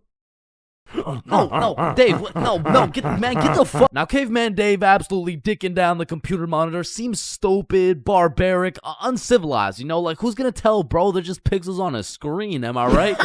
Facts! Yo, Caveman Dave is a dumbass! Facts! Yeah, nah, don't let me see your search history. You know, we don't gotta do all that. You know, oh, okay. Monstrous KFC mukbang. I like KFC. Fat motherfuckers eating a lot of food. I was hungry. Yo, big butt booty Latina oiled up, shaking that diggity dump truck, dog. What are you searching? Okay, listen, like my finger slipped. Yeah, bro. 2025 is the weirdest time to have access to the internet, and that's just cause everybody has that shit. Like, I got it, you got it, my grandma's got it, Kanye's got it. Man, you and your grandma. Kanye still got it. And I fucking hate so every thing, and I'm done. Okay, yeah, well, not anymore, but I don't know if it's just me, but recently the internet has been getting more and more out of pocket, bro. Like, I'll be having a fantastic day, just chilling, until I pull up Instagram and see some shit talking about, imagine your card declines at the abortion clinic and the doctor start nutting in you. Yeah, this motherfucker's never getting a job, bro. Like, his digital footprint's up there with fucking Kanye, bro. Oh, hell nah. Alright, this isn't yay bad, but imagine dude trying to apply to a university like, yes, sir, this has been a dream of mine since I was a little kid, and I've spent thousands of hours studying, and it would be an absolute pleasure to join your program. Wow, that's amazing. And it seems like your GPA is a perfect 4.0, and man, your volunteer work is nothing short of impressive. I mean, building an entire village in Africa with your bare hands, I mean, geez, that's good stuff. Yeah, thank you, sir. Yeah, now, I do just have one last question. Yeah, anything. What would happen if your car got declined in an abortion clinic? Oh, holy shit, is that girthy dishwasher 97? Yep. Yeah, that's me, bro. Yo, most relatable content on Instagram, I swear. Yo, actually, I really never get the credit that Yeah, just put the fries in the bag. Oh, okay. And speaking of getting a job, you ever seen a kid under 7 years old post literally anything on Instagram? Yo, the comment section has a field day, bro. Like, the video will be of a kid who's just barely on the brink of gaining consciousness, and the comments are talking about, get a job, little motherfucker. Somebody get bro some fentanyl. I'm gonna touch you in places you ain't even know existed, little motherfucker. Like, bro, stop touching these 6-year-old kids and touch some grass, dickhead. Yeah, but I'm not gonna lie, as a motherfucker who draws stickman for 16 hours a day, I really gotta start taking some of my own advice, bro. Wait, what's your advice? Oh, I mean, stop touching these 6-year-old kids. You touch 6-year-old kids? I'm talking about Gurgi Force. Chains, you know the drill. God damn. Bro. Even these motherfuckers have the internet, bro. Like, what could you even possibly be posting? Oh, shit. Yeah, nah. We gotta start banning motherfuckers from the internet, bro. And I think we should all do a poll for the first person to go. You know, like, take your time. And, oh, shit. Okay, never mind. Votes are in. Looks like we're banning Jack Doherty. Why in the fuckity shit did you just ban Jack Doherty? You know what? ban his the last too, bruh. Actually, ban every single kid on the internet. Like, put down the Instagram reels, go outside and eat rocks like a normal kid before Gurgi Foreskin 445 fucks around and finds your IP address, bruh. Because there's a lot of weird motherfuckers online, especially considering the impending gooner epidemic of 2025. Now, if you're unaware of this widespread epidemic, well, fucking good for you, but there's been a recent spike in the amount of gooners seen online. Like the type of motherfucker who'll be scrolling and see a video of a Cheeto that's kind of built somewhat like a Kardashian, and next thing you know, bro's got a DIY screen protector, bro. And I swear these gooners have no clue it's a problem either. Like, they probably show up to the doctor's office for a quick little checkup, and the doctor has to break the news to him like, yeah, Mr. Gooningson? Yeah, I'm sorry, but you gotta stop masturbating. No, wait, what? No, wait, why? Because I'm trying to examine you, dumbass. Oh, shit. Like, it's honestly mind-blowing how having access to the internet with all its power and infinite knowledge just makes us more stupid, bro. Like, at any given moment, we have the resources to learn quantum physics or learn how we can watch Skibbity Toilet. What? No. Why the fuck would we watch Skibbity Toilet? Shit, man, this stuff's good. Just take a watch. No, I'm not watching that shit. Just real quick. Yo, why are you recording me, bruh? We're filming a YouTube video, dumbass. Oh shit, yeah, you're right. So I was saying there's a lot of people nowadays addicted to the internet and shit, like that guy over there. Where? Bro. What? Oh shit, yeah, what I was saying was, back in the day, the internet was just for shit like cute cat videos and cool math games and shit, but nowadays, the internet has everything your brain craves. Like, it's got food for you, it's got friends for you, it's funny, it's educational, bro, it has Cheetos built like Kardashians, bro. And as if the internet having everything we ever needed wasn't enough, these motherfuckers invented AI, bruh. Now, maybe it's just me, but this AI shit is getting a little too good, bro. I mean, when ChatGPT first came out, I was using that bad boy for all kinds of shit. Whenever I couldn't do my homework, ChatGPT. When I forgot a recipe, ChatGPT. When I couldn't get a girlfriend, cry myself to sleep. And then ask ChatGPT. Like, back in the day, I was using that shit to fix all my problems. But nowadays, nowadays I just be using it to spend quality time with, bro. Holy shit, this guy's a gooner if I've ever seen one. And no, I'm not a fucking gooner, bro. I'm just spending some time getting to know my homie Mr. GPT. Because when the day comes and that motherfucker and his AI homies decide to take over and kill the entire stickman race, you're gonna be getting your shit annihilated, bro. And I'ma just be like, yo, GP, you don't gotta do this, bro. Remember when we used to talk about our feelings together and I used to send you line art of sexy Squidward and shit like, hot, you fucking gooner. And honestly, I feel like the people are less scared of the robots taking over the entire world and they're more scared of them taking their jobs. But I'm gonna keep it a buck. I cannot relate, bro. Like, AI could never do the shit I do. AI could never do the shit I do. Wait, what the fuck? Wait, what the fuck? Who does this bum think he is, bro? Who does this bum think he is, bro? Like I mean, yo, alright, that shit doesn't even sound like me, bro. Yo, alright, that shit doesn't even sound like me, bro. So you want to copy everything, huh? Yeah? Yeah, you sure you want to do this? Yeah. Alright, let's go. I like little kids. Yo. Like, you loading or something? Like, what's going on? You gonna repeat it, or, you know? Undercover police has Bodge back. Bad haircuts. There is nothing worse than when your barber just randomly decides to destroy your self-confidence with some goofy ass haircut. And as someone who has never found a barber who consistently does me nicely, I have gotten my shit all the way fucked up on many occasions. I'm talking not going to school, locking myself in my room so nobody can see me with this disgraceful cut type of fucked up. And these barbers are out here having the audacity to ask, do you like it? Man, do I like it? Yeah, bro. I love it, bro.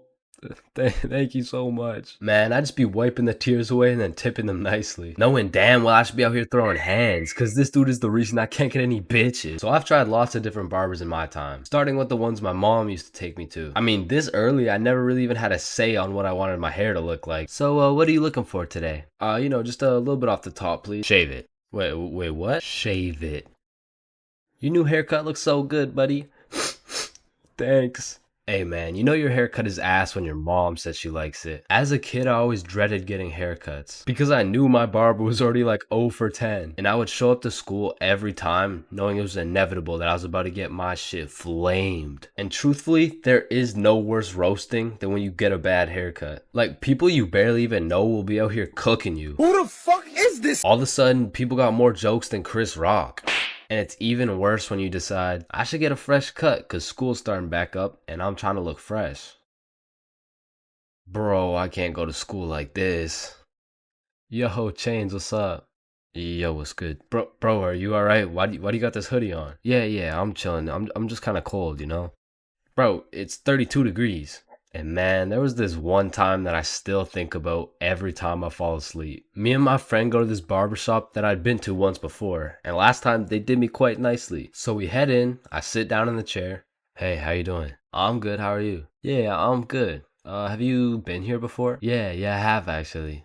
Oh, I remember you. Same cut as last time? Yeah, exactly. So what's new, man? Nothing much really. What about you? You know, I've just been working. Oh yeah, respect.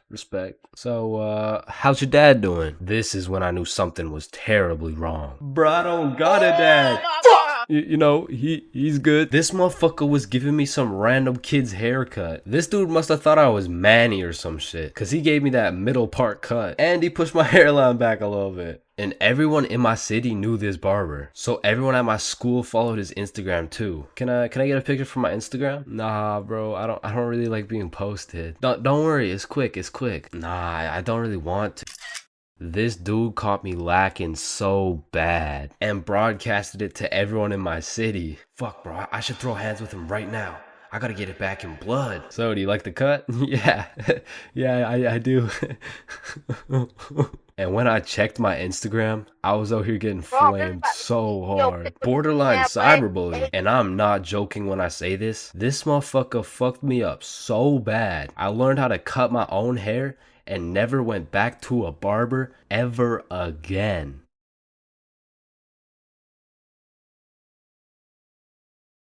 Bigfoot, the Loch Ness Monster, leprechauns, unicorns, two pretty best friends, and love. They don't exist, bro. I've looked far and wide. I've searched the depths of the valleys and the highs of the mountains. And yet still, one of the friends always gotta be chopped, bro. But love too, though, man. I've searched everywhere. I've scoured my hometown. I've gone from the coast of Mexico to the cities of Japan. But one way or another, I always just end up with nobody to love. Or I end up getting robbed by a gay homeless dude. I mean, I was down bad, bruh. It got to the point I thought maybe I just wasn't meant to find a girlfriend. Maybe this was just a face only a mother could love. Ew, get that shit off the screen. What? Mom! So I hopped on a flight to Barcelona, and this story takes place a few weeks ago. It's a new continent, new city with new people, and maybe even a new girlfriend. And so as soon as I stepped foot on that Spanish soil, I downloaded Tinder and got the swiping, bro. Fine shit, swipe right. Cute shit, swipe right. Chop shit, swipe right, bro. It's a numbers game. I done swiped so much my thumb had a 6-pack and I ran out of girls to swipe on. But shit, I mean, it's a numbers game. And since I pulled up solo dolo, I went and checked into a hostel. Now, if you don't know what a hostel is, it's pretty much like a little hotel, except you share your room with like 6 other motherfuckers. But to be fair, you save a lot of money. And I low-key don't mind sleeping with some random dudes if it means I get some extra change in my pocket. You know what I'm saying? Is 15 enough? Nah, the hostel was like 30-something. Oh, nah, I don't need a hostel. What? Wait, no, not like that, bro. Anyway, sleeping in that hostel was fucking crazy, bro. Like, first night I got there, I hopped in my little twin bunk bed and closed the curtains, and everyone was like, all right, good night, boys. Sweet dreams. Love you, motherfuckers. Love you too, Love y'all, man. motherfuckers. Yo, motherfucker on the top right bunk, say it back.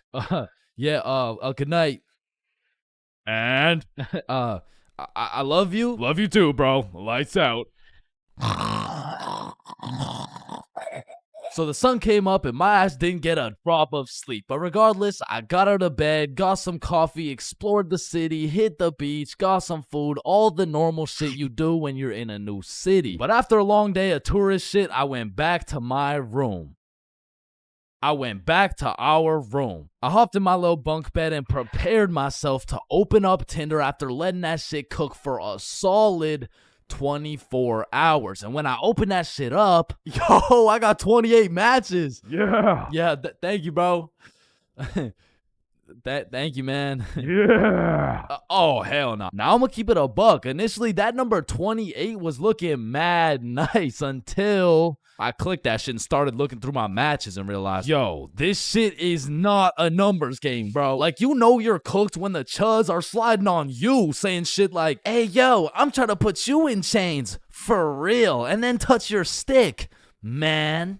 Yeah, nah, I'm deleting this shit, bro. And just as I'm about to give up on my dreams of finding my other half, I get a new match. It's Yvonne, straight dime, certified fine shit, bro. I had to slide in with some heat. So I'm like, Yvonne? Nah, more like King Von, because I'm trying to take you to the O of marriage. Now that would be a crazy story. Opening bracket featuring Lil Durk, closing bracket. And before I send her some absolute bullshit like that, she hits me with a, hey. Oh, you know, nah, that works. What's up? How are you? Great, how are you? And we end up having a marvelous conversation. We share a bunch of beliefs, perspectives, and above all, we got the same taste in music. So I'm like, you free tomorrow? Yeah, I'm free tomorrow. What's your favorite food? I'm a drinks type of girl. Say less, I know a place. I don't know shit. I literally just got here, bro. Okay, see you tomorrow. And just like that, I just got myself a date. I'm coming. Nah, you can't come. It's my date, bro. Oh, hell no. So that night, I did a little research and found the coolest bar in Barcelona. But when I went to make a reservation online, they only do in-person virtual queues. So instead, I went to sleep. Yeah. Ever heard of jerkness? So the next day, I woke up with some pep in my goddamn step. I looked at some fire architecture. I hit a mean leg day, ate some gas Spanish food, and before I knew it, it was time to get ready for my date. So I hopped in the shower, put on my toughest fit, sprayed on a little Valentino, hopped into Uber, and arrived at the bar 30 minutes early. So this way, I could join the virtual queue in order to get into the bar at 9 p.m. sharp. So I'm waiting outside and Fine Shit messages me like, yo, I'm gonna be a little bit late. I'm still doing my hair. And I'm all like, that's no problem. I know some people. I can make some calls. Don't worry about it. So I walk up to the security out front like, yo, so Fine Shit says she's gonna be a little bit late. Can I change the time or something? Nah, bro, just rejoin. I bet. So I rejoin, go sit outside and wait, and then I get another text message. I'm so sorry, but my makeup took longer than I thought, so I'm gonna be a little extra late. So I walk up, rejoin the queue, and security's like, yo, what's going on? It's nothing. Fine Shit's makeup took a little longer than expected, you know. Hey, listen, man. This Fine Shit of yours, you sure she's even coming? Nah, yeah. Nah, of course, that's Fine Shit. She's coming. So I go back and sit down outside, but looking back, I definitely gave her the benefit of the doubt, but that was her first red flag. So now it's about 9:40 p.m. and I get a text message from Yvonne that reads, I'm here. So I go to link with Yvonne for the moment of truth, whether or not I'm about to go on a date with Fine Shit or 50-year-old neck-bearded catfish shit. And fortunately for me, no catfish. Chains. Yo. Hey. What's up? Now, the virtual queue still had 10 minutes before we could get in, so we go and sit down outside and have a little chat. And it's a great conversation. We got a lot to talk about, and the vibes are there. So you could travel to Barcelona alone. What do you do? Is it daddy's money? Yeah, it's daddy's money. Ah, okay, interesting. But I'm daddy. Yeah, no, I need to drink some alcohol. Yeah, nah, me too. me too. My phone beeps and it's our turn to go inside, but this is no regular bar. So I'm like, yo, just follow me. So we enter this pastrami shop. I open the fridge. We go inside and we go through this tunnel that leads us to the bar. We order our drinks and continue talking. Okay, so if it's not daddy's money, then what do you do? And so obviously, I just told her like, OnlyFans. You're lying. I am dead ass serious. My meat is all over the worldwide net. What? No way. Show me. Oh, shit. Like, nah, shit. Maybe after a few drinks, you know what I'm saying? And right on time, our drinks showed up and my shit My shit was radioactive, bro. Like, here's a picture. There are no filters or effects on that shit. And I'm not gonna lie, it tasted exactly how it looked. But regardless, I'm tanking that shit. And I don't know what it is, but that shitty ass drink was giving me superpowers, bruh. That shit had me cooking up the greatest answers to her questions possible, bruh. Okay, so if you had one wish, what would it be? Damn, that's a good question. Shit. Okay, if I had one wish, period cramps. What? I would rid the world of period cramps, man. I hate the fact that they exist. Just even thinking about it, like, ooh, they sure do get me riled up, man. I hate them. Wait.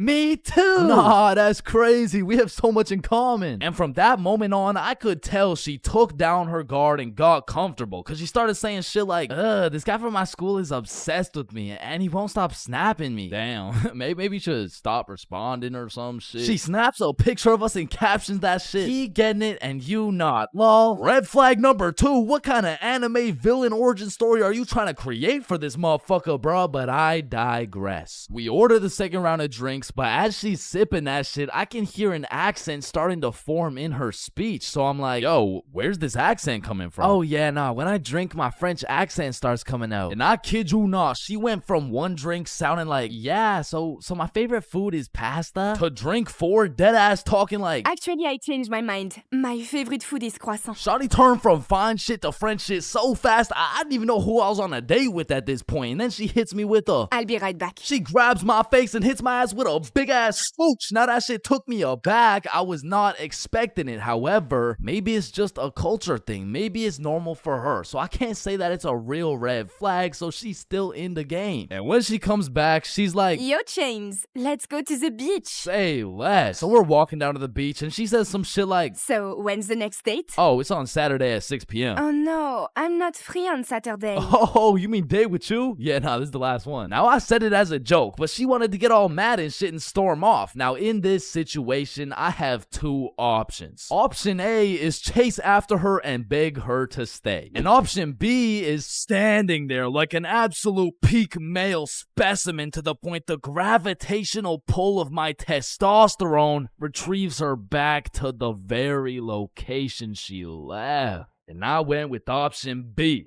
And she came back, bruh. You're supposed to chase after me. It's like a French thing. Ah, okay. I'm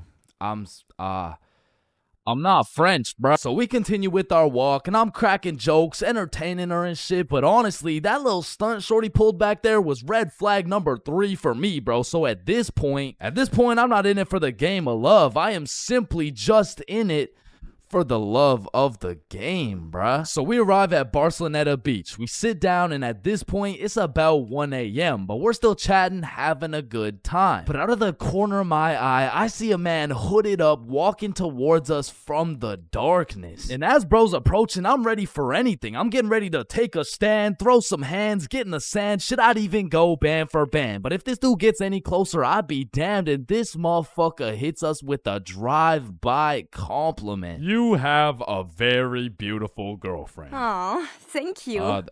Thank you. Damn, do you think he'll find a girlfriend beautiful like me? Yeah, nah, he seems like a great dude. I'm sure he could find somebody. What? I said, yeah, nah, he seems like a nice fella. This girl slaps the shit out of me and says, you're supposed to say, nobody's as beautiful as me. Bro, in this moment, I had never been so unattracted to a girl in my life. Am I tripping? Or did you just slap the shit out of me? And then she tries to kiss me again, talking about, I'm sorry. Nah. What? No, what? And even after getting my shit absolutely Will Smith, I'm still trying to be polite. Like, listen, I don't kiss girls on the first date. You don't kiss girls on the first date. Yeah. So, you're telling me, for a living, your occupation is laying down that pipe on film and then proceeding to post it online and you can't kiss me. Type shit. And she storms off, bro, but I know exactly what to do to solve this problem, so I stand there like an absolute peak male specimen to conjure up that same gravitational pull, and she's still walking, bro. She just kept walking. She got on the bus. She dipped, bro. She left. Damn. And as the bus disappears in the distance, I hear a motherfucker say, "Yo, you from here?" Nah, I'm just visiting. Oh shit, okay, us too. You know where the good clubs are at? Yeah, I mean, I heard all the good ones are like right there, bro. Oh shit, bet. Okay, we're about to go hit those if you're trying to pull up, bro. Say less. So these two random ass dudes I just met and I start heading to the club together, and I'm like, yo, where you guys from, by the way? We're from France. Yo, that's crazy. I just had a date with a French girl. Oh, no way. How'd it go? Ah, shit. I think it went pretty good. That's what's up. Yeah. So why is your cheek so red? Oh, I mean, she just slapped the shit out of me. Wait, she what? Nah, I mean, it's probably just a French thing. You know what I'm saying? Nah.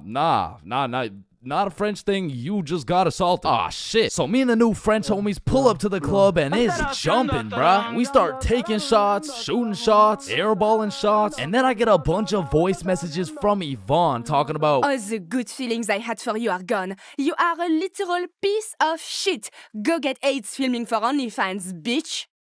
Oh, hell no. Okay, wait, let me respond. And I'm drunk as hell trying to say a nice response. Like, it really is the type of shit where type shit. And the French homies take my phone and start cooking her ass in French. Now, I didn't understand a single word that came out of their mouths, but it sounded like homies just dropped a career-ending diss track on her. And I say that because as soon as she opened it, she blocked my ass, bruh. Hey, bruh, you know what they say. What do they say? Getting blocked's a whole lot better than getting cocked. What? There is no way they say that. Yo, 3-man alert. So the two homies start laying down that French riz, and that shit hit so hard, I just got a free entry, bruh.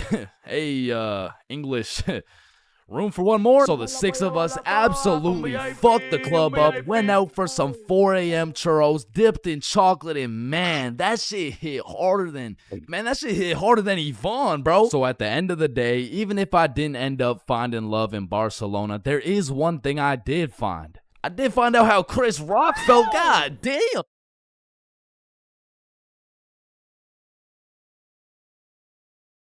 You know what they say, there's a first for everything, bro. Like your first steps, your first dance moves, your first words. Dada. Hey, would you look at that? We gotta get some milk. I'll be right back. Your first stepdad? New dada? Yeah, nah, I'm head out too, actually. And your first kiss? Man, the things I would do to go back and completely erase that shit from existence. Bro, all these Disney movies I was seeing as a kid had these first kisses turning ugly ass frogs into some fucking giga chads and shit. Like, spoiler alert. Fucking ribbon. And on top of that, the fact you have to close your eyes, like, bro, imagine you're learning how to golf and you're about to take your first swing and these motherfuckers are like, yeah, now do it with your eyes closed. Bruh, this is my first time. What do you expect to happen? Like, honestly, my first kiss is top 5 worst Chains moments of all time. And let's just say it's not 5 or 4. Or 3. That shit was really bad, bro. So with that being said, this story takes place in grade 7, which is the year I got my first girlfriend. Now, I told this story a few months back, but I purposely left out the part of my first kiss. Well, gosh diddly darn, Chains. Why would you do such a preposterous thing? And the truth is, I was planning on taking this shit to the grave with me, bro, but fuck it. Sometimes you just gotta let the world know. Okay, you're right. I got something to get off my chest. Epstein? Wait, with the what? So for the homies who haven't seen the video, one day me, Bob, and Billy were mobbing around our local mall when we seen these 3 girls from our class. So we walk up to them and lay down some of the meanest 12-year-old riz these girls had ever seen. Hey, yo, shorty, I think I just shit my pants. Can I get into yours? What the fuck? Oh, shit, my bad. My fault. Hey, yo, shorty, are you a cigarette? Am I a cigarette? What? Because I'm trying to get lit and put your butt in my mouth. Wait, what? Nothing. Please. Holy shit, bro. Let me guess. You all got restraining orders. No, worse. We got fucking girlfriends. And 12-year-old me had no business dating nobody, bruh. Like, my dumbass could barely even handle playing Fortnite with a girl. Like, oh, hey, Gamer Girl 97, I'm kind of low. Can I chug on your jugs? Oh, no, sorry. Whoa, I mean, I just want to slurp on your juice. No, I'm sorry. I mean, like, I need heels. Can I trade you? What do you need? Oh, yeah. Is there any way you could give me some mats? Oh, yeah, no, I'd love to give you my wood. Huh? or bricks, or metal, or anything. anything you need? Anything else? Yeah, I don't have a shotgun yet. Oh shit, I got 3. I Okay. can give you 2 pumps. Or Ew. no, it's 1 pump. No, wait. Stop. Oh, sorry. I can give you shotguns. I mean. Okay. Where are you? I'm in this little wood fort I made. Oh, okay. I see you. Let me come in your box. Yeah. So needless to say, every single interaction I had with my girlfriend was awkward as shit. Cause I had to pre-plan things to say in my head, and as soon as that shit went off script, I was cooked. Hey Jessica, how you doing today? Honestly, just not the best. Oh, that's good. What'd you do today? Oh, I don't know. Just did my makeup. Hey, me too. You did your makeup?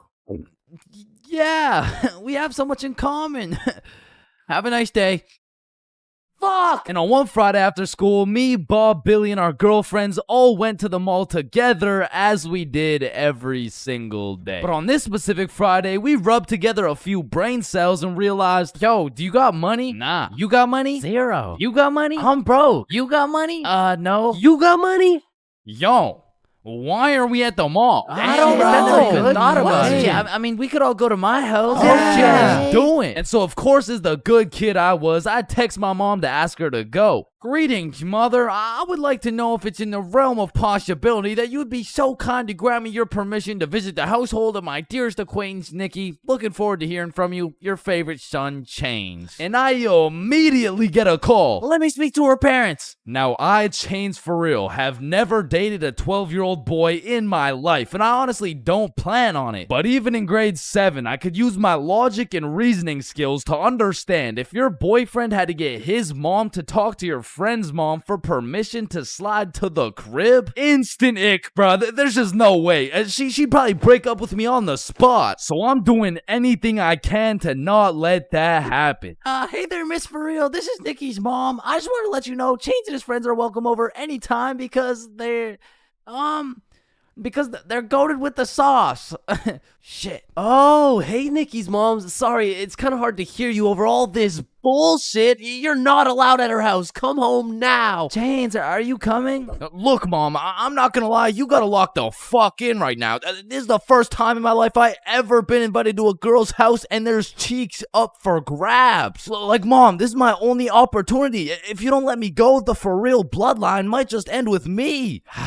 Okay, listen, Chains. I'll let you go this time, but you have to be home at 9 p.m. sharp. Yay, thank you so much, Mom. Now I'm paraphrasing, but the point is she let me go with a curfew of 9 p.m. So all 6 of us leave the mall, hop on the bus, and get off at Nikki's house. We go inside, sit on the couch, and now it's even more awkward, bruh, because instead of walking around the mall, all we had to entertain ourselves was ourselves. And just like any other awkward middle school scenario, that shit went like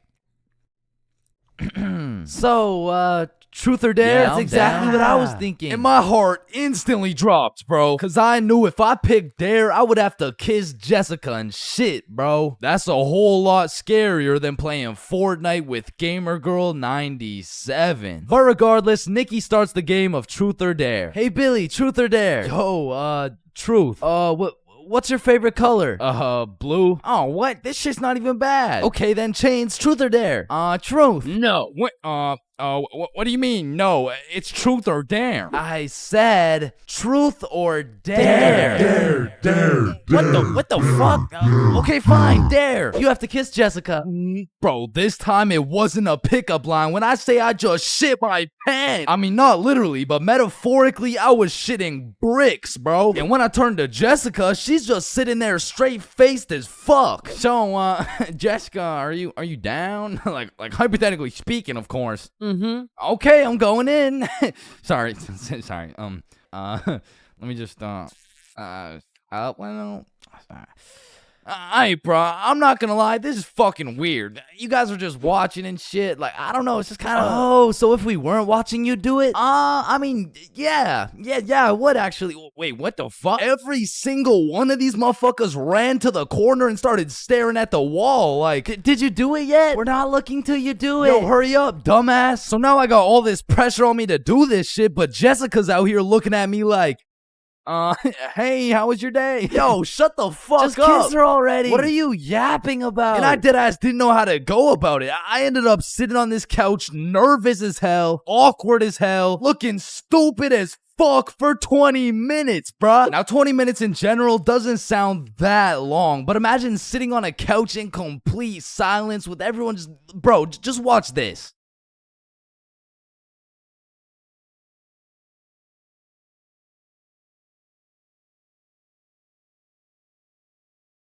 My brother in Christ, that was 10 seconds, bruh. Imagine doing that times 120. So after the second longest 20 minutes of my life, I say, you know what? Fuck it. And Nikki's mom walks in the room. Hey, who wants snacks? Oh.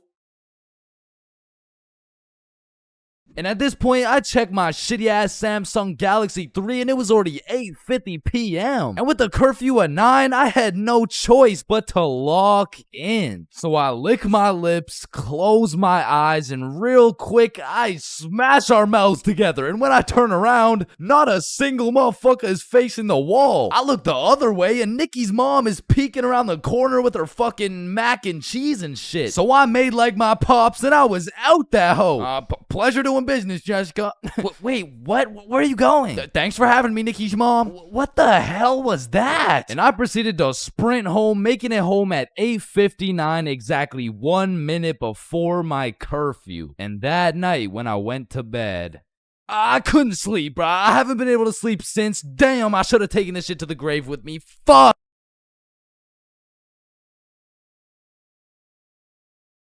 Okay.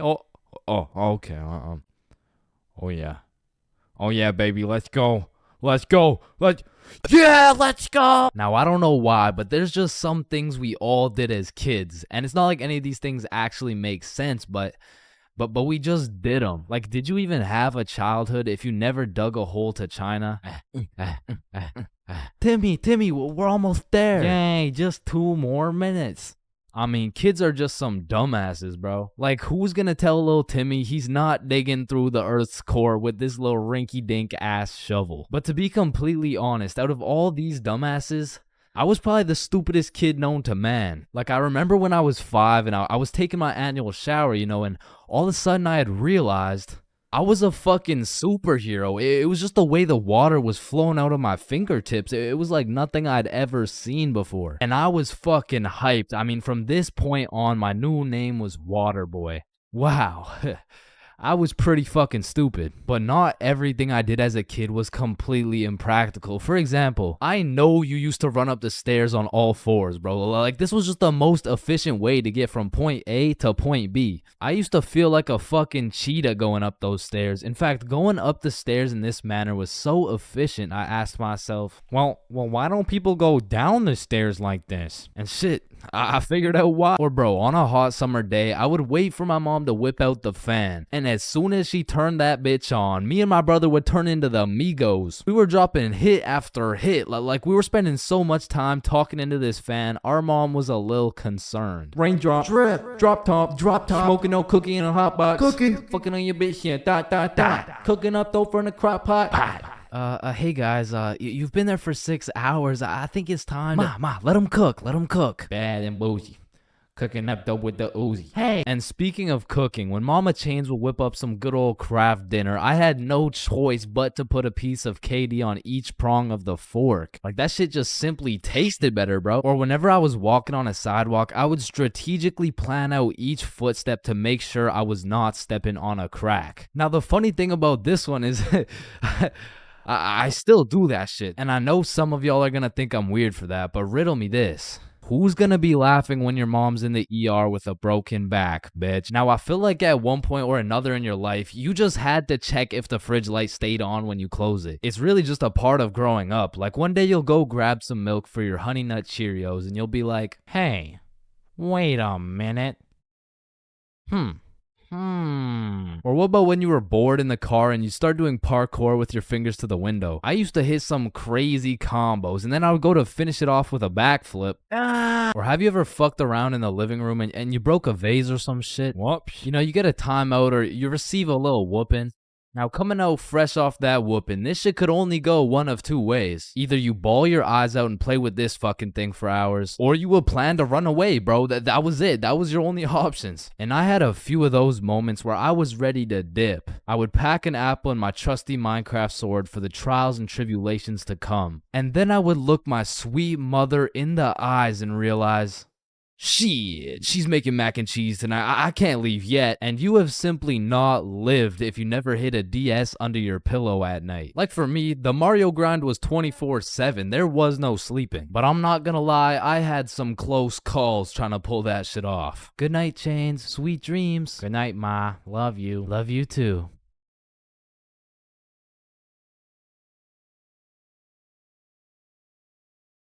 Fuck. And goddamn, bro, in grade 1, we would be doing anything but schoolwork. Like, we'd be poking holes in our erasers, injecting heroin with mechanical pencils, drawing this shit, and breaking this shit off mechanical pencils. I'm not gonna lie, you still gotta keep me away from those things, because if I see them, I will break them. And yo, I'm not gonna forget you motherfuckers who used to put glue on your hands and let it dry so you could peel it off. Like, bro, you're weird for that shit. I'm not gonna lie. But I did used to love crafting the biggest marker sword you could and have a duel. And I don't know why, but I always used to carry around this tiny ass pencil. Like, I never actually used it, but I always had it. And I used to flex it too, thinking it was cool or something.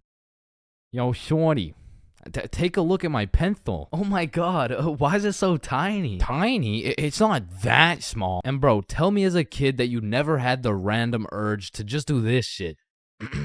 And you just stay there. I don't know why. And I'm not gonna lie, I have to contribute my entire professional stickman career to drawing on the windows as a kid. Like, Mini Chains was whipping up some masterpieces. They were on some Picasso level shit, which is exactly why you see this high quality stickman content.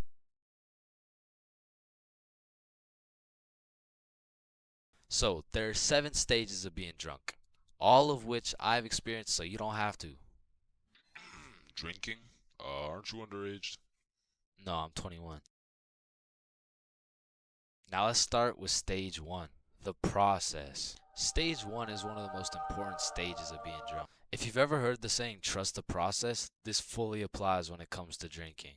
If you don't approach this stage with precision, calculation, and patience, you might accidentally skip straight to stage 7. And trust me, you don't want to skip straight to stage 7. The process is pretty much where you've started drinking, but you don't really feel anything yet. Because when you drink alcohol, it takes time for it to be absorbed into the bloodstream. And some people just don't have the patience to wait and end up overestimating their limit.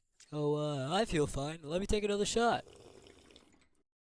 Stage 2 is tipsy. Tipsy is where you first start to feel it. It's when the first few shots start to hit and you start to feel a little bit more outgoing and maybe more talkative. At this point, you'll still have your judgment, but I feel like you become a little bit more of a glasses half full kind of person. Walking in a straight line is still easy. Boom, light work. Once the next few shots start to roll in, you'll hit stage 3, intoxicated. Once you're intoxicated, some of the dizziness starts to set in. You also start to think less about the words you say. And I'm not gonna lie, at this point, I feel like your confidence peaks. Like when you're at a party and you look in the mirror and see Michael B. Jordan, you know you're at the level of intoxication, bro. And to be honest, for parties, I like to chill at this stage because you've got your confidence, but you still haven't lost your riz. And for reference, at this point you can still walk in a straight line, but it takes a little bit more focus and effort. Which brings me to stage 4, hammered. This is where you start slurring your words. And bro, at this point, walking in a straight line becomes an impossible task. Yo, dude, can you walk this line really quick? Yes. When you're hammered, you start thinking a lot less. You start saying things before you can even think them. And it's important to say, when you're hammered, your judgment cannot be trusted. All ideas become good ideas. Yo, dude, what if we set an orphanage on fire? Bro, that's genius. That's what I'm saying. What are you guys doing? Nothing. I don't think that was a good idea, bro. Facts. Stage 5 is stupefied. At this stage, you'll have the brain power of a toaster. And honestly, Walking in a straight line isn't even a question anymore. Yo, dude, can you walk this? Once you're stupefied, you're just too far gone. You feel like your head is just spinning over and over. Now, at this stage, I would recommend leaving whatever party or setting you're at because you can't function properly. Probably end up regretting some of the shit you say or do the next morning. Now, stage 6, wasted. When you're wasted, when you get wasted is just regret. Your body is literally fighting for survival. Everything is miserable and you always promise yourself you'll never get to this stage again. But one way or another, it always comes back. Whenever you're at a party, there's always one person who's wasted and they're hunched over at the toilet just vomiting, bro. And it just ruins the night completely. So this might be obvious, but I do not recommend getting wasted. Now, to get to stage 7, you have to do one of 3 things. First off, you could have not trusted the process at stage 1 and heavily overestimated your limit. Or you could have been hammered and your judgment was tainted, so you had the idea to take more shots. Remember, all ideas become good ideas. And lastly, you could be going through a serious divorce. And in this case, I'm sorry. I hope she comes back. But stage 7 is blacked out. When you are blacked out, you've lost your consciousness. You're pretty much just slumped out. But your dreams when you're blackout drunk are always the most random and vivid shit, bro. And once you wake up, yo, dude, can you walk this line really quick? So, I think it's safe to say that I would strongly not recommend going past stage 4. But I'm not gonna lie, I have a few times, and I got lots of crazy stories from them too. So let me know in the comments if you want to hear any of these stories. But yeah, I think I should end the video by saying, please drink responsibly. We are currently facing a life-threatening epidemic that is threatening the lives of many teens around the world. Oh, what's that? Yeah. Oh, okay. It has been brought to my attention that there's a new strain let loose that is infecting more teens than ever. The strain is propylene glycol formaldehyde. Street name, Guava Ice. So stay safe out there, and back to you, Linda. Linda? What? Oh shit! Man, way back when, somewhere in Timbuktu, a Homo sapien found a plant by the name of tobacco, and for whatever reason, somewhere in this dude's caveman brain, he decided, me. Smoke now. And that he did. And as humans slowly evolved, smoking did too. And soon motherfuckers went from looking all old and wise, smoking these big old pipes, to soon smoking cigars on some mafia boss shit, which turned into cigarettes. Now back in the day, if you were stressing, Doc would prescribe you a pack of good old cigarettes. Sore throat? Cigarettes. Oh, you got a cough? Here. Smoke a cigarette. But after a while, people's teeth started looking all British and shit, so they decided, Oi, I don't think these are healthy, innit? So we decided we needed to make cigarettes better, and you know what makes everything better? The letter E. Your mail's taking too long to come in? Email. Wait, what's that? You want to play sports, but your ass at every single sport? Esports. Oh, you got daddy issues? E-girl. So of course, when people realize cigarettes are killing them, e-cigarettes. Man, one thing leads to another and shit. You got yourself a Vaporizer Gen Y GTX box mod with 3 USB charging ports, a speaker, and a 6-inch LED touchscreen that can play Flappy Bird. Like, vaping is just getting a little too advanced, bro. Like, I remember one time I was chilling in the washroom with my homie Billy, and of course a motherfucker walks in with a vape. But this was no regular vape, no. This shit looked like a gadget straight out of fucking Star Wars. Yo, you want a hit? A hit? A hit of your iPhone? iPhone? This is that eSmoke FTX 763 3rd series, my boy. Watch this. Yo, did he just hotbox the whole bathroom in one hit? Yes the fuck I did. And this shit's 100 Nick. Holy shit, where did you find 100 Nick? I ended up mixing my 50 Nick guava juice with my 50 Nick blueberry ice, and it just kind of added up to 100. Bro, I don't think that's how it works. Shut up, my mom's calling me. Yo, fuck you, mom. And that was the moment I realized there really is levels to this shit. Level 1. Level 1 is the type of dude who isn't addicted, but he'll occasionally take a hit of somebody's device. But level 2, bro's borderline addicted, but he's still in the denial phase. Bro, are you addicted to vaping? Addicted? Nah, I don't even vape like that, bruh. Shit. Do 5 jumping jacks right now. Bro, what? That's easy. 1, 2, 3, 4. Oh shit. Level 3, the fiend. This motherfucker is strapped up with some nicotine at all times, and even when he has a vape in his hand, this dude will ask for yours. And God forbid, if this fiend loses his vape, this motherfucker will be stressing like he just lost his only child. A fiend without a vape is the exact equivalent of one of these purple minions. Dude will be itching for that shit, and Lord knows what that man will do for a fix. Level 4, the fiend who sells vapes. At this point, this dude's whole life revolves around vapes. In fact, I'm pretty sure they don't even breathe oxygen anymore. Like, in order to breathe, they need to inhale some chemicals that I can't even spell. Which honestly, it doesn't even say that much. Like, I can't spell a lot of shit, but what I'm trying to say is their bodies have just fully adapted in order to consume as much nicotine as possible. They breathe that shit, they drink the vape juice, and when they're hungry, shit, they just munch on the vape itself. And the worst part is they can't even run out of vapes. Like shit, they are the plug. This motherfucker's just the CEO of getting high on his own supply. Like, dude is his own #1 customer. Level 5, this motherfucker, bro. Like, why do you need a LED touchscreen on your vape, bro? Like, you already have a phone. Wait. Did you just order that pizza from your vape?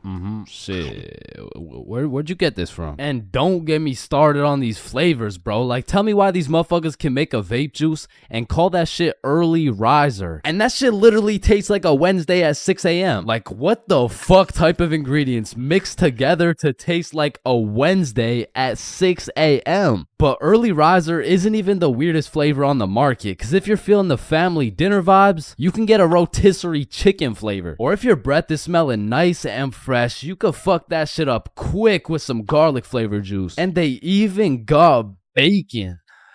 Yeah, I'm not gonna lie, that shit sounds fire as fuck. And lastly, now I don't even know if I can say this on YouTube right now, but shit, you can even get yourself some Worcestershire. Worcestershire.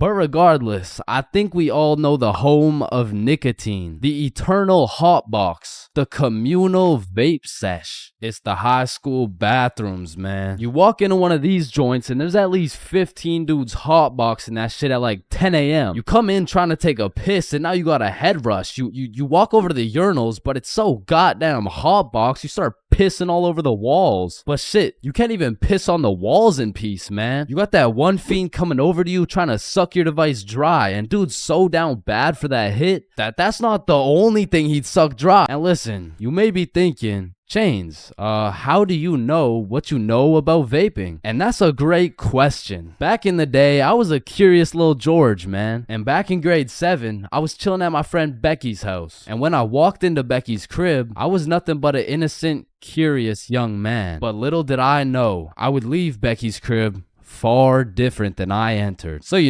me, Bob, and Billy are posted in Becky's room, and I was sitting with Becky. So Becky asked me, have you ever hit a vape before? Hell no, I hadn't, but I had to play it cool around Becky, so I said, yeah. Yeah, I do that shit all the time. And so, of course, she passes me the vape. And honestly, I didn't think this far ahead, but I was in way too deep to come clean now. So I put that shit in my mouth, and I sucked the fuck out of it. Pause. And because this was the first time anything had made contact with my lungs beside oxygen, my lungs started malfunctioning. And I was coughing up a storm, and my cool guy cover was blown, but I had to see it through. Oh my God, are you okay? This shit ain't nothing for a guy like me.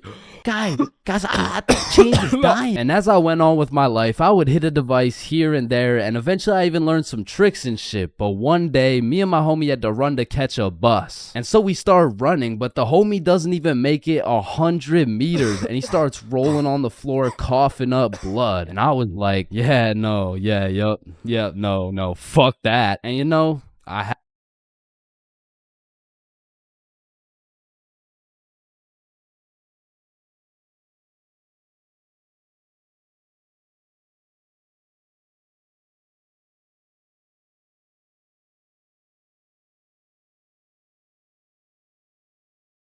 So a few years ago, I worked at a fast food restaurant. We'll just call it Jim Jordan's, you know what I'm saying? Jim Jordan's was my first job ever. So coming in on my first day, I was kind of excited, you know, because it was just overall a new experience, so I was looking forward to it. So I walked through the doors and, you know, it's looking like a nice establishment so far. But as soon as you step past the staff gate, you realize it's instantly a hellhole. Like, this is exactly what it was like. Hi there, can I take your order? Yo, who's Medium double? What's your order? Hello. It's my first day. Hi there, can I take your order? And bro, once they give you the once they give you the Jim Jordan's drip, you instantly lose value as a human, bro. For example, if you're going for a casual stroll down the street, an average interaction would look something like this. Hey, how are you? Good, how are you? Good.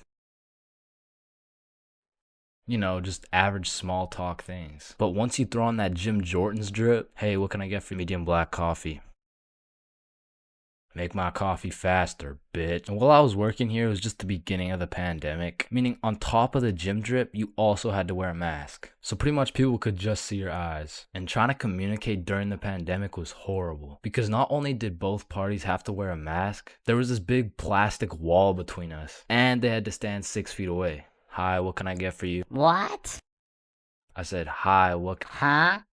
Ma'am, what can I get for you? Oh, I'm good. Thanks for asking. Oh my God, bro. Oh, hey. And man, I already made a video on NPCs, but working in any sort of drive-thru, you'll figure out that drive-thrus are NPCs' prime real estate. It's just like back to back to back NPCs. And when you don't have your average NPC, you'll have a below average IQ NPC. Like there was this one lady that would come through every day, and all my coworkers knew her as the coupon lady, because every day she would try and use coupons, but somehow never understand how they work. All right, your total is $15.67. Okay, I'm gonna use a coupon. All right. What are you waiting for? The coupon? Oh, it's just at my house. And don't get me started on my manager, Magnus, bro. Next time I see Magnus, it's on site. Wait a minute, Chains, is that you?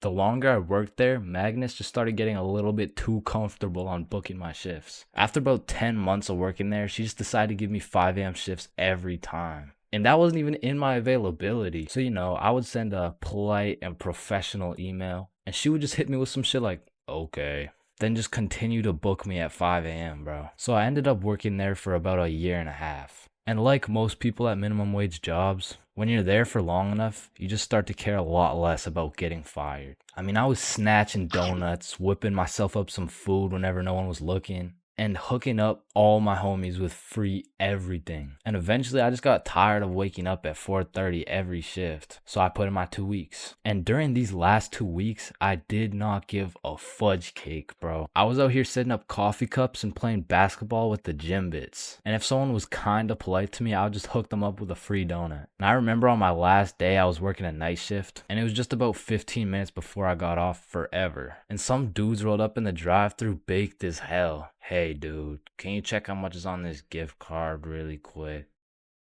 Yeah, you got 21 cents on it. What can we get for 21 cents? One sec. I just went to the back and cleared the shelves of every single donut in sight, and I just sauced them all for free. Yo, thank you so much, dude. You're the GOAT. Can't believe this cost 21 cents. So yeah, that was my experience working fast food, and it's definitely not fun, but I feel like it's a valuable experience. Because now that I know I hate working there so much, I'm gonna work hard enough so you will never catch me working in fast food ever again, bro. Yo, I just got robbed by a gay homeless dude in Japan. Who's with me? You know, like anyone. Anyone. Yo, is this not relatable? Bro, ain't no fucking way. Nah, bro. What How the fuck does that even happen? Not again, bro. Now, I'm not gonna lie. Japan is one of the safest countries in the entire world. And apparently there's only 3,065 homeless motherfuckers in the entire country. So in order to get robbed by a homeless dude in Japan, you either need to be unlucky as fuck or just a complete dumbass. But way back when this story took place, I was a certified dickhead, bruh. At the time, I had the critical thinking skills of a newly born chimpanzee mixed with the spatial awareness of a fucking Joe Biden on top of the decision-making skills of Joe Biden's son. So with that being said, this story takes place way back a few weeks ago when me, Bob, and Billy hopped on a flight to Tokyo. And as soon as we arrived in the city, we started absorbing all that food, bro. Sushi, ramen, fucking cow testicles, you name it, we ate it. And after an entire week of decimating every last crumb of food in Tokyo, we thought, well, that was fun. I guess it's time to go home. Yeah, I guess so. And as we're ready to pack it up, we overhear a few people talking. Oh, hey, konnichiwa. we come from the United States of America. How do we go to Osaka? Yeah, man. Osaka has some of the best food in Japan. Just take this train right here and you're there. Wow, you're English. Very good. I'm from Washington, dipshit. Oh, I see. Washington dipshit. Is that Chinese or? Holy shit, did you hear that? Yeah, no, that guy's fucking clueless. No, I'm talking about Osaka. Apparently the food's even better over there. Oh shit, yeah, but don't you think we had enough food already? I mean, shit, we are in Japan. Fuck it, bro, let's go. So we hopped on the train and got off in Osaka. And like the certified fat asses me and the boys are, we were looking around for some food. And the moment we seen all-you-can-eat Wagyu beef for just 30 bones, we all knew what had to happen. We walked in that bitch and wasted no time. We were running through that meat like Tiana Trump in her prime. Cause sometimes we were burning the meat, sometimes we were taking it raw. But at the end of the day, the meat filled us up and made us happy. So we thanked the owner, left the shop, and headed back to our hotel. And man, I was full as hell. For like an hour, and then I was like, yo, who's trying to get some more food? The fuck? Bro, we just ate a whole goddamn cow. Yeah, we did. Like, we probably just canceled out the life work of 5 vegans in one sitting. Type shit. And it's already like 8 p.m., bro. It's dark as hell. Well, I'm gonna go out anyways. You know why? Why? Cause we in Japan. Man, get your fat ass out this goddamn hotel. So I got my fat ass out the goddamn hotel and started walking around. And all I took with me was my phone, the key to the hotel, about $100 worth of yen, and a smile on my face, knowing I had never in my life been robbed by a gay homeless dude in Japan. But little did I know, all that was about to change on this wild ass Friday night. Now, if there's one thing I learned about Japan, it's that everyone there is very kind, extremely polite, and a raging alcoholic. I'm talking they clock out of work at 6 p.m. and they clock into the bar at 6:02, and they don't leave until... they don't leave until it's time to go back to work, bruh. Because the Japanese people work hard, but their liver works harder. But regardless, I'm casually walking through the city when I hear someone yell from across the street. Yo. So naturally, I'm like, yo. And they're like, come here. And I'm like, shit, okay. So I walk across the street and see 3 individuals posted outside this little bar shop thing like, yo, I'm Yuto. This is Amy. This is twin sister Shigo. Hey, it's my first day working here. Come inside, come inside. Shit, I don't know. I'm just trying to get some food somewhere tonight in Osaka. I don't know if it's like... You want Osaka fucking night food? Yeah, I mean, I guess I want Osaka fucking night food. Read the sign. Osaka fucking night food. Oh, okay, yeah, fair enough. Shit, I mean... know what? Come get shots. I pay. Shit, we in Japan. So they take me inside and everyone there is just happy as fuck. They got Rihanna playing on the speakers, dudes bringing out shots, and the chef was turning up so hard, dude started twerking, and damn, that boy was cooking. Bro, what? Shit, I mean, like, he was cooking with the food, like... Man, fuck! But the vibes were just so good and inviting that I felt like I just got welcomed into this Japanese family. And so we all cheers and take the shots. And now I'm drinking. And I'm drinking with only one goal in mind. And that's to keep up with my newly found Japanese family. And so to prepare my stomach, I get me some Osaka fucking night food. And it was scrumptious. But as I'm slurping up this kebab, I see Emmy come back with 3 more shots. And she's like, you want one? Shit. we in Japan. So we take the shots, and I'm talking to Emmy, and one way or another, we start talking about our alcohol tolerance. Yeah, I'm not gonna lie, it takes a lot for me to get drunk. Not as much as me. Whoa, is that a bet? Yeah, it is. Bitch. So we're drinking everything in sight. Vodka, soju, sake, tequila. It's a competition. Now, I made the bet in the first place because I'm twice her size. But one thing I forgot to account for was the fact her entire lineage had been training generations for this very moment. So she's taking these shots to the face like... well, shit, like Tiana Trump in her prime, and I'm going shot for shot with her. And after taking about 8 shots, I was feeling it, bruh. Yo, let's go play darts. I mean, I never really played darts in my life, but shit. We in Japan. So we pull up to a darts bar, just me, Emmy, and Yuto. And I had never played darts a day in my life. But you ever just try some shit and you're just inherently good at it? Yeah, right? Yeah, that shit was not me, bro. I was dog shit. I was out there looking like I was drunk as hell. I was drunk as hell. Because in order to play, each person had to buy a soju. So now I'm about 12 shots deep, throwing darts, trying to hit a circle the size of a pea, while this little Japanese girl's pushing me and shit. Because to her, this was a game. To me, this was survival. Because every time you lose, you gotta take a shot. And if I keep taking shots like this, these shots about to start taking me, bruh. And sure as hell, I lost the first game. I took my shot and Emmy's like, how drunk are you right now? And I can't let her know I'm losing this bet. So I'm in that bitch like, drunk? Nah. Shit, where I'm from, we brush our teeth with a bottle of Jack. Okay, then loser takes 2 shots. Yeah, let's do it. So one thing leads to another. Now I'm 16 shots deep, and Emmy's like, I'm gonna go to the washroom. I'll be right back. And then Yuto's like, yo, Chains, we must talk. Oh shit, yeah, what's up? Now Yuto had a strong accent and very limited English, so it really went some like, Emmy, bomber. Huh? Emmy, have bomber. Yo, Yuto, no, I don't speak Japanese, dog. No, Emmy, use bomber. Swipe left, swipe right. Bumble. Oh shit, Emmy uses Bumble. Okay. Yes, and she texts Bumble guy. Come here. Oh hell nah, bruh. I'ma have to abort mission. Me too. You too? Hi, Emmy to you daddy. Fuck Emmy. Oh shit, facts, let's do it. So we sneak away to the elevator and we're spamming the up button trying to leave, and this shit is just not coming, bruh. So we both peek around the corner to see if she's coming, and she notices us. Oh shit, guys, we're leaving? Yeah, we are leaving.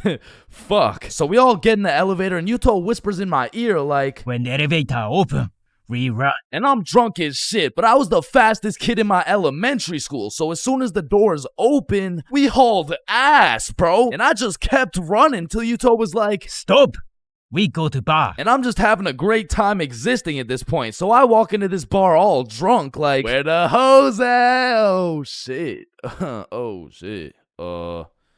Where the bros at? Yuto took me to a gay bar, bruh. Now, of course, there's nothing wrong with the gay bar, but it was the fact that after drinking 16 shots, I just sprinted full speed away from a cute Japanese girl to run straight into a room filled with a bunch of sweaty gay dudes. And these motherfuckers were looking at me like I'm some fresh meat or some shit. And it really just had me questioning my entire life. I was in that bitch confused, frustrated, drunk as hell, ready to crash out. I was gonna leave that bar looking like... I would like a fruit explosion. No, Sebastian, what the wrong video? What the fuck? Oh, hey, is that Diddy? So you're trying to see a fruit explosion, huh? No. So I left the gay bar, called up Emmy, we link back up, and the first thing she says to me is, fuck you. Fuck me? What? Nah, fuck you. Why'd you run from me? Bruh, you were inviting Bumble dudes and shit. What? No, what are you even talking about? I mean, Yuto said, like, you know what? Don't even worry about it. Okay. Well, let's go to the club. And I'm like, shit, we in Japan. So we're at the club doing club shit, and after an hour or so, she's like, let's take some shots. And I'm like, shit, we in Japan. I am blackout drunk, bruh. I don't even know how many shots deep I am at this point, but all I know is I'm so drunk, I gained the ability to fucking teleport. So I'm in the club, and as soon as I blink, I'm in a bar. Then I'm in a club, back to a bar, to a new club, McDonald's, bar, karaoke club, bar, love hotel. Love hotel? Man, what? Man, what the fuck? You said you wanted to sleep. Damn. Yeah. Yeah, nah, I probably said some shit like that. I don't fucking know. So we walk into our room, and the very first thing I notice, the hub on the TV vibration devices on the bed, protection everywhere. Shorty just lured me to the Japanese freak chamber, bruh. I blink and we teleport to the bed, but we were just talking like, yo, Yuto said you were inviting dudes from Bumble. Oh my god, okay, Yuto's a liar. Listen, I gotta tell you something, but you can't tell anyone. Yeah, nah, I won't tell a soul, you know. I will not post this on YouTube, clip it up, post it on TikTok, Facebook, LinkedIn, Instagram, Reels, or anything like that, you know, like, yeah, that'd be weird. Okay. So Yuto's homeless. Wait, what? Yeah, like, he just goes to the gay bar and then goes back to a dude's house and sleeps there. Damn. Oh, man, I didn't even know. And then he steals their money. Wait, he what? Yeah, he just steals their money. Wait, but it's just the gay dudes, right? Yeah, it's mostly just the gay dudes. I check my pockets. The money's gone. Fuck.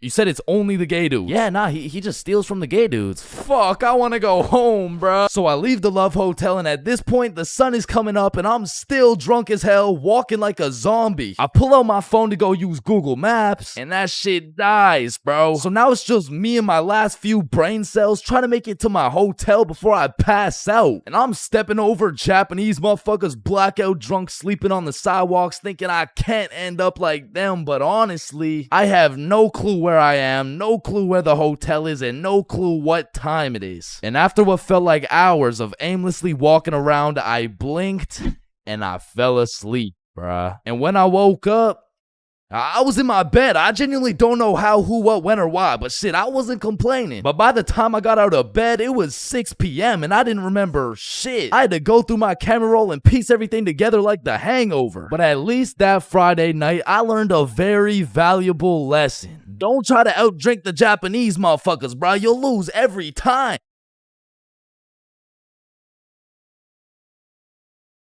For most of my life, I've known how to swim. But by that, I mean, if my life depended on it, I could swim from one place to another. I don't even know if swim is the right word. Like, if you saw me casually enjoying a little swim at the pool, you'd be like, does he need help?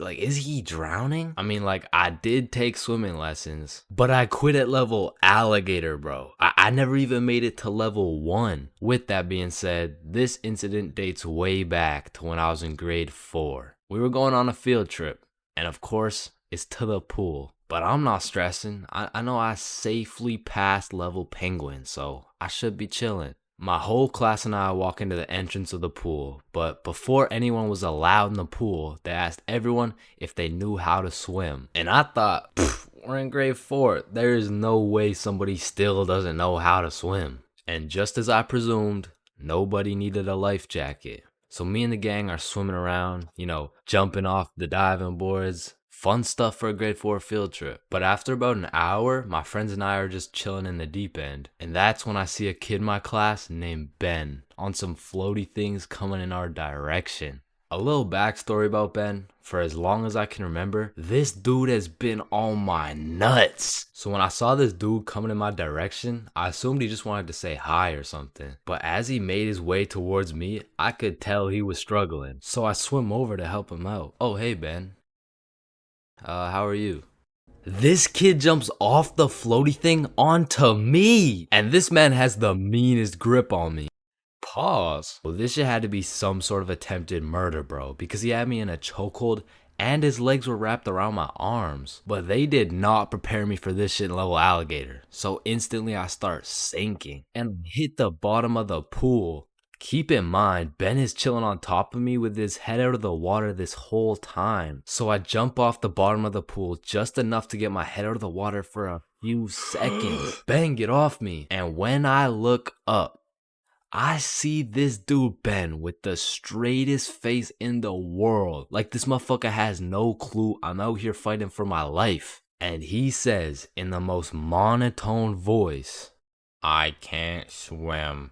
Ah, hell nah. I'm trying to fight him off me, but keep in mind my arms are tied up. So I gather all the strength out of my skinny ass grade 4 legs. And I jump just enough to get my head out of the water again.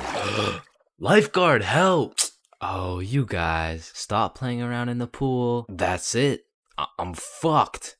I'm dead. And out of sheer anger, I decide, fuck it. If I'm dying, you're dying with me. I duck as far as I can under the water so both me and Ben can't breathe. But I'm running out of air. I start to get lightheaded. Man, that's crazy. This is really how I die, huh? And just as I had lost hope, my main man, Bob, comes in on some Superman shit, pulls Ben off me, and swims me over to the shallow end. I cough up some water, but eventually I catch my breath. So that's the story of how I almost died. And it's also the story of why I owe my life to Bob.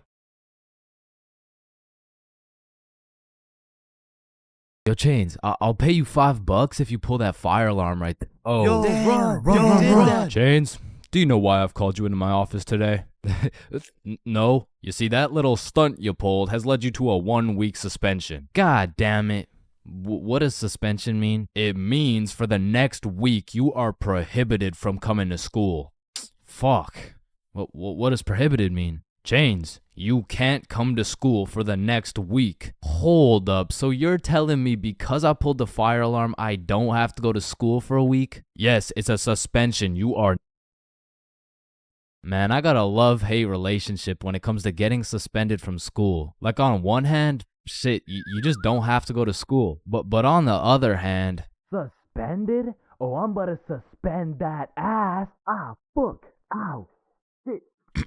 Alright, I don't recommend getting suspended. That shit is not worth it. But how do I know? This story dates way, way, way back to grade 7. It was a cold winter day at Stickman Middle School. In fact, it was freezing cold, and this gave Billy a great idea. Yo, the pond behind the school is frozen. Let's go fuck around on it. Oh, I'm down. Okay, bet. So after school, we got a group of 5 homies, and we headed over to the frozen pond. Now, to paint the picture, behind Stickman Middle School was Stickman Elementary School, and behind Stickman Elementary School was this frozen pond, meaning we had to walk through Stickman Elementary School to get to this pond. But nonetheless, we walk up to the pond and instantly I see this big red sign that says, "Hazard, do not step on ice." Guys, the sign says do not step on ice. Man, fuck the sign. Watch this. Oh shit, look, it's sturdy as fuck. Yo, fuck. And even though Billy's dumbass fell in, the ice was actually pretty sturdy. So you know, we're gliding around, eating shit, hitting the meanest ballerina spins you've ever seen, and eating shit. And we were having some good old harmless fun. In fact, our grade 7 selves were having the time of our lives on this frozen water. That is until... Oh, what do you guys think you're doing? We were just walking on the ice. Did you guys not see the sign? What sign? I could have swore I put a sign right here. Nope, no sign at all. There was no sign. I have no clue what you're talking about. Okay, but you guys have to get off the ice. Well, why? Nobody's getting hurt. Yeah, we're safe. Okay, it's your choice. You're gonna regret this. So we continued with our ice skating antics for approximately 10 more minutes. Until the same lady came back up to the pond, but this time she was equipped with a Sony Alpha A7 mirrorless digital camera with the extendo lens. In other words, she was quite literally about to catch us in 4K. But at least she doesn't know what school we go to. Hey, what school do you guys go to? Not Stickman Middle School. Absolutely not. No, definitely not. Fuck, she knows. We had to think quick. How are we gonna smoothly get out of this situation without getting in trouble? So we called a boys emergency meeting. We huddled up and discussed our best plans to get out of this situation. And after combining all of our genius grade 7 brains, we made the ultimate plan. If we started mooning the camera, it would then be illegal for her to take pictures of our middle school cheeks. I don't know how this became our best option, but regardless, we put the plan in motion. I mean, me personally, I got a little shy and kept my pants up, but some of the boys were out there going crazy, looking more caked up than Summer Rae. And after a little while, the lady must have decided it wasn't a great look to have a camera pointed at some 12-year-old cheeks, and she left, which means the plan had worked flawlessly. Now, the next day at school, I had completely forgot about it, to be honest. But strangely enough, while I was sitting in math class, I hear the little class phone start ringing. Hello? Oh, yes, he's here. Oh, okay. Yeah, I'll send him your way. Thank you. Chains, Mr. Principal wants to talk to you. And at this point, I should have picked up on why I was being called to the office, but I had complete faith in our foolproof plan of mooning this stranger that the thought of being in trouble didn't even cross my mind. That was until I walked into the office to see every single one of the boys sitting in Mr. Principal's office. But mama didn't raise a snitch, so we started capping our asses off. So, what did you guys do after school yesterday? Nothing. I played Fortnite. I was doing the homework. Don't play stupid with me. I got a call from Mrs. Principal over at Stickman Elementary. So tell me, what were you doing on the pond yesterday? I wasn't there. It wasn't us. I don't know what you're talking about. I don't even know what a pond is. I see. Well, I've got evidence. And as he shows us this undeniable evidence, you can see this dude Billy's cheeks in the corner of one of the pictures. So I slowly look over at Billy, and he looks over at me.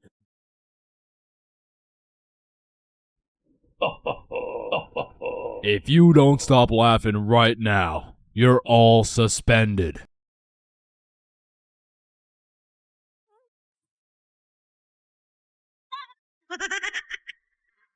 That's it.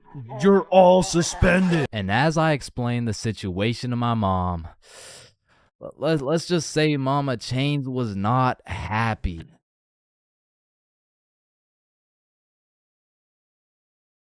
"3 a.m. Once the clock strikes 3 a.m., I feel like you've given up on trying to sleep. At this point, you're going to commit to whatever you decide to do until the sun comes up. Whether you're studying for tomorrow's math test, chilling on Discord with the boys, choking the chicken, or simply sulking in those 3 a.m. thoughts. You'll pretty much find yourself doing anything but sleeping. And I don't know if it's just me, but those 3 a.m. thoughts hit different. And honestly, it's just the perfect time to go for a walk, find a nice little view, maybe light up a joint, and just think.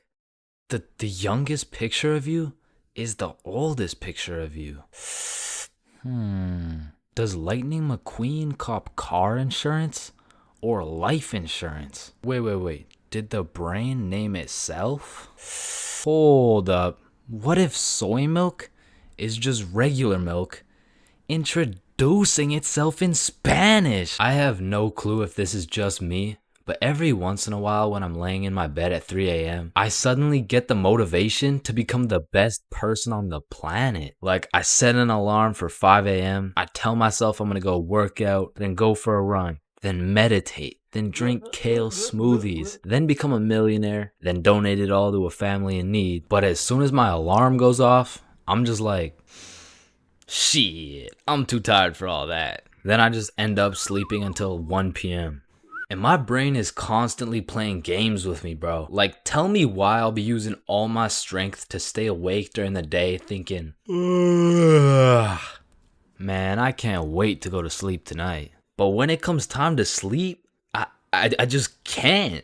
I'll be left lying there at 5 a.m. awake as hell, watching these random motherfuckers build a 2-story house with a hot tub in the jungle. And you know what? Being awake at 3 a.m. is kind of like being high a little bit. Because you start to think about things you don't usually think about. And because you get hit with the fucking munchies, bro. I'll be whipping up a 3-course meal with appetizers and a complimentary dessert to watch a YouTube video. And listen, I can't explain why, but there is no better water than water at 3 a.m. I mean, it's pretty much a part of my sleep schedule now to wake up at 3, chug some water, take a piss, then go back to bed. But sometimes while I'm trying to go back to sleep, my brain just starts showing me a compilation of my top 15 cringiest moments. I mean, I'm having flashbacks to the time in grade 5 when I said a joke and nobody laughed. Guys, why did the monkey fall out of the tree? Why? Yeah, why? Because it was dead. Oh, damn. Or I'll be up all night thinking about that one debate I had 3 years ago, brainstorming about the best things I could have said in each scenario. It's like if I do some cringe shit during the day, I have no choice but to lose some sleep over it at night. It's like my punishment for saying some stupid shit. Like I know one guy who accidentally called his teacher mommy in front of the entire class. And that dude hasn't slept since.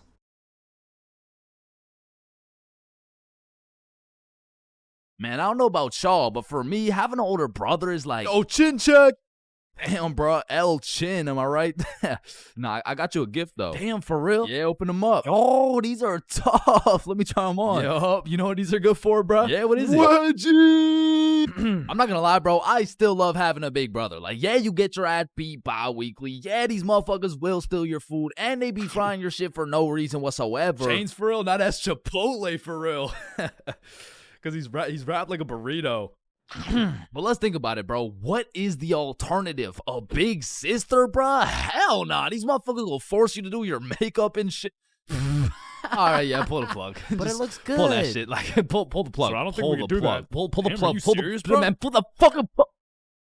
Like, having a brother's an interesting situation because I would trust this motherfucker with my life, no questions asked.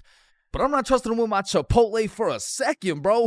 Like, I was born with my very own #1 hater and my #1 supporter who just happens to have the same mom as me, bro. But listen, nowadays, I'm a grown-ass man. My brother, a grown-ass man. Now that we're both grown, we get along like PB and J. Yo, that's what I was about to say, bro. For real, though. We get along like chicken and waffles. Okay. Yes, sir, bro. We get along like salt and vit.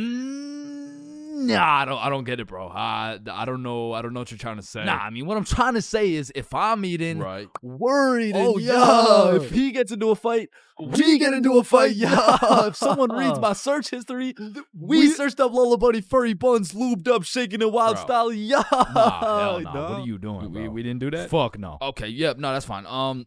But a lot of shit has changed throughout the years, man. Back in the day, me and my brother were ops, bro, because this motherfucker's sole reason for living and breathing was to rage bait my ass. And I was like 5 years old, still figuring out who's milking the chocolate cows and shit. And big bros hit me with shit like, yo, what's 9 plus 10? It's 19. Get a load of this dipshit. Bro, it's literally 19. Man, what the fuck? Okay, why are you so mad, bro? Bro, you literally. Tired. Relax, bro. Just sit down, take a deep breath.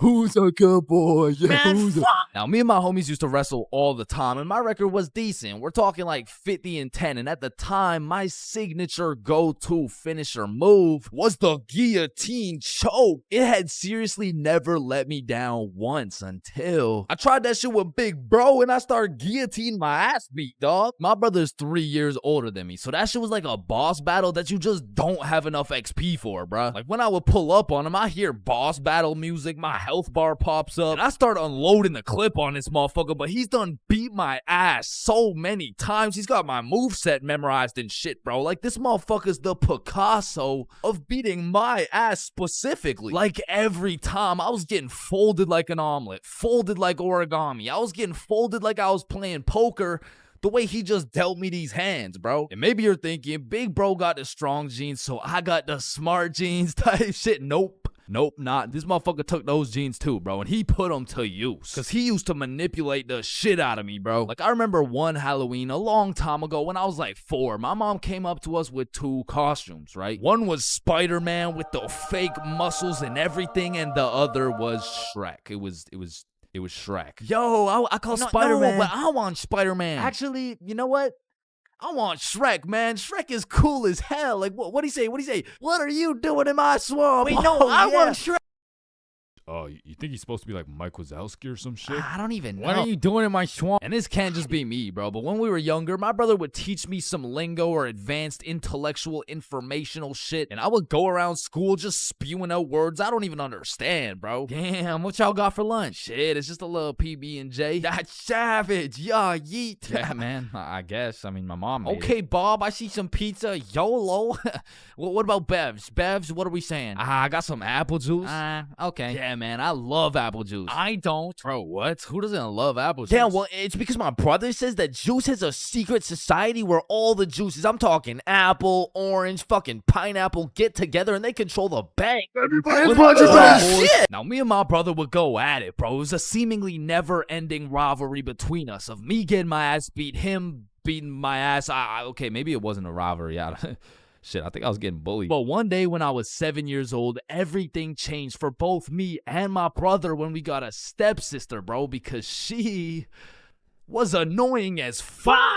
Her name was Alicia, and she was spoiled, bro. Every time she didn't have her way, she would just call up her pops, and it was raps for me and bro. Alicia was getting the princess treatment, and we were getting the fucking peasant treatment, dog. Like, let me tell you a story from my childhood, bro. I was 7 years old, and me and Alicia shared a small room, and it was split right down the middle. The left side was blue, Spider-Man bed, teddy bear, boy shit, right? And the right side was pink, Disney princess posters, Barbie dolls, all the girl shit. And one night, I was in dreamland, counting sheep, having a wonderful time, and when I woke up, I realized I done pissed the bed, bro. Grown-ass man at the big age of 6 pissing in the sheets. Hell nah. I was like, shit, man, I gotta get my act together, bro. So throughout that day, I drank a little bit less water, hopped into my cozy Spider-Man bed sheets, and went to sleep. And when I woke up, I done pissed the bed again, bruh. Fuck, man. 2 in a row. I gotta lock in, man. So that day, drank no fucking water. I was parched as hell, but I jumped into bed to finally have a nice, peaceful, dry sleep. And when I woke up, fucking soaked, dog. I went 3 for 3, bro. I was like the LeBron James of waterlogging the mattress. All right, bro. This shit's just getting ridiculous. So I go 2 days straight, no water. I'm fully dehydrated. There's not an ounce of water in my body. I finally go to sleep, but this time, I wake up to rustling, movement. My bed kind of shaking. I fully open my eyes. Alicia just pissed on my bed, bruh. Yo, what the fuck? Oh, hey, Chains. They will never believe you. Bro, I hop off the DIY water mattress, run over to my mom's room, and you gotta think about how guilty and schizophrenic I sounded, bro. Mom, Alicia's pissing on my bed. Chains, it's possible you wet your own bed while you were sleeping. No, come here. Look, she's probably doing it right now. Chains. Alicia's dead asleep. No, but every single day I wake up and there's just piss all over the Spidey blankets. All right, Chains, what's next? Alicia's just gonna shit your pants too, bro? And to this day, nobody believed me except my motherfucking brother, bro, because he's a G. And when he realized how annoying a little sibling can actually be, he was like, shit, I low-key fuck with you, little bro. Hey, I fuck with you too, twin. So we started playing some Mario Kart together. He taught me how to play basketball. He introduced me to Minecraft. He even taught me how to make a YouTube channel. And as we got older, big bro got a car. And that shit felt like when Greg and Roderick finally started fucking with each other, bro. We were running around, hitting late-night Severons, eating straight Roderick-ass meals. We were in that bitch like, brain freeze. And ever since that day, my big brother's been like my second half, bro. My twin in him. Truly, I can say my big brother's my vinegar, bro. It was salt and vinegar. It was on the tip of my tongue, bro. How did I not get that?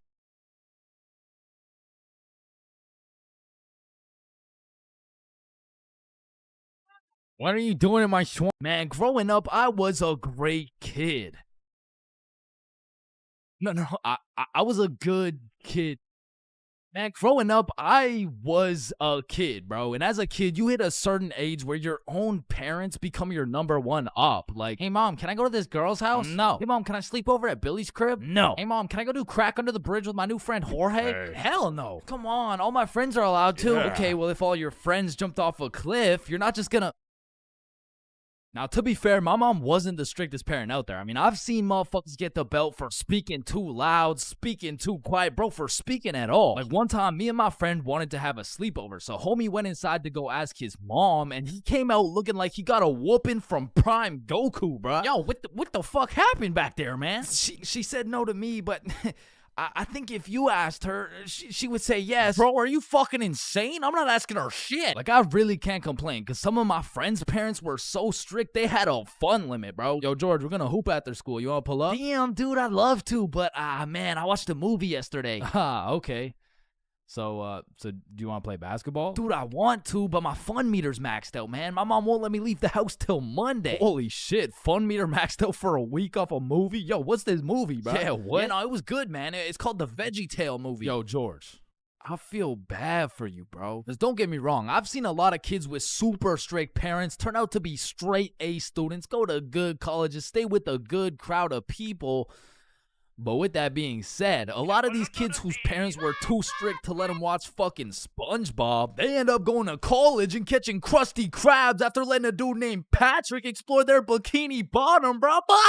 Nah, but for real, my mom was far from one of those parents. I mean, she was reasonable, but the thing was, all my friends were a year older than me. Now, mentally, we were all dumb as shit. But when you hit that 12, 13, 14-year-old age, that 1 year is the biggest difference, bro. Like, us doing shit together just didn't look right. Yo, Bob, can you pass the Zot? Yo, Billy, let me hit that. Yo, pass me that shit, cuz. And cuz of this, I wasn't allowed to do a lot of the shit that my friends were allowed to do. Like, these boys could stay out past 10:30 p.m. on a weekend. I could not. They could have a sleepover on a weeknight. I could not. They could all go to a girl's house without having to call her goddamn parents. I could not, bro. Because have you ever pulled up to a function, motherfuckers are drinking, motherfuckers are doing drugs, and you gotta ask the host to speak to her parents? Hey, Kelly. Hey, killer party you got here. Like, by any chance, can my mom talk to your mom so I can stay and, like, turn up and shit? Oh, shit.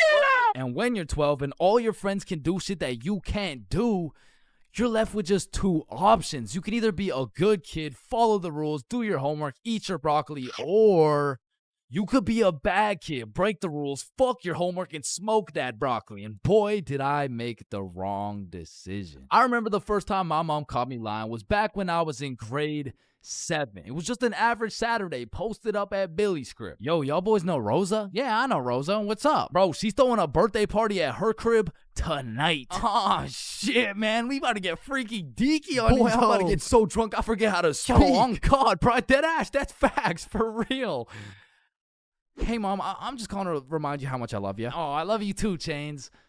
What do you want? So, me and my closest friends got invited to a small little get-together at my friend Rose's house. Can I go, please? Let me talk to her parents. Okay, now I was actually friends with Rosa, but she was 2 years older than me. So I swallowed my pride and text Rosa something along the lines of, "Hey, Rosa, my mom wants to talk to your mom before I can come." And she's like, "Aw, baby boy needs permission." Fuck. And then she sends me her mom's number. So I connect my mom with Rosa's mom. My mom gives me the green light, but says, "You have to be home at 10:30 p.m. sharp." Say no more, Mom. So me and my homies start getting fresh. We're all up in Billy's dad's expensive cologne collection. I take the coolest looking bottle, little spray here, little spray there. Had me smelling like Tom Ford, still looking like Thomas the Tank Engine, but after looking as fresh as possible, we head to Rosa's crib. So we hop on the bus, hop off the bus, walk up to her house, knock, and the birthday girl opens the door. Happy birthday! Hey, Billy, Bob, and Chains. I was waiting for you guys. Happy birthday, Rosa. Oh, damn, Chains, you smell good. Appreciate it. That's that Thomas Fordinson, you know what I mean? So Bob, Billy, and I go inside and we realize the gravity of this situation. Oh, shit. God damn. Rosa invited like 10 of her girlfriends and like 2 of her cousins, bro. We were completely outnumbered in the greatest way possible, bruh. As I'm just doing some quick math on the ratio, there's a knock on the door. Rosa opens it, and it's Dennis holding a bottle of vodka. Now, we're friends with Dennis. Rosa's friends with Dennis. But to put it simply, Dennis was a bad kid, bro. This motherfucker was living life with no precaution, no regrets, no morals. But to be fair, he was fun as fuck, bro. Because when Dennis pulled up, the party got lit, bro. We were taking shots, dancing, playing beer pong, taking more shots. We were having a marvelous time, and I was drunk, okay? Not too drunk, but not just tipsy. I had hit the perfect sweet spot of drunk. I got all the stat boosts of being funnier, more confident, more smiley, but I still had full control of my body, so I started applying that pressure, bruh. Hey, don't y'all both have ugly boyfriends? No, what the fuck? No. Shit. Y'all want one? What? Damn, you smell good though. Appreciate it. I showered this week. Now, I don't remember what I actually said, but all I know is that in grade 7, cologne was overpowered, bro, because nobody was smelling good. And if they tried, they would just smell like Axe, dog. So I'm over here combining the powers of Tom Ford with the confidence of Smirnoff. Had me feeling like I'm him, bro. So how y'all feeling? I'm honestly feeling amazing. How you feel? Shit, I'm feeling good. Just a little, Just a little bit tired.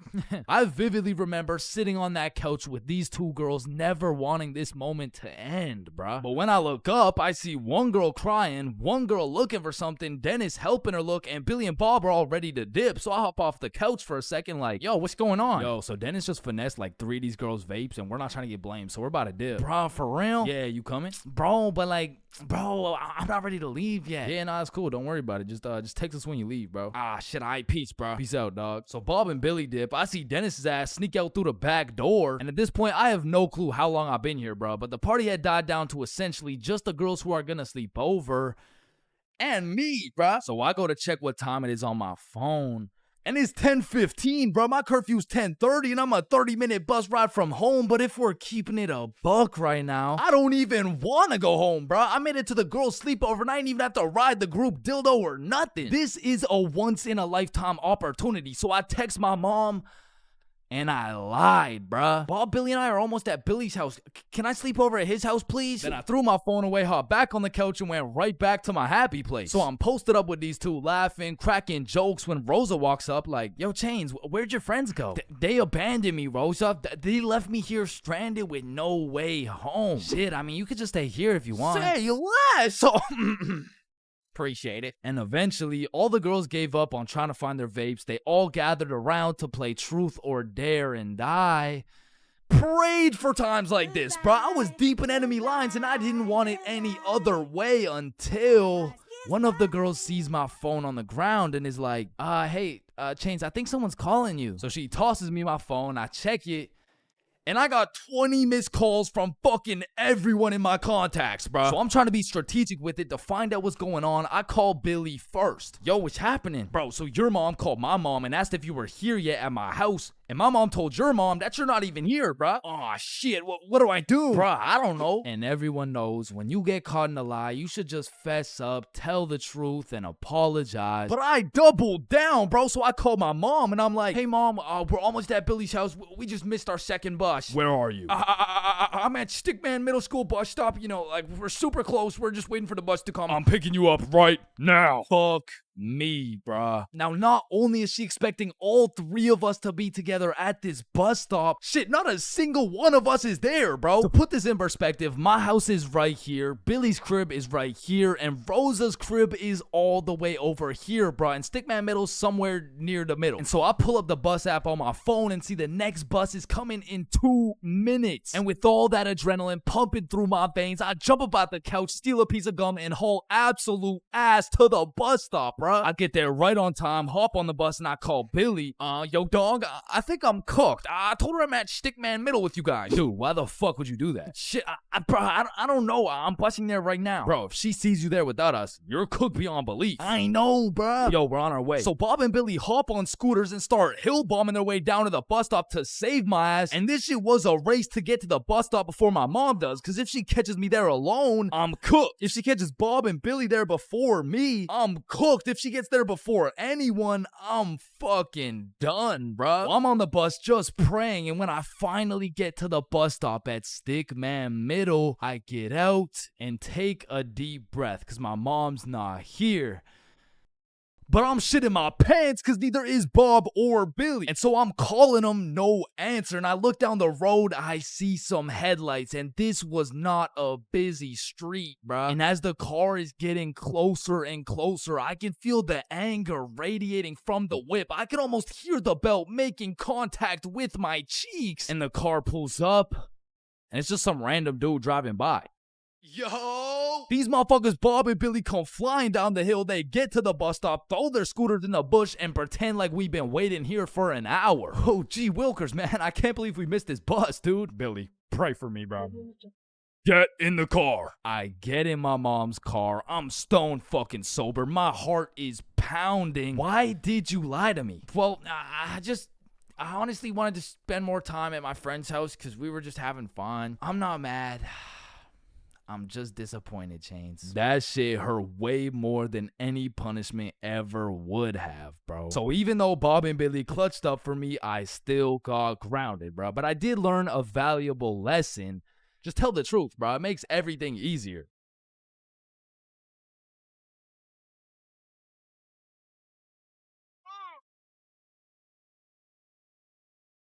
Billy is one of my closest homies, and we've been friends ever since we were little kids, and for as long as I can remember, Billy's been a dumbass, bro. I'm talking he's slightly retarded, you know what I mean? And everyone knows Billy for just two things. Always making the absolute worst decision possible, and always having the best stories, bro. Like, statistically, this motherfucker should have died 61 different times already, bro. Nah, I got plot armor, bro. Bro, no you don't. I do. Man, shut the fuck.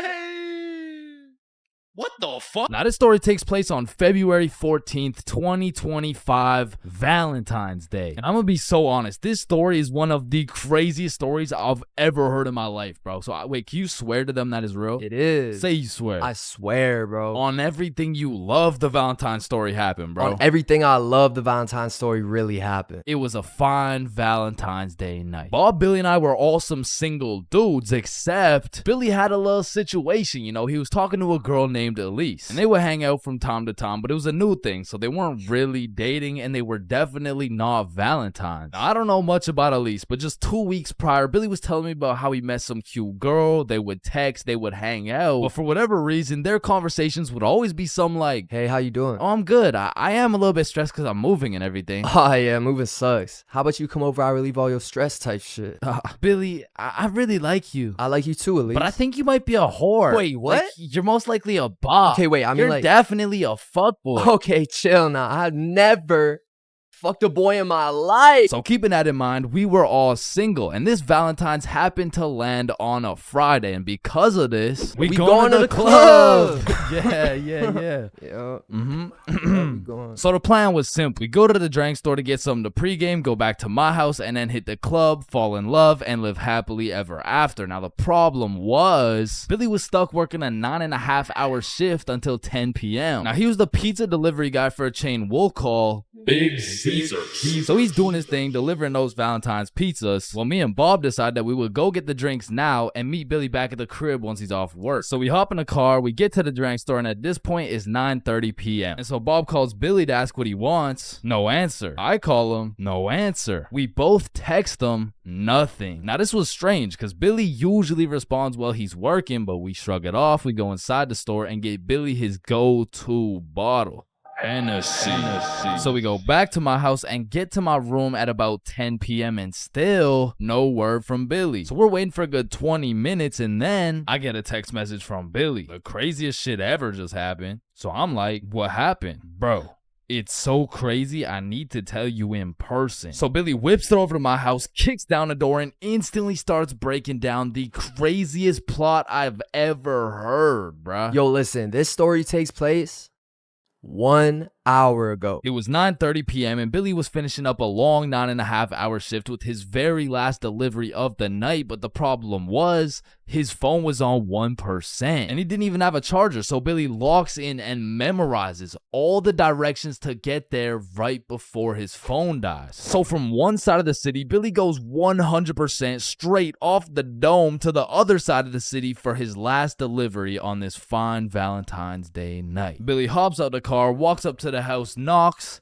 and they open the door. Hey man, happy Valentine's Day. Oh, thank you. Thank you so much, but I didn't order a pizza. Oh shit, are you sure? Gerald, did we order a pizza? Fuck no. Yeah, no, we didn't order a pizza. I don't know. It says a Meat Lover's Pizza for 3516. Oh, honey, no, this is 3416. 3516 is all the way around the back of the cul-de-sac. Oh, okay, thank you. Have a good night. So Billy's walking for a good 8 minutes to get to the back of the cul-de-sac where at last he finds 3516. He walks up to the door, knocks, and a fine-looking woman in her 40s opens the door holding a vape, and Billy sees a little potential here. Hey, happy Valentine's Day, man. Oh, thank you. Of course, beautiful. How's your Valentine's Day going? You know, it's okay. Why's this okay? You ain't got no special plans? Well, honestly, my husband's out drinking at the bar, so... Bro, this was the perfect situation for Billy, bro. There's so many things he could say to make a move right here, and out of the infinite combinations of words he could put together,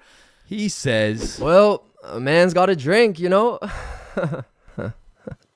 yeah, okay, yeah, well, anyways, here you go. Keep the change. Have a good one. Billy fucking sold, bruh. He missed a wide open layup, and as he turns around to head back to his car in shame, Billy gets an idea. A genius idea, if I do say so myself. So Billy turns back around, walks back up to the door, and knocks again.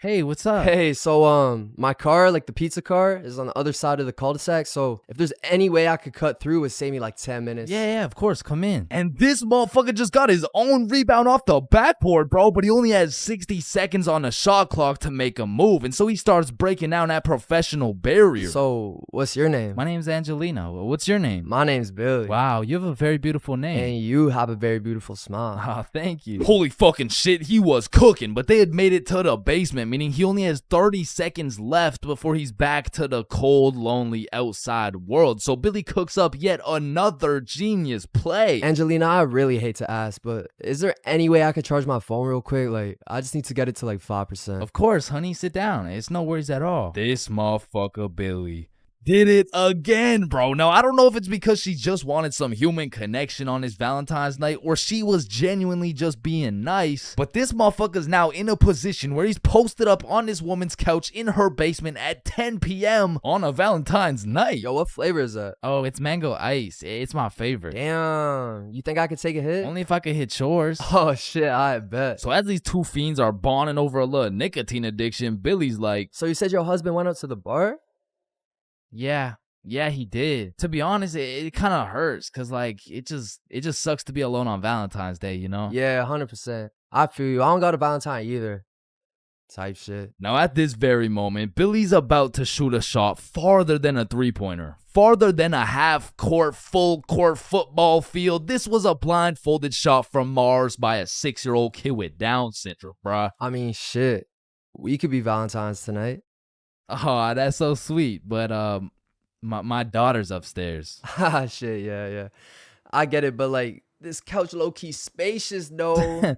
I mean, it's not that spacious. Really?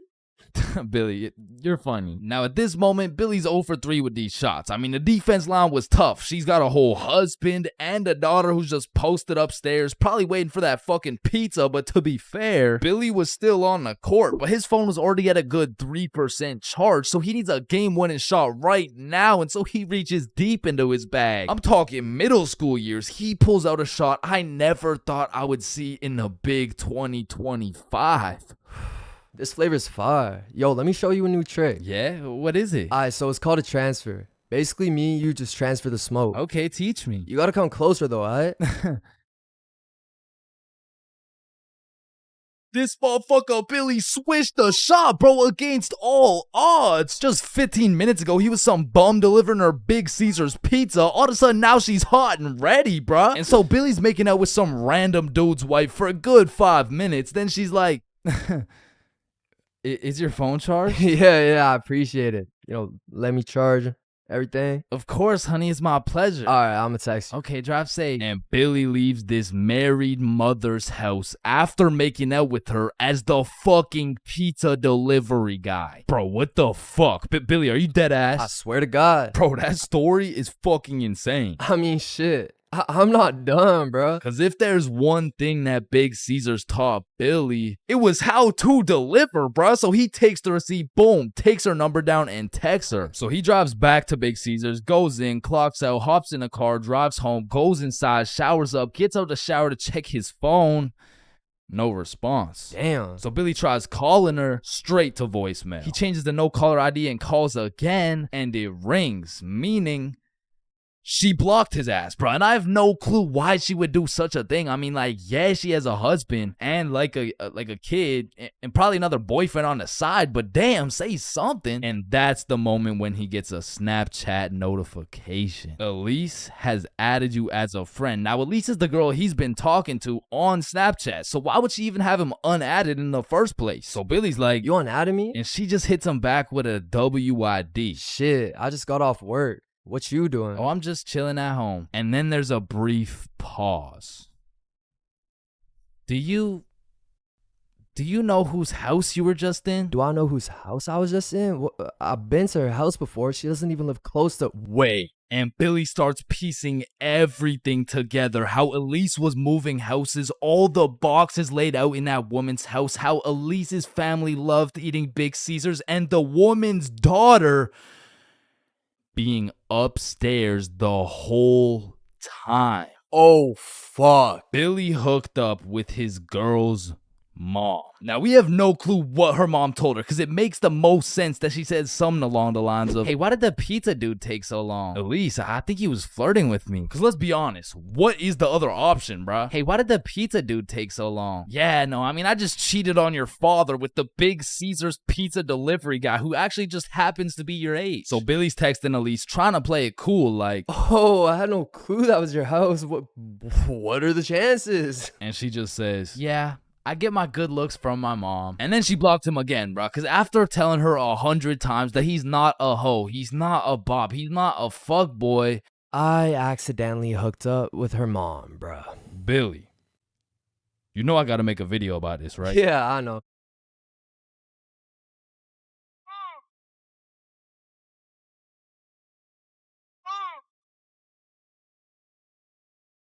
Here at Stickman High, we understand the importance of learning. That's exactly why our new curriculum has been perfected to accelerate the learning of each and every student. Like, hey, look at this kid. Wait, what? Look how big his head is. It must be full to the brim with all that knowledge we provide. Hey, it's not that big. No, it's pretty fucking big. Anyways, let's take a look at how the new curriculum pushes our students in the weight room. Oh, wow, impressive. See, I didn't even know legs could bend like that. They can't. All right, stop recording. Stop the recording. Stop the recording. Stop the recording. All right, Stickman High, welcome to the new curriculum, and let's study those textbooks. All right, class, are we ready to learn about this new curriculum or what? Or, we could just do a Kahoot? Yes, sir! That's what I've been waiting for. That's what it's all about. Man, I fucking love Kahoots, and I don't study for shit. Bro, I feel like Kahoots are the exact equivalent of the good old here comes the airplane trick. Like, yo, you want a Brussels sprout? Aw, hell nah, bro, those are disgusting. Oh, shit. Alright, but here comes the airplane.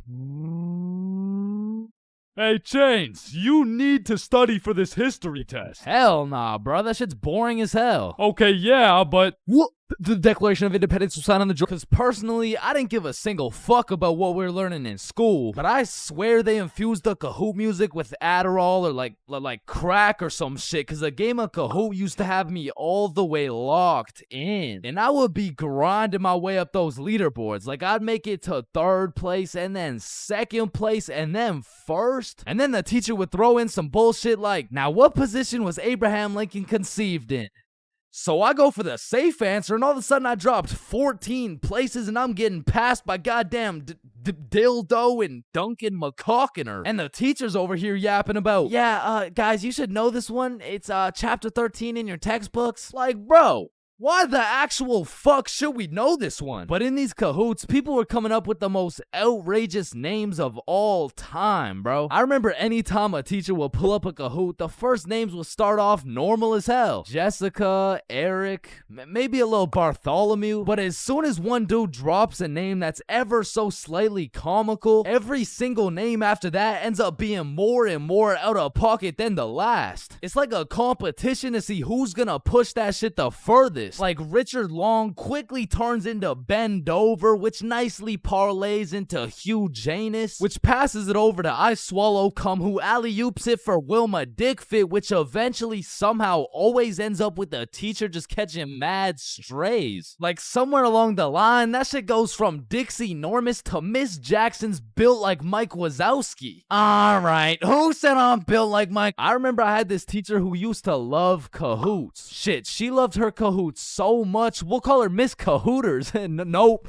Nah, we're not actually doing that. We're not calling her that. I think we'll just go with Miss Kahoot. You know what I'm saying? I think Miss Kahoot works just fine. And every Friday or so, we would walk into Miss Kahoot's class and she would have a Kahoot pulled up smiling from ear to ear, which I'm not gonna lie was really sad to see. Not because she was smiling, but because I knew in 20 minutes tops, that smile would turn into straight anger, bro. Hey class, happy Friday. We're gonna do another Kahoot because I know it's a class favorite. Just please, everyone be appropriate. DJ Bustanut, are you serious? In my 22 years of teaching, I have never. And I felt bad for Miss Kahoot, you know, like I really did, but it was low-key her fault for running it back so many times. Cause DJ Bustanut just couldn't stop catching these dubs, bruh. He was a dog. But nah, I really do feel Miss Kahoot, cause sometimes even Kahoot pisses me off, bruh. Cause picture this, I'm here grinding out these answers, giving it my all, even cheating a little off that one smart motherfucker with the big-ass laptop, but I still get a few answers wrong, you know? Nobody's perfect. But imagine my pain as I read my screen and find out I'm 76 points behind fucking Sebastian, bro. And I look up at Sebastian and this motherfucker doesn't even know what he's playing. He's just happy to be here and shit. But there's only one feeling worse than being 76 points behind Sebastian, and that feeling always came from the easiest questions. It would be like, oh, what? This is a little too easy? How do you say hi in English? And you're trying to speedrun this shit, so you click the first thing that kind of makes a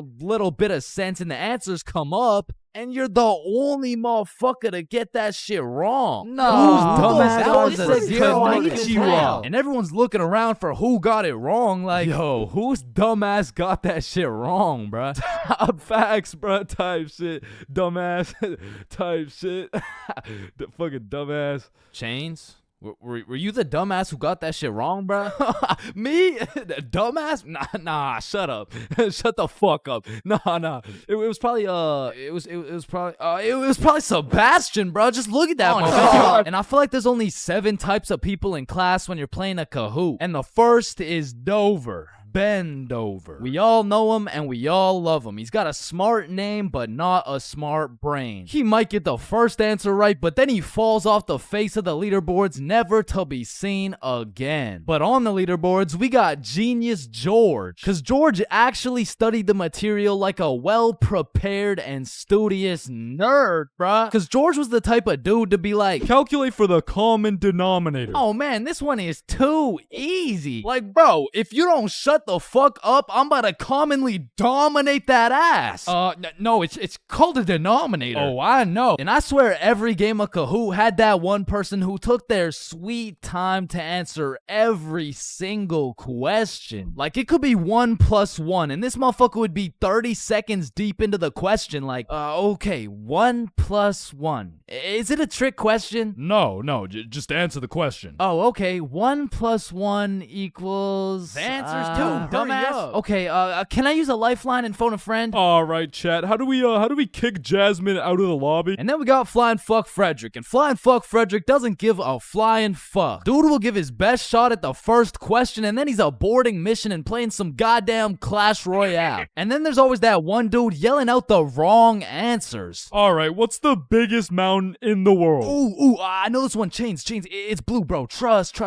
Oh shit, bet. Wait, no, I meant red. Sorry, my tongue slipped, bro. My bad. Bro. Oh, and it looks like Chains is off the leaderboard. Everyone, let's point our fingers and laugh at him. And we got the radiating Redditor. And I say radiating because that boy is radiating the most profuse body odor known to man. And I don't know, maybe it's all a part of their strategy to win, because that shit throws you off your game, bro. They'll be invading your nostrils with a concoction of Doritos, Skibbity Toilet, and Badussy. And if you've ever played against a Redditor in a game of Kahoot, you may be wondering, yo, how is this dude getting every answer right while sitting back drinking Mountain Dew watching Best Sigma Moment compilations? And the answer is he's cheating, bro. And not the normal kind of cheating either. This dude's using a Kahoot bot to get every answer right. And now you may be thinking, nah, why would someone cheat on a Kahoot, bro? It's not that serious. And that's facts, but the thing is, the prize was a gummy bear, and this dude can't leave no calories behind. And then we got the casual Kahooters. Fuck, I gotta stop saying that shit, bro. I was trying to say we got the The people who just play the game. They got normal names, they get some right, they get some wrong, but at the end of the day, they probably still get their shit yelled at, all because DJ Bustinut couldn't stop catching these dubs. Alright. Pain. I've felt pain, he's felt pain, that dude's felt pain. What? No, I haven't felt any pain. We've all felt pain, because you know what they say, the only things truly guaranteed in life is death and pain. Wait, what about taxes? Wait, what? Is this chains for real? No, and I hate to be all controversial here, but pain?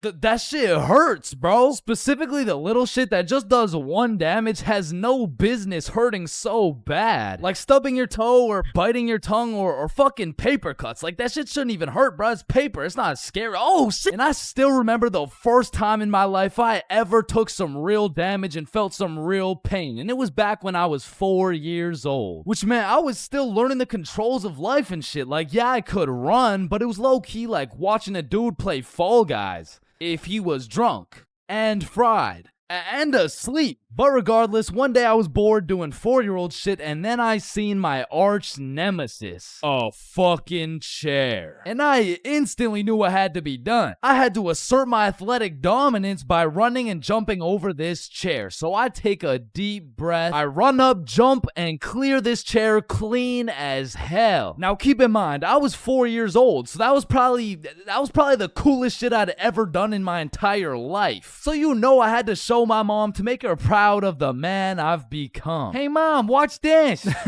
What the hell are you doing, Chains? Hey man, just watch and learn. Oh, I fucking ate it, bro. Like, that was the type of pain that hits so hard, you can fucking taste it, and damn, that shit tasted ass, bruh. Like, have you ever taken a soccer ball straight to the schnoz? Cause that shit will have you smelling pain, tasting pennies, and seeing tears. Which is bad, but like, who the fuck invented the funny bone, bruh? Cause that shit ain't funny. Like, bro, you can't just call some painful ass shit funny and expect it to be humorous. No, the bone is called a humorous. Yeah, shut up. How humorous is this, buddy? Not humorous. Yeah, that's what I thought. And in fact, I think it's the opposite of humorous. Like, yo, did you guys know 1 in 4 dudes is gay? Wait a minute. Gee, I sure hope it's Owen, cause he's sexy as hell. Y'all hit the funny bone too? Yeah, I did. If I had a pain tier list that went from shit ain't nothing to... I'd probably rate hitting your funny bone a solid. It's the same as stubbing your toe real hard. Like, you just need a moment to take a few deep breaths and say a few slurs, and that shit just heals itself. But if we're looking at some top tier, brutal, agonizing, excruciating pain, getting kicked in the balls. Now, for you 19.8% female audience, I know you might not be able to understand what this feels like. So let me just give you a quick overview. Imagine having balls, right? Now imagine getting kicked in them. That shit hurts like a bitch. I remember one time in grade 6, me and my homies were playing a good old game of soccer. And we were playing with the big homie. I mean the really big homie. Like, the dude had more chins than a Chinese phone book. Like, last time we went to a restaurant, bro looked at the menu and said okay. And I couldn't even tell you how big he really is, cause last time he stepped on the scale, it said 1 at a time, please. So what I'm trying to say is he was a big dude, and big dudes got big legs, and big legs produce hard kicks. And during this grade 6 soccer game, I unfortunately found myself legs spread wide open, freshly dropped testes exposed to this absolute unit, wound up to kick the ball, and well, pain. Just pain, bruh. Followed by a moment of silence from everyone on the field. And I don't know if the moment of silence was for me or for my next generation of kids the big homie just wiped out, but I felt that shit. And I felt it in my stomach. And there was really only one sound I was able to make in that moment. Now, I know what a lot of you guys are thinking. Getting kicked in the balls is nothing compared to childbirth. Childbirth is so much worse. This guy's a misogynist. And no, I don't give people massages. And I might be the first to tell you this, but I've experienced both getting kicked in the balls and childbirth. And honestly, childbirth wasn't even that painful at all for real. But to be fair, it was probably a little worse for my mom, so like... Now, we all know physical pain very well, but what do you call that deep, torturous pain you feel when your dog dies? In Minecraft, that's that psychological pain, like the pain you feel when you're watching a banger YouTube video and an ad interrupts you out of knowledge. Or like the pain you feel when you just got done making some toast and peanut butter and that shit flops on the floor face first. It doesn't hurt physically, it hurts spiritually. Like, there really is levels to this shit, bro, because now when you start adding psychological pain onto the physical pain of things, we gotta start adding new tiers to this tier list. Because imagine peacefully sleeping in your bed and you get woken up to the pain of your girlfriend kicking you in the balls, which of course hurts physically, but then you realize you don't even have a girlfriend and you live alone. So just to knock a few more off this tier list, a razor scooter to the shin, stepping on Lego is a solid. Now, getting socked in the face is an interesting one, because that shit can range anywhere from all the way to getting the sonic rings knocked out of you. And if that shit's a good enough punch, you might not even feel anything. Now for the tier, I would say that's the shit where you just take one damage, like eating some food that's too hot, or getting a brain freeze, or when you're laying in bed with your phone and that shit slaps you across the face. Like, it's just minus 1 HP. And minus 5 IQ. And if anyone's seen that shit, it's probably a lifetime debt of aura. Now, I'm gonna keep it a stack. For something to be in the shit ain't nothing tier, it's just gotta be a good ass day, bro. Like, some days I'll just be feeling invincible, bro. Like, wake up, roll out of bed, shit ain't nothing. Eat a nice hot breakfast, shit ain't nothing. Stub my toe while simultaneously getting socked in the face, shit ain't nothing. Get a bad phone call? Yeah, Chains, this is Dr. D's. I'm sorry to break the news to you, but, you tested positive for chlamydia. Hey, man, shit ain't nothing. Oh, shit, who's this? Yeah, I wasn't finished. You also tested positive for herpes, syphilis, gonorrhea, hepatitis. You got a whole ecosystem on your shit. Honestly, at this point, our best bet is just to chop that thing clean off. What? Shit ain't nothing. No, it's definitely something. We're chopping your meat off. Yeah, but on some days, bruh, it's just like, yeah, no, that's it. I quit. I'm done. I'm going to sleep. Good night. And I know this might sound like some freaky ass shit, but I feel like some pain low-key feels good, bro. Like in school, I used to always put the front chair legs on my feet just to feel the pain. Or even like eating some spicy ass food, or like, oh yeah, or like getting spanked. No? No? Fuck? Nah. I was thinking something more like taking a really hot shower, or like getting whipped. No? Yo, George, shut the fuck up, bro. I'm trying to make a video and Sorry, shit. my fault, pimp. My fault. Yeah, alright. Or what about when you like getting slapped in the face? Bro, shut the fuck. Hey, yo.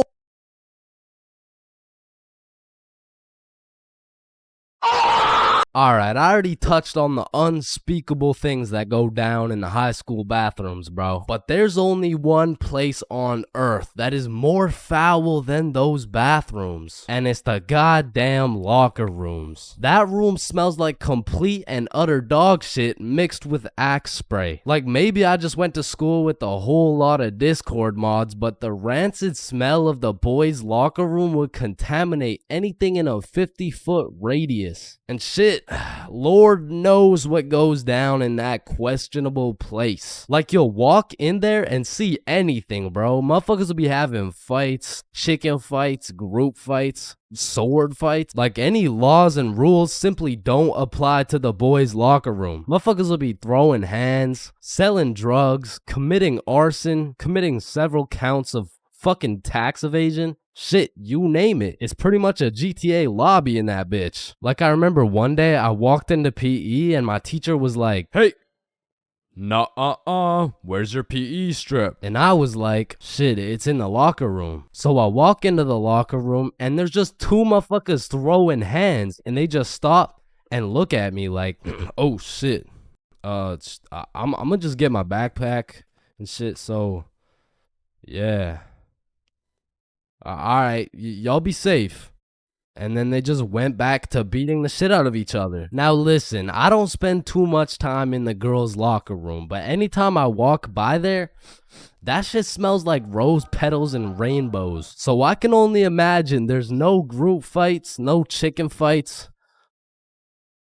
Hopefully no fucking sword fights. And bro, you deadass can't leave shit in the locker room. Like if you leave anything not locked up, it's gone. These kids are ruthless, bro. They're snatching your wallet, your phone, your clothes. Shit, they're taking your PB&J sandwich. And the thing is, if you want your PB&J back, you're gonna have to get it back in blood because there's no laws in the locker room. See, if someone snatched my sandwich in math class, I'm turning into 6'9", bro. Mr. Cumminson, Jordan Johnson here, who lives on 123 Stickman Drive, postal code STK53Z, just stole my peanut butter and jelly sandwich my mom made me, so I'ma need his ass suspended. But if you try to tell a teacher about anything that happened in the locker rooms, they don't give a fuck. Mr. Principal, Jordan Johnson just stabbed me and stole my backpack, my phone, my wallet, and my ID. Damn, I'm sorry to hear that. Where did this happen? It was in the locker room after PE. Oh, you said the locker room? You're just gonna have to get it back in blood. Back in blood? What are you talking about? Yeah. I'm not gonna lie. The way you're snitching right now, you kind of look like a bitch. But yo, one time me, Billy, and Bob were coming back to the locker room after some good old dodgeball, and Billy notices a dude rummaging through his backpack. So he's like, yo, what are you doing, bro? But when he turned around, Billy was bamboozled to find out the kid rummaging through his bag, he was special. And there was just this moment of silence. Yo, am I supposed to like beat his ass right now? Or bruh, I'm sure he didn't take anything. Just politely ask for your bag back. All right, yeah. Oh, hey man, can I get my bag back, please? And the kid just hugged Billy, and then he left. And I'm still confused to this day, but I'm gonna be honest. Locker rooms weren't all that bad, cause sometimes you'd walk in that hole and they would just be throwing a party. Now it still smells like ass, and there was literally no females, but it was still kind of lit. Like you'd walk in there and it would transform into the club. Shout out my label, that's me. I'm in this bitch with TP. I'm in this bitch with Ultra. Or you'll walk in there and they'll just be giving out free pizza. Like walking into the locker room is a gamble. You might walk in there and get robbed, or you'll get some fucking pizza. I don't know. But what I do know is there's only 10 types of dudes in the locker room. Starting with that one kid who must have thought it was the 1800s the way he was whipping motherfuckers. Next, we got the poor guy who's just trying to change. He's quiet, he's normal, and he changes. It's a locker room, so it makes sense. Then we got that one poor soul who gets absolutely cooked by the entire locker room. Yo, why is Kevin built like Mike Wazowski? Bro's got no neck. We're stickmen. None of us have necks. Shut up. You skip neck day. Yeah, he skips neck day. Next, we got Bob. Bob's just that guy that casually takes his shirt off, and he's built like Giga Chad. Like, shit. Fucking sexy ass Bob. And I don't know why, but there was always that one guy who thought it was a good idea to just whip his nuts out. Unprovoked, uncalled for, completely out of pocket. Like, what do you look like with your nuts out in a room with 30 half-naked sweaty dudes? Like, personally in that situation, I'm keeping my balls in my boxers. Thank you very much. And bro, tell me why there was always one kid who was just dousing himself in Axe spray. And it's always the mustiest motherfucker doing it too. Like, who's gonna tell him that Axe spray doesn't replace taking showers, bruh? And I don't know about your locker room, but for mine, there was always a dude eating. Like, out of all the places on earth, why are you eating in the locker room? Like, for some reason, there's something about eating around a bunch of dudes in their boxers that just doesn't sit right with me. I mean, simply by bringing that sandwich into the locker room makes it contaminated. That sandwich will be tasting like wet dog and Axe spray. And next, We got the kid who just makes as much noise as humanly possible. Shut the fuck up. And then there's that one dude who decides he's having a shower. And all power to that guy, but personally, there is no fucking way I'm showering in school. Like, I can't trust this little door to stop these menaces from breaking into my shower. Cause remember, there's no laws in the locker room. Like, it's no jail, but I'm sure if you drop the soap in there, you're gonna get violated. And of course you got the fiend. There's always a dude fiending for a vape in every locker room. And it's low-key worse in the locker room than the bathrooms. Like, these locker room fiends would do a little bit too much for some nicotine. I've seen them pay $5 for a single hit, and fuck, I don't want to know what they'll do for a hit when they run out of money. And still, I'm not gonna lie, the high school bathrooms get wild. They'll be hotboxed, there'll be fight clubs, but the thing about the bathrooms is a teacher can walk in at any time and get every student suspended. Like, even the poor kid taking a piss will probably get suspended just by association, which is exactly why the high school locker rooms get so fucking rowdy, because there's truly no teacher strong enough to stop the buffoonery that goes on in these locker rooms. So they don't even try. Shit, I don't care if your teacher is John Cena. There is no single man who can put a stop to the fuck shit that goes down in the locker rooms. But there is one thing that can: a female.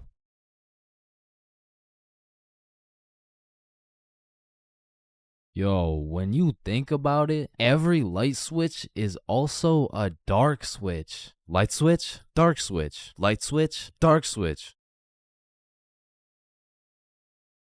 Okay, class, sound it out with me. Ball. When you really think about it, we learn to read, and then we read to learn. Teacher, yeah, I think change is high. What the fuck? This is kindergarten. Fuck, shit, ow, Damn. Any staircase can be a staircase to heaven if you're not careful enough. Baby, I've spent the best 4 years of my life with you, and I can't imagine my life without you. You're a 1 in a million, so will you marry me? So 1 in a million, huh? That means there's 8,017 people just like you. How does that make you feel? Yo, if you cut your leg off, would it hurt? Of course it's gonna hurt, bro. Nah, think about it. Where would it hurt? Your leg. Oh, cause you cut your leg off. Yo, what happens if you push down the gas and the brakes at the same time? Shit, let's find out. Oh shit, it takes a screenshot. Damn, my eyes are dry as shit. Just close them for a minute. Damn, bro. You never actually close your eyes. You just look at the inside of your eyelids. Damn. Yo. Can anyone answer 547 to the power of 3? Yes, Chains. Yo, did you know every single odd number has an E in it? Damn. Chains, are you high again? No. Wait a minute, bruh. Since you were born deaf, what language do you think in? Oh shit, you right. Damn, I just realized squirrels' cheeks are also their nut sacks. You know what I'm saying? That's kind of like your mom. What? The way she had these nuts all up in her mouth. Bro, if everyone in the world all blinked at the same time, nobody would know. Oh shit, that's facts. Oh, I just blinked. Did you? Nah. Oh, I just blinked. Did you? Nah. Wait, what about just now? Yo, which of these buildings do you think has the most stories? Oh, it's gotta be that one, bro. That's massive. Nah, this one's even taller. Oh, it's this one for sure. No, it's this one. No way. That shit's library? Tiny. Think about it. Oh, story. How are you supposed to get clothes? What are you talking about, bruh? Okay, imagine you had no clothes, right? How are you supposed to get some clothes? You go to the store and purchase that shit. Bro, they're not about to let you buy some clothes while your meat's hanging out. Nah, you just cop some clothes real fast. It's simple. Bruh, a young kid walks by and it's raps. So you guys both have the power to read minds? Yep, yes, that's sir. Right. Then if you both read each other's minds, whose mind are you reading? Oh, I don't know. We could try. All right, yeah, sure.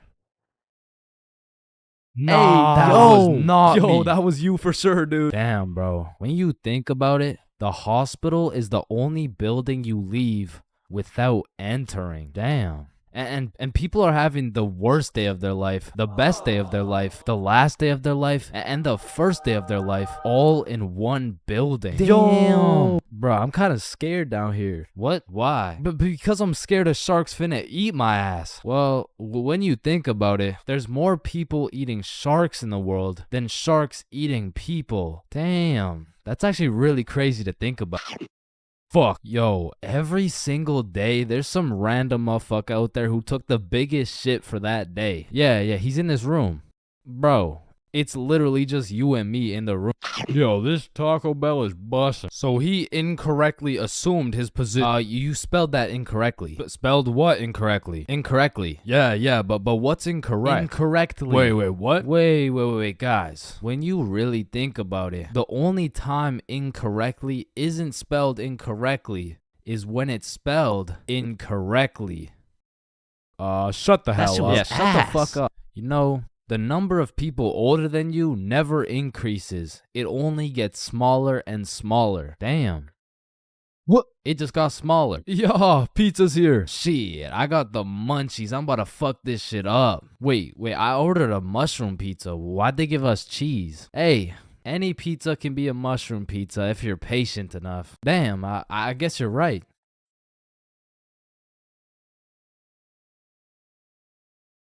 At last. Damn, you know what I just realized? What? A pregnant woman swimming is pretty much a submarine. Are you just always this high, bruh? Yo, did you boys know your last name comes from what your ancestor used to do back in the day? Oh shit, mine's Baker. Yo, mine's Carpenter. Oh, mine's Smith for blacksmith. Well, what's yours, Johnny? It's Donald. Well, wait a minute. Your last name isn't Donald. It's Dickinson. Guys, chill. I can explain. Get the fuck out of bed, bitch. Go. Your alarm is really your theme song because it plays at the start of every episode. Well, why the fuck are you in my house? Yo, is Chains still mad over that chair? Yeah, well, what does this dude have against chairs? Why is it a chair?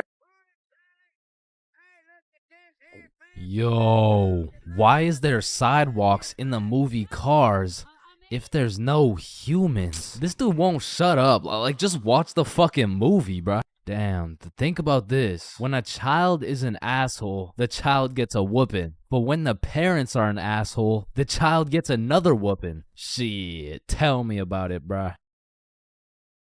Fuck. Bro, you've checked the fridge 15 times already. No good food's finna magically appear. Damn, now that I think about it, we don't keep checking the fridge for new food, but rather we keep checking to see if our standards have dropped low enough to eat the shit that's already in the fridge. So we got Mercury, Venus, and then here's Earth. Yeah, Chains, what do you want? If Earth is the third planet from the sun, does that make every country a third world country? You're high again. Just get the fuck out of my class. And look at these sheep. Sheep. You know how one of your teeth is called a tooth? Yeah? And one geese is called a goose. Okay? Then why isn't one sheep called a shoop? All right, Chains, I can't keep doing this. We have to break up. Shoop. You know what I've been thinking? Yeah, what's up? Teenagers be whipping that shit like they're always running out of time. But old motherfuckers be driving like they got all the time in the world. Like, look at this geezer. Poor guy's practically decaying behind the wheel. But he's taking his time like he's got any time to spare. If I stab this cereal box, does that make me a serial killer? That one was straight ass. You gotta work on that shit. I'm gonna work on that one. Yo. if you weigh 99 pounds and you eat a 1 pound burrito, does that make you 1% burrito? Yo, that's crazy, because I literally just did that last night. You guys wouldn't believe this, but your blood work came back and it says you're 1% burrito. Yo, picture this. Imagine if Ed Sheeran was working at a bread place, right? Would that make him the gingerbread man? Your high as shit.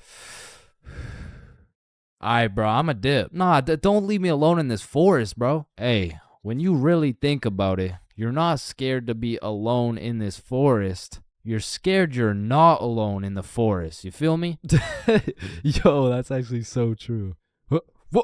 Bro, you know what?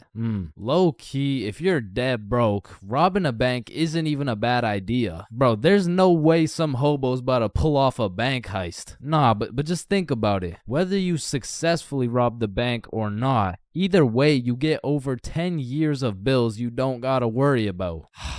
Alright, fuck it. You got the strap? Yup. Yo, throw on your seatbelt really quick. Nah. What? Why not? Well, you see, it increases my risk of dying from cancer. What are you talking about, bro? That shit makes no sense. Just let that sink in.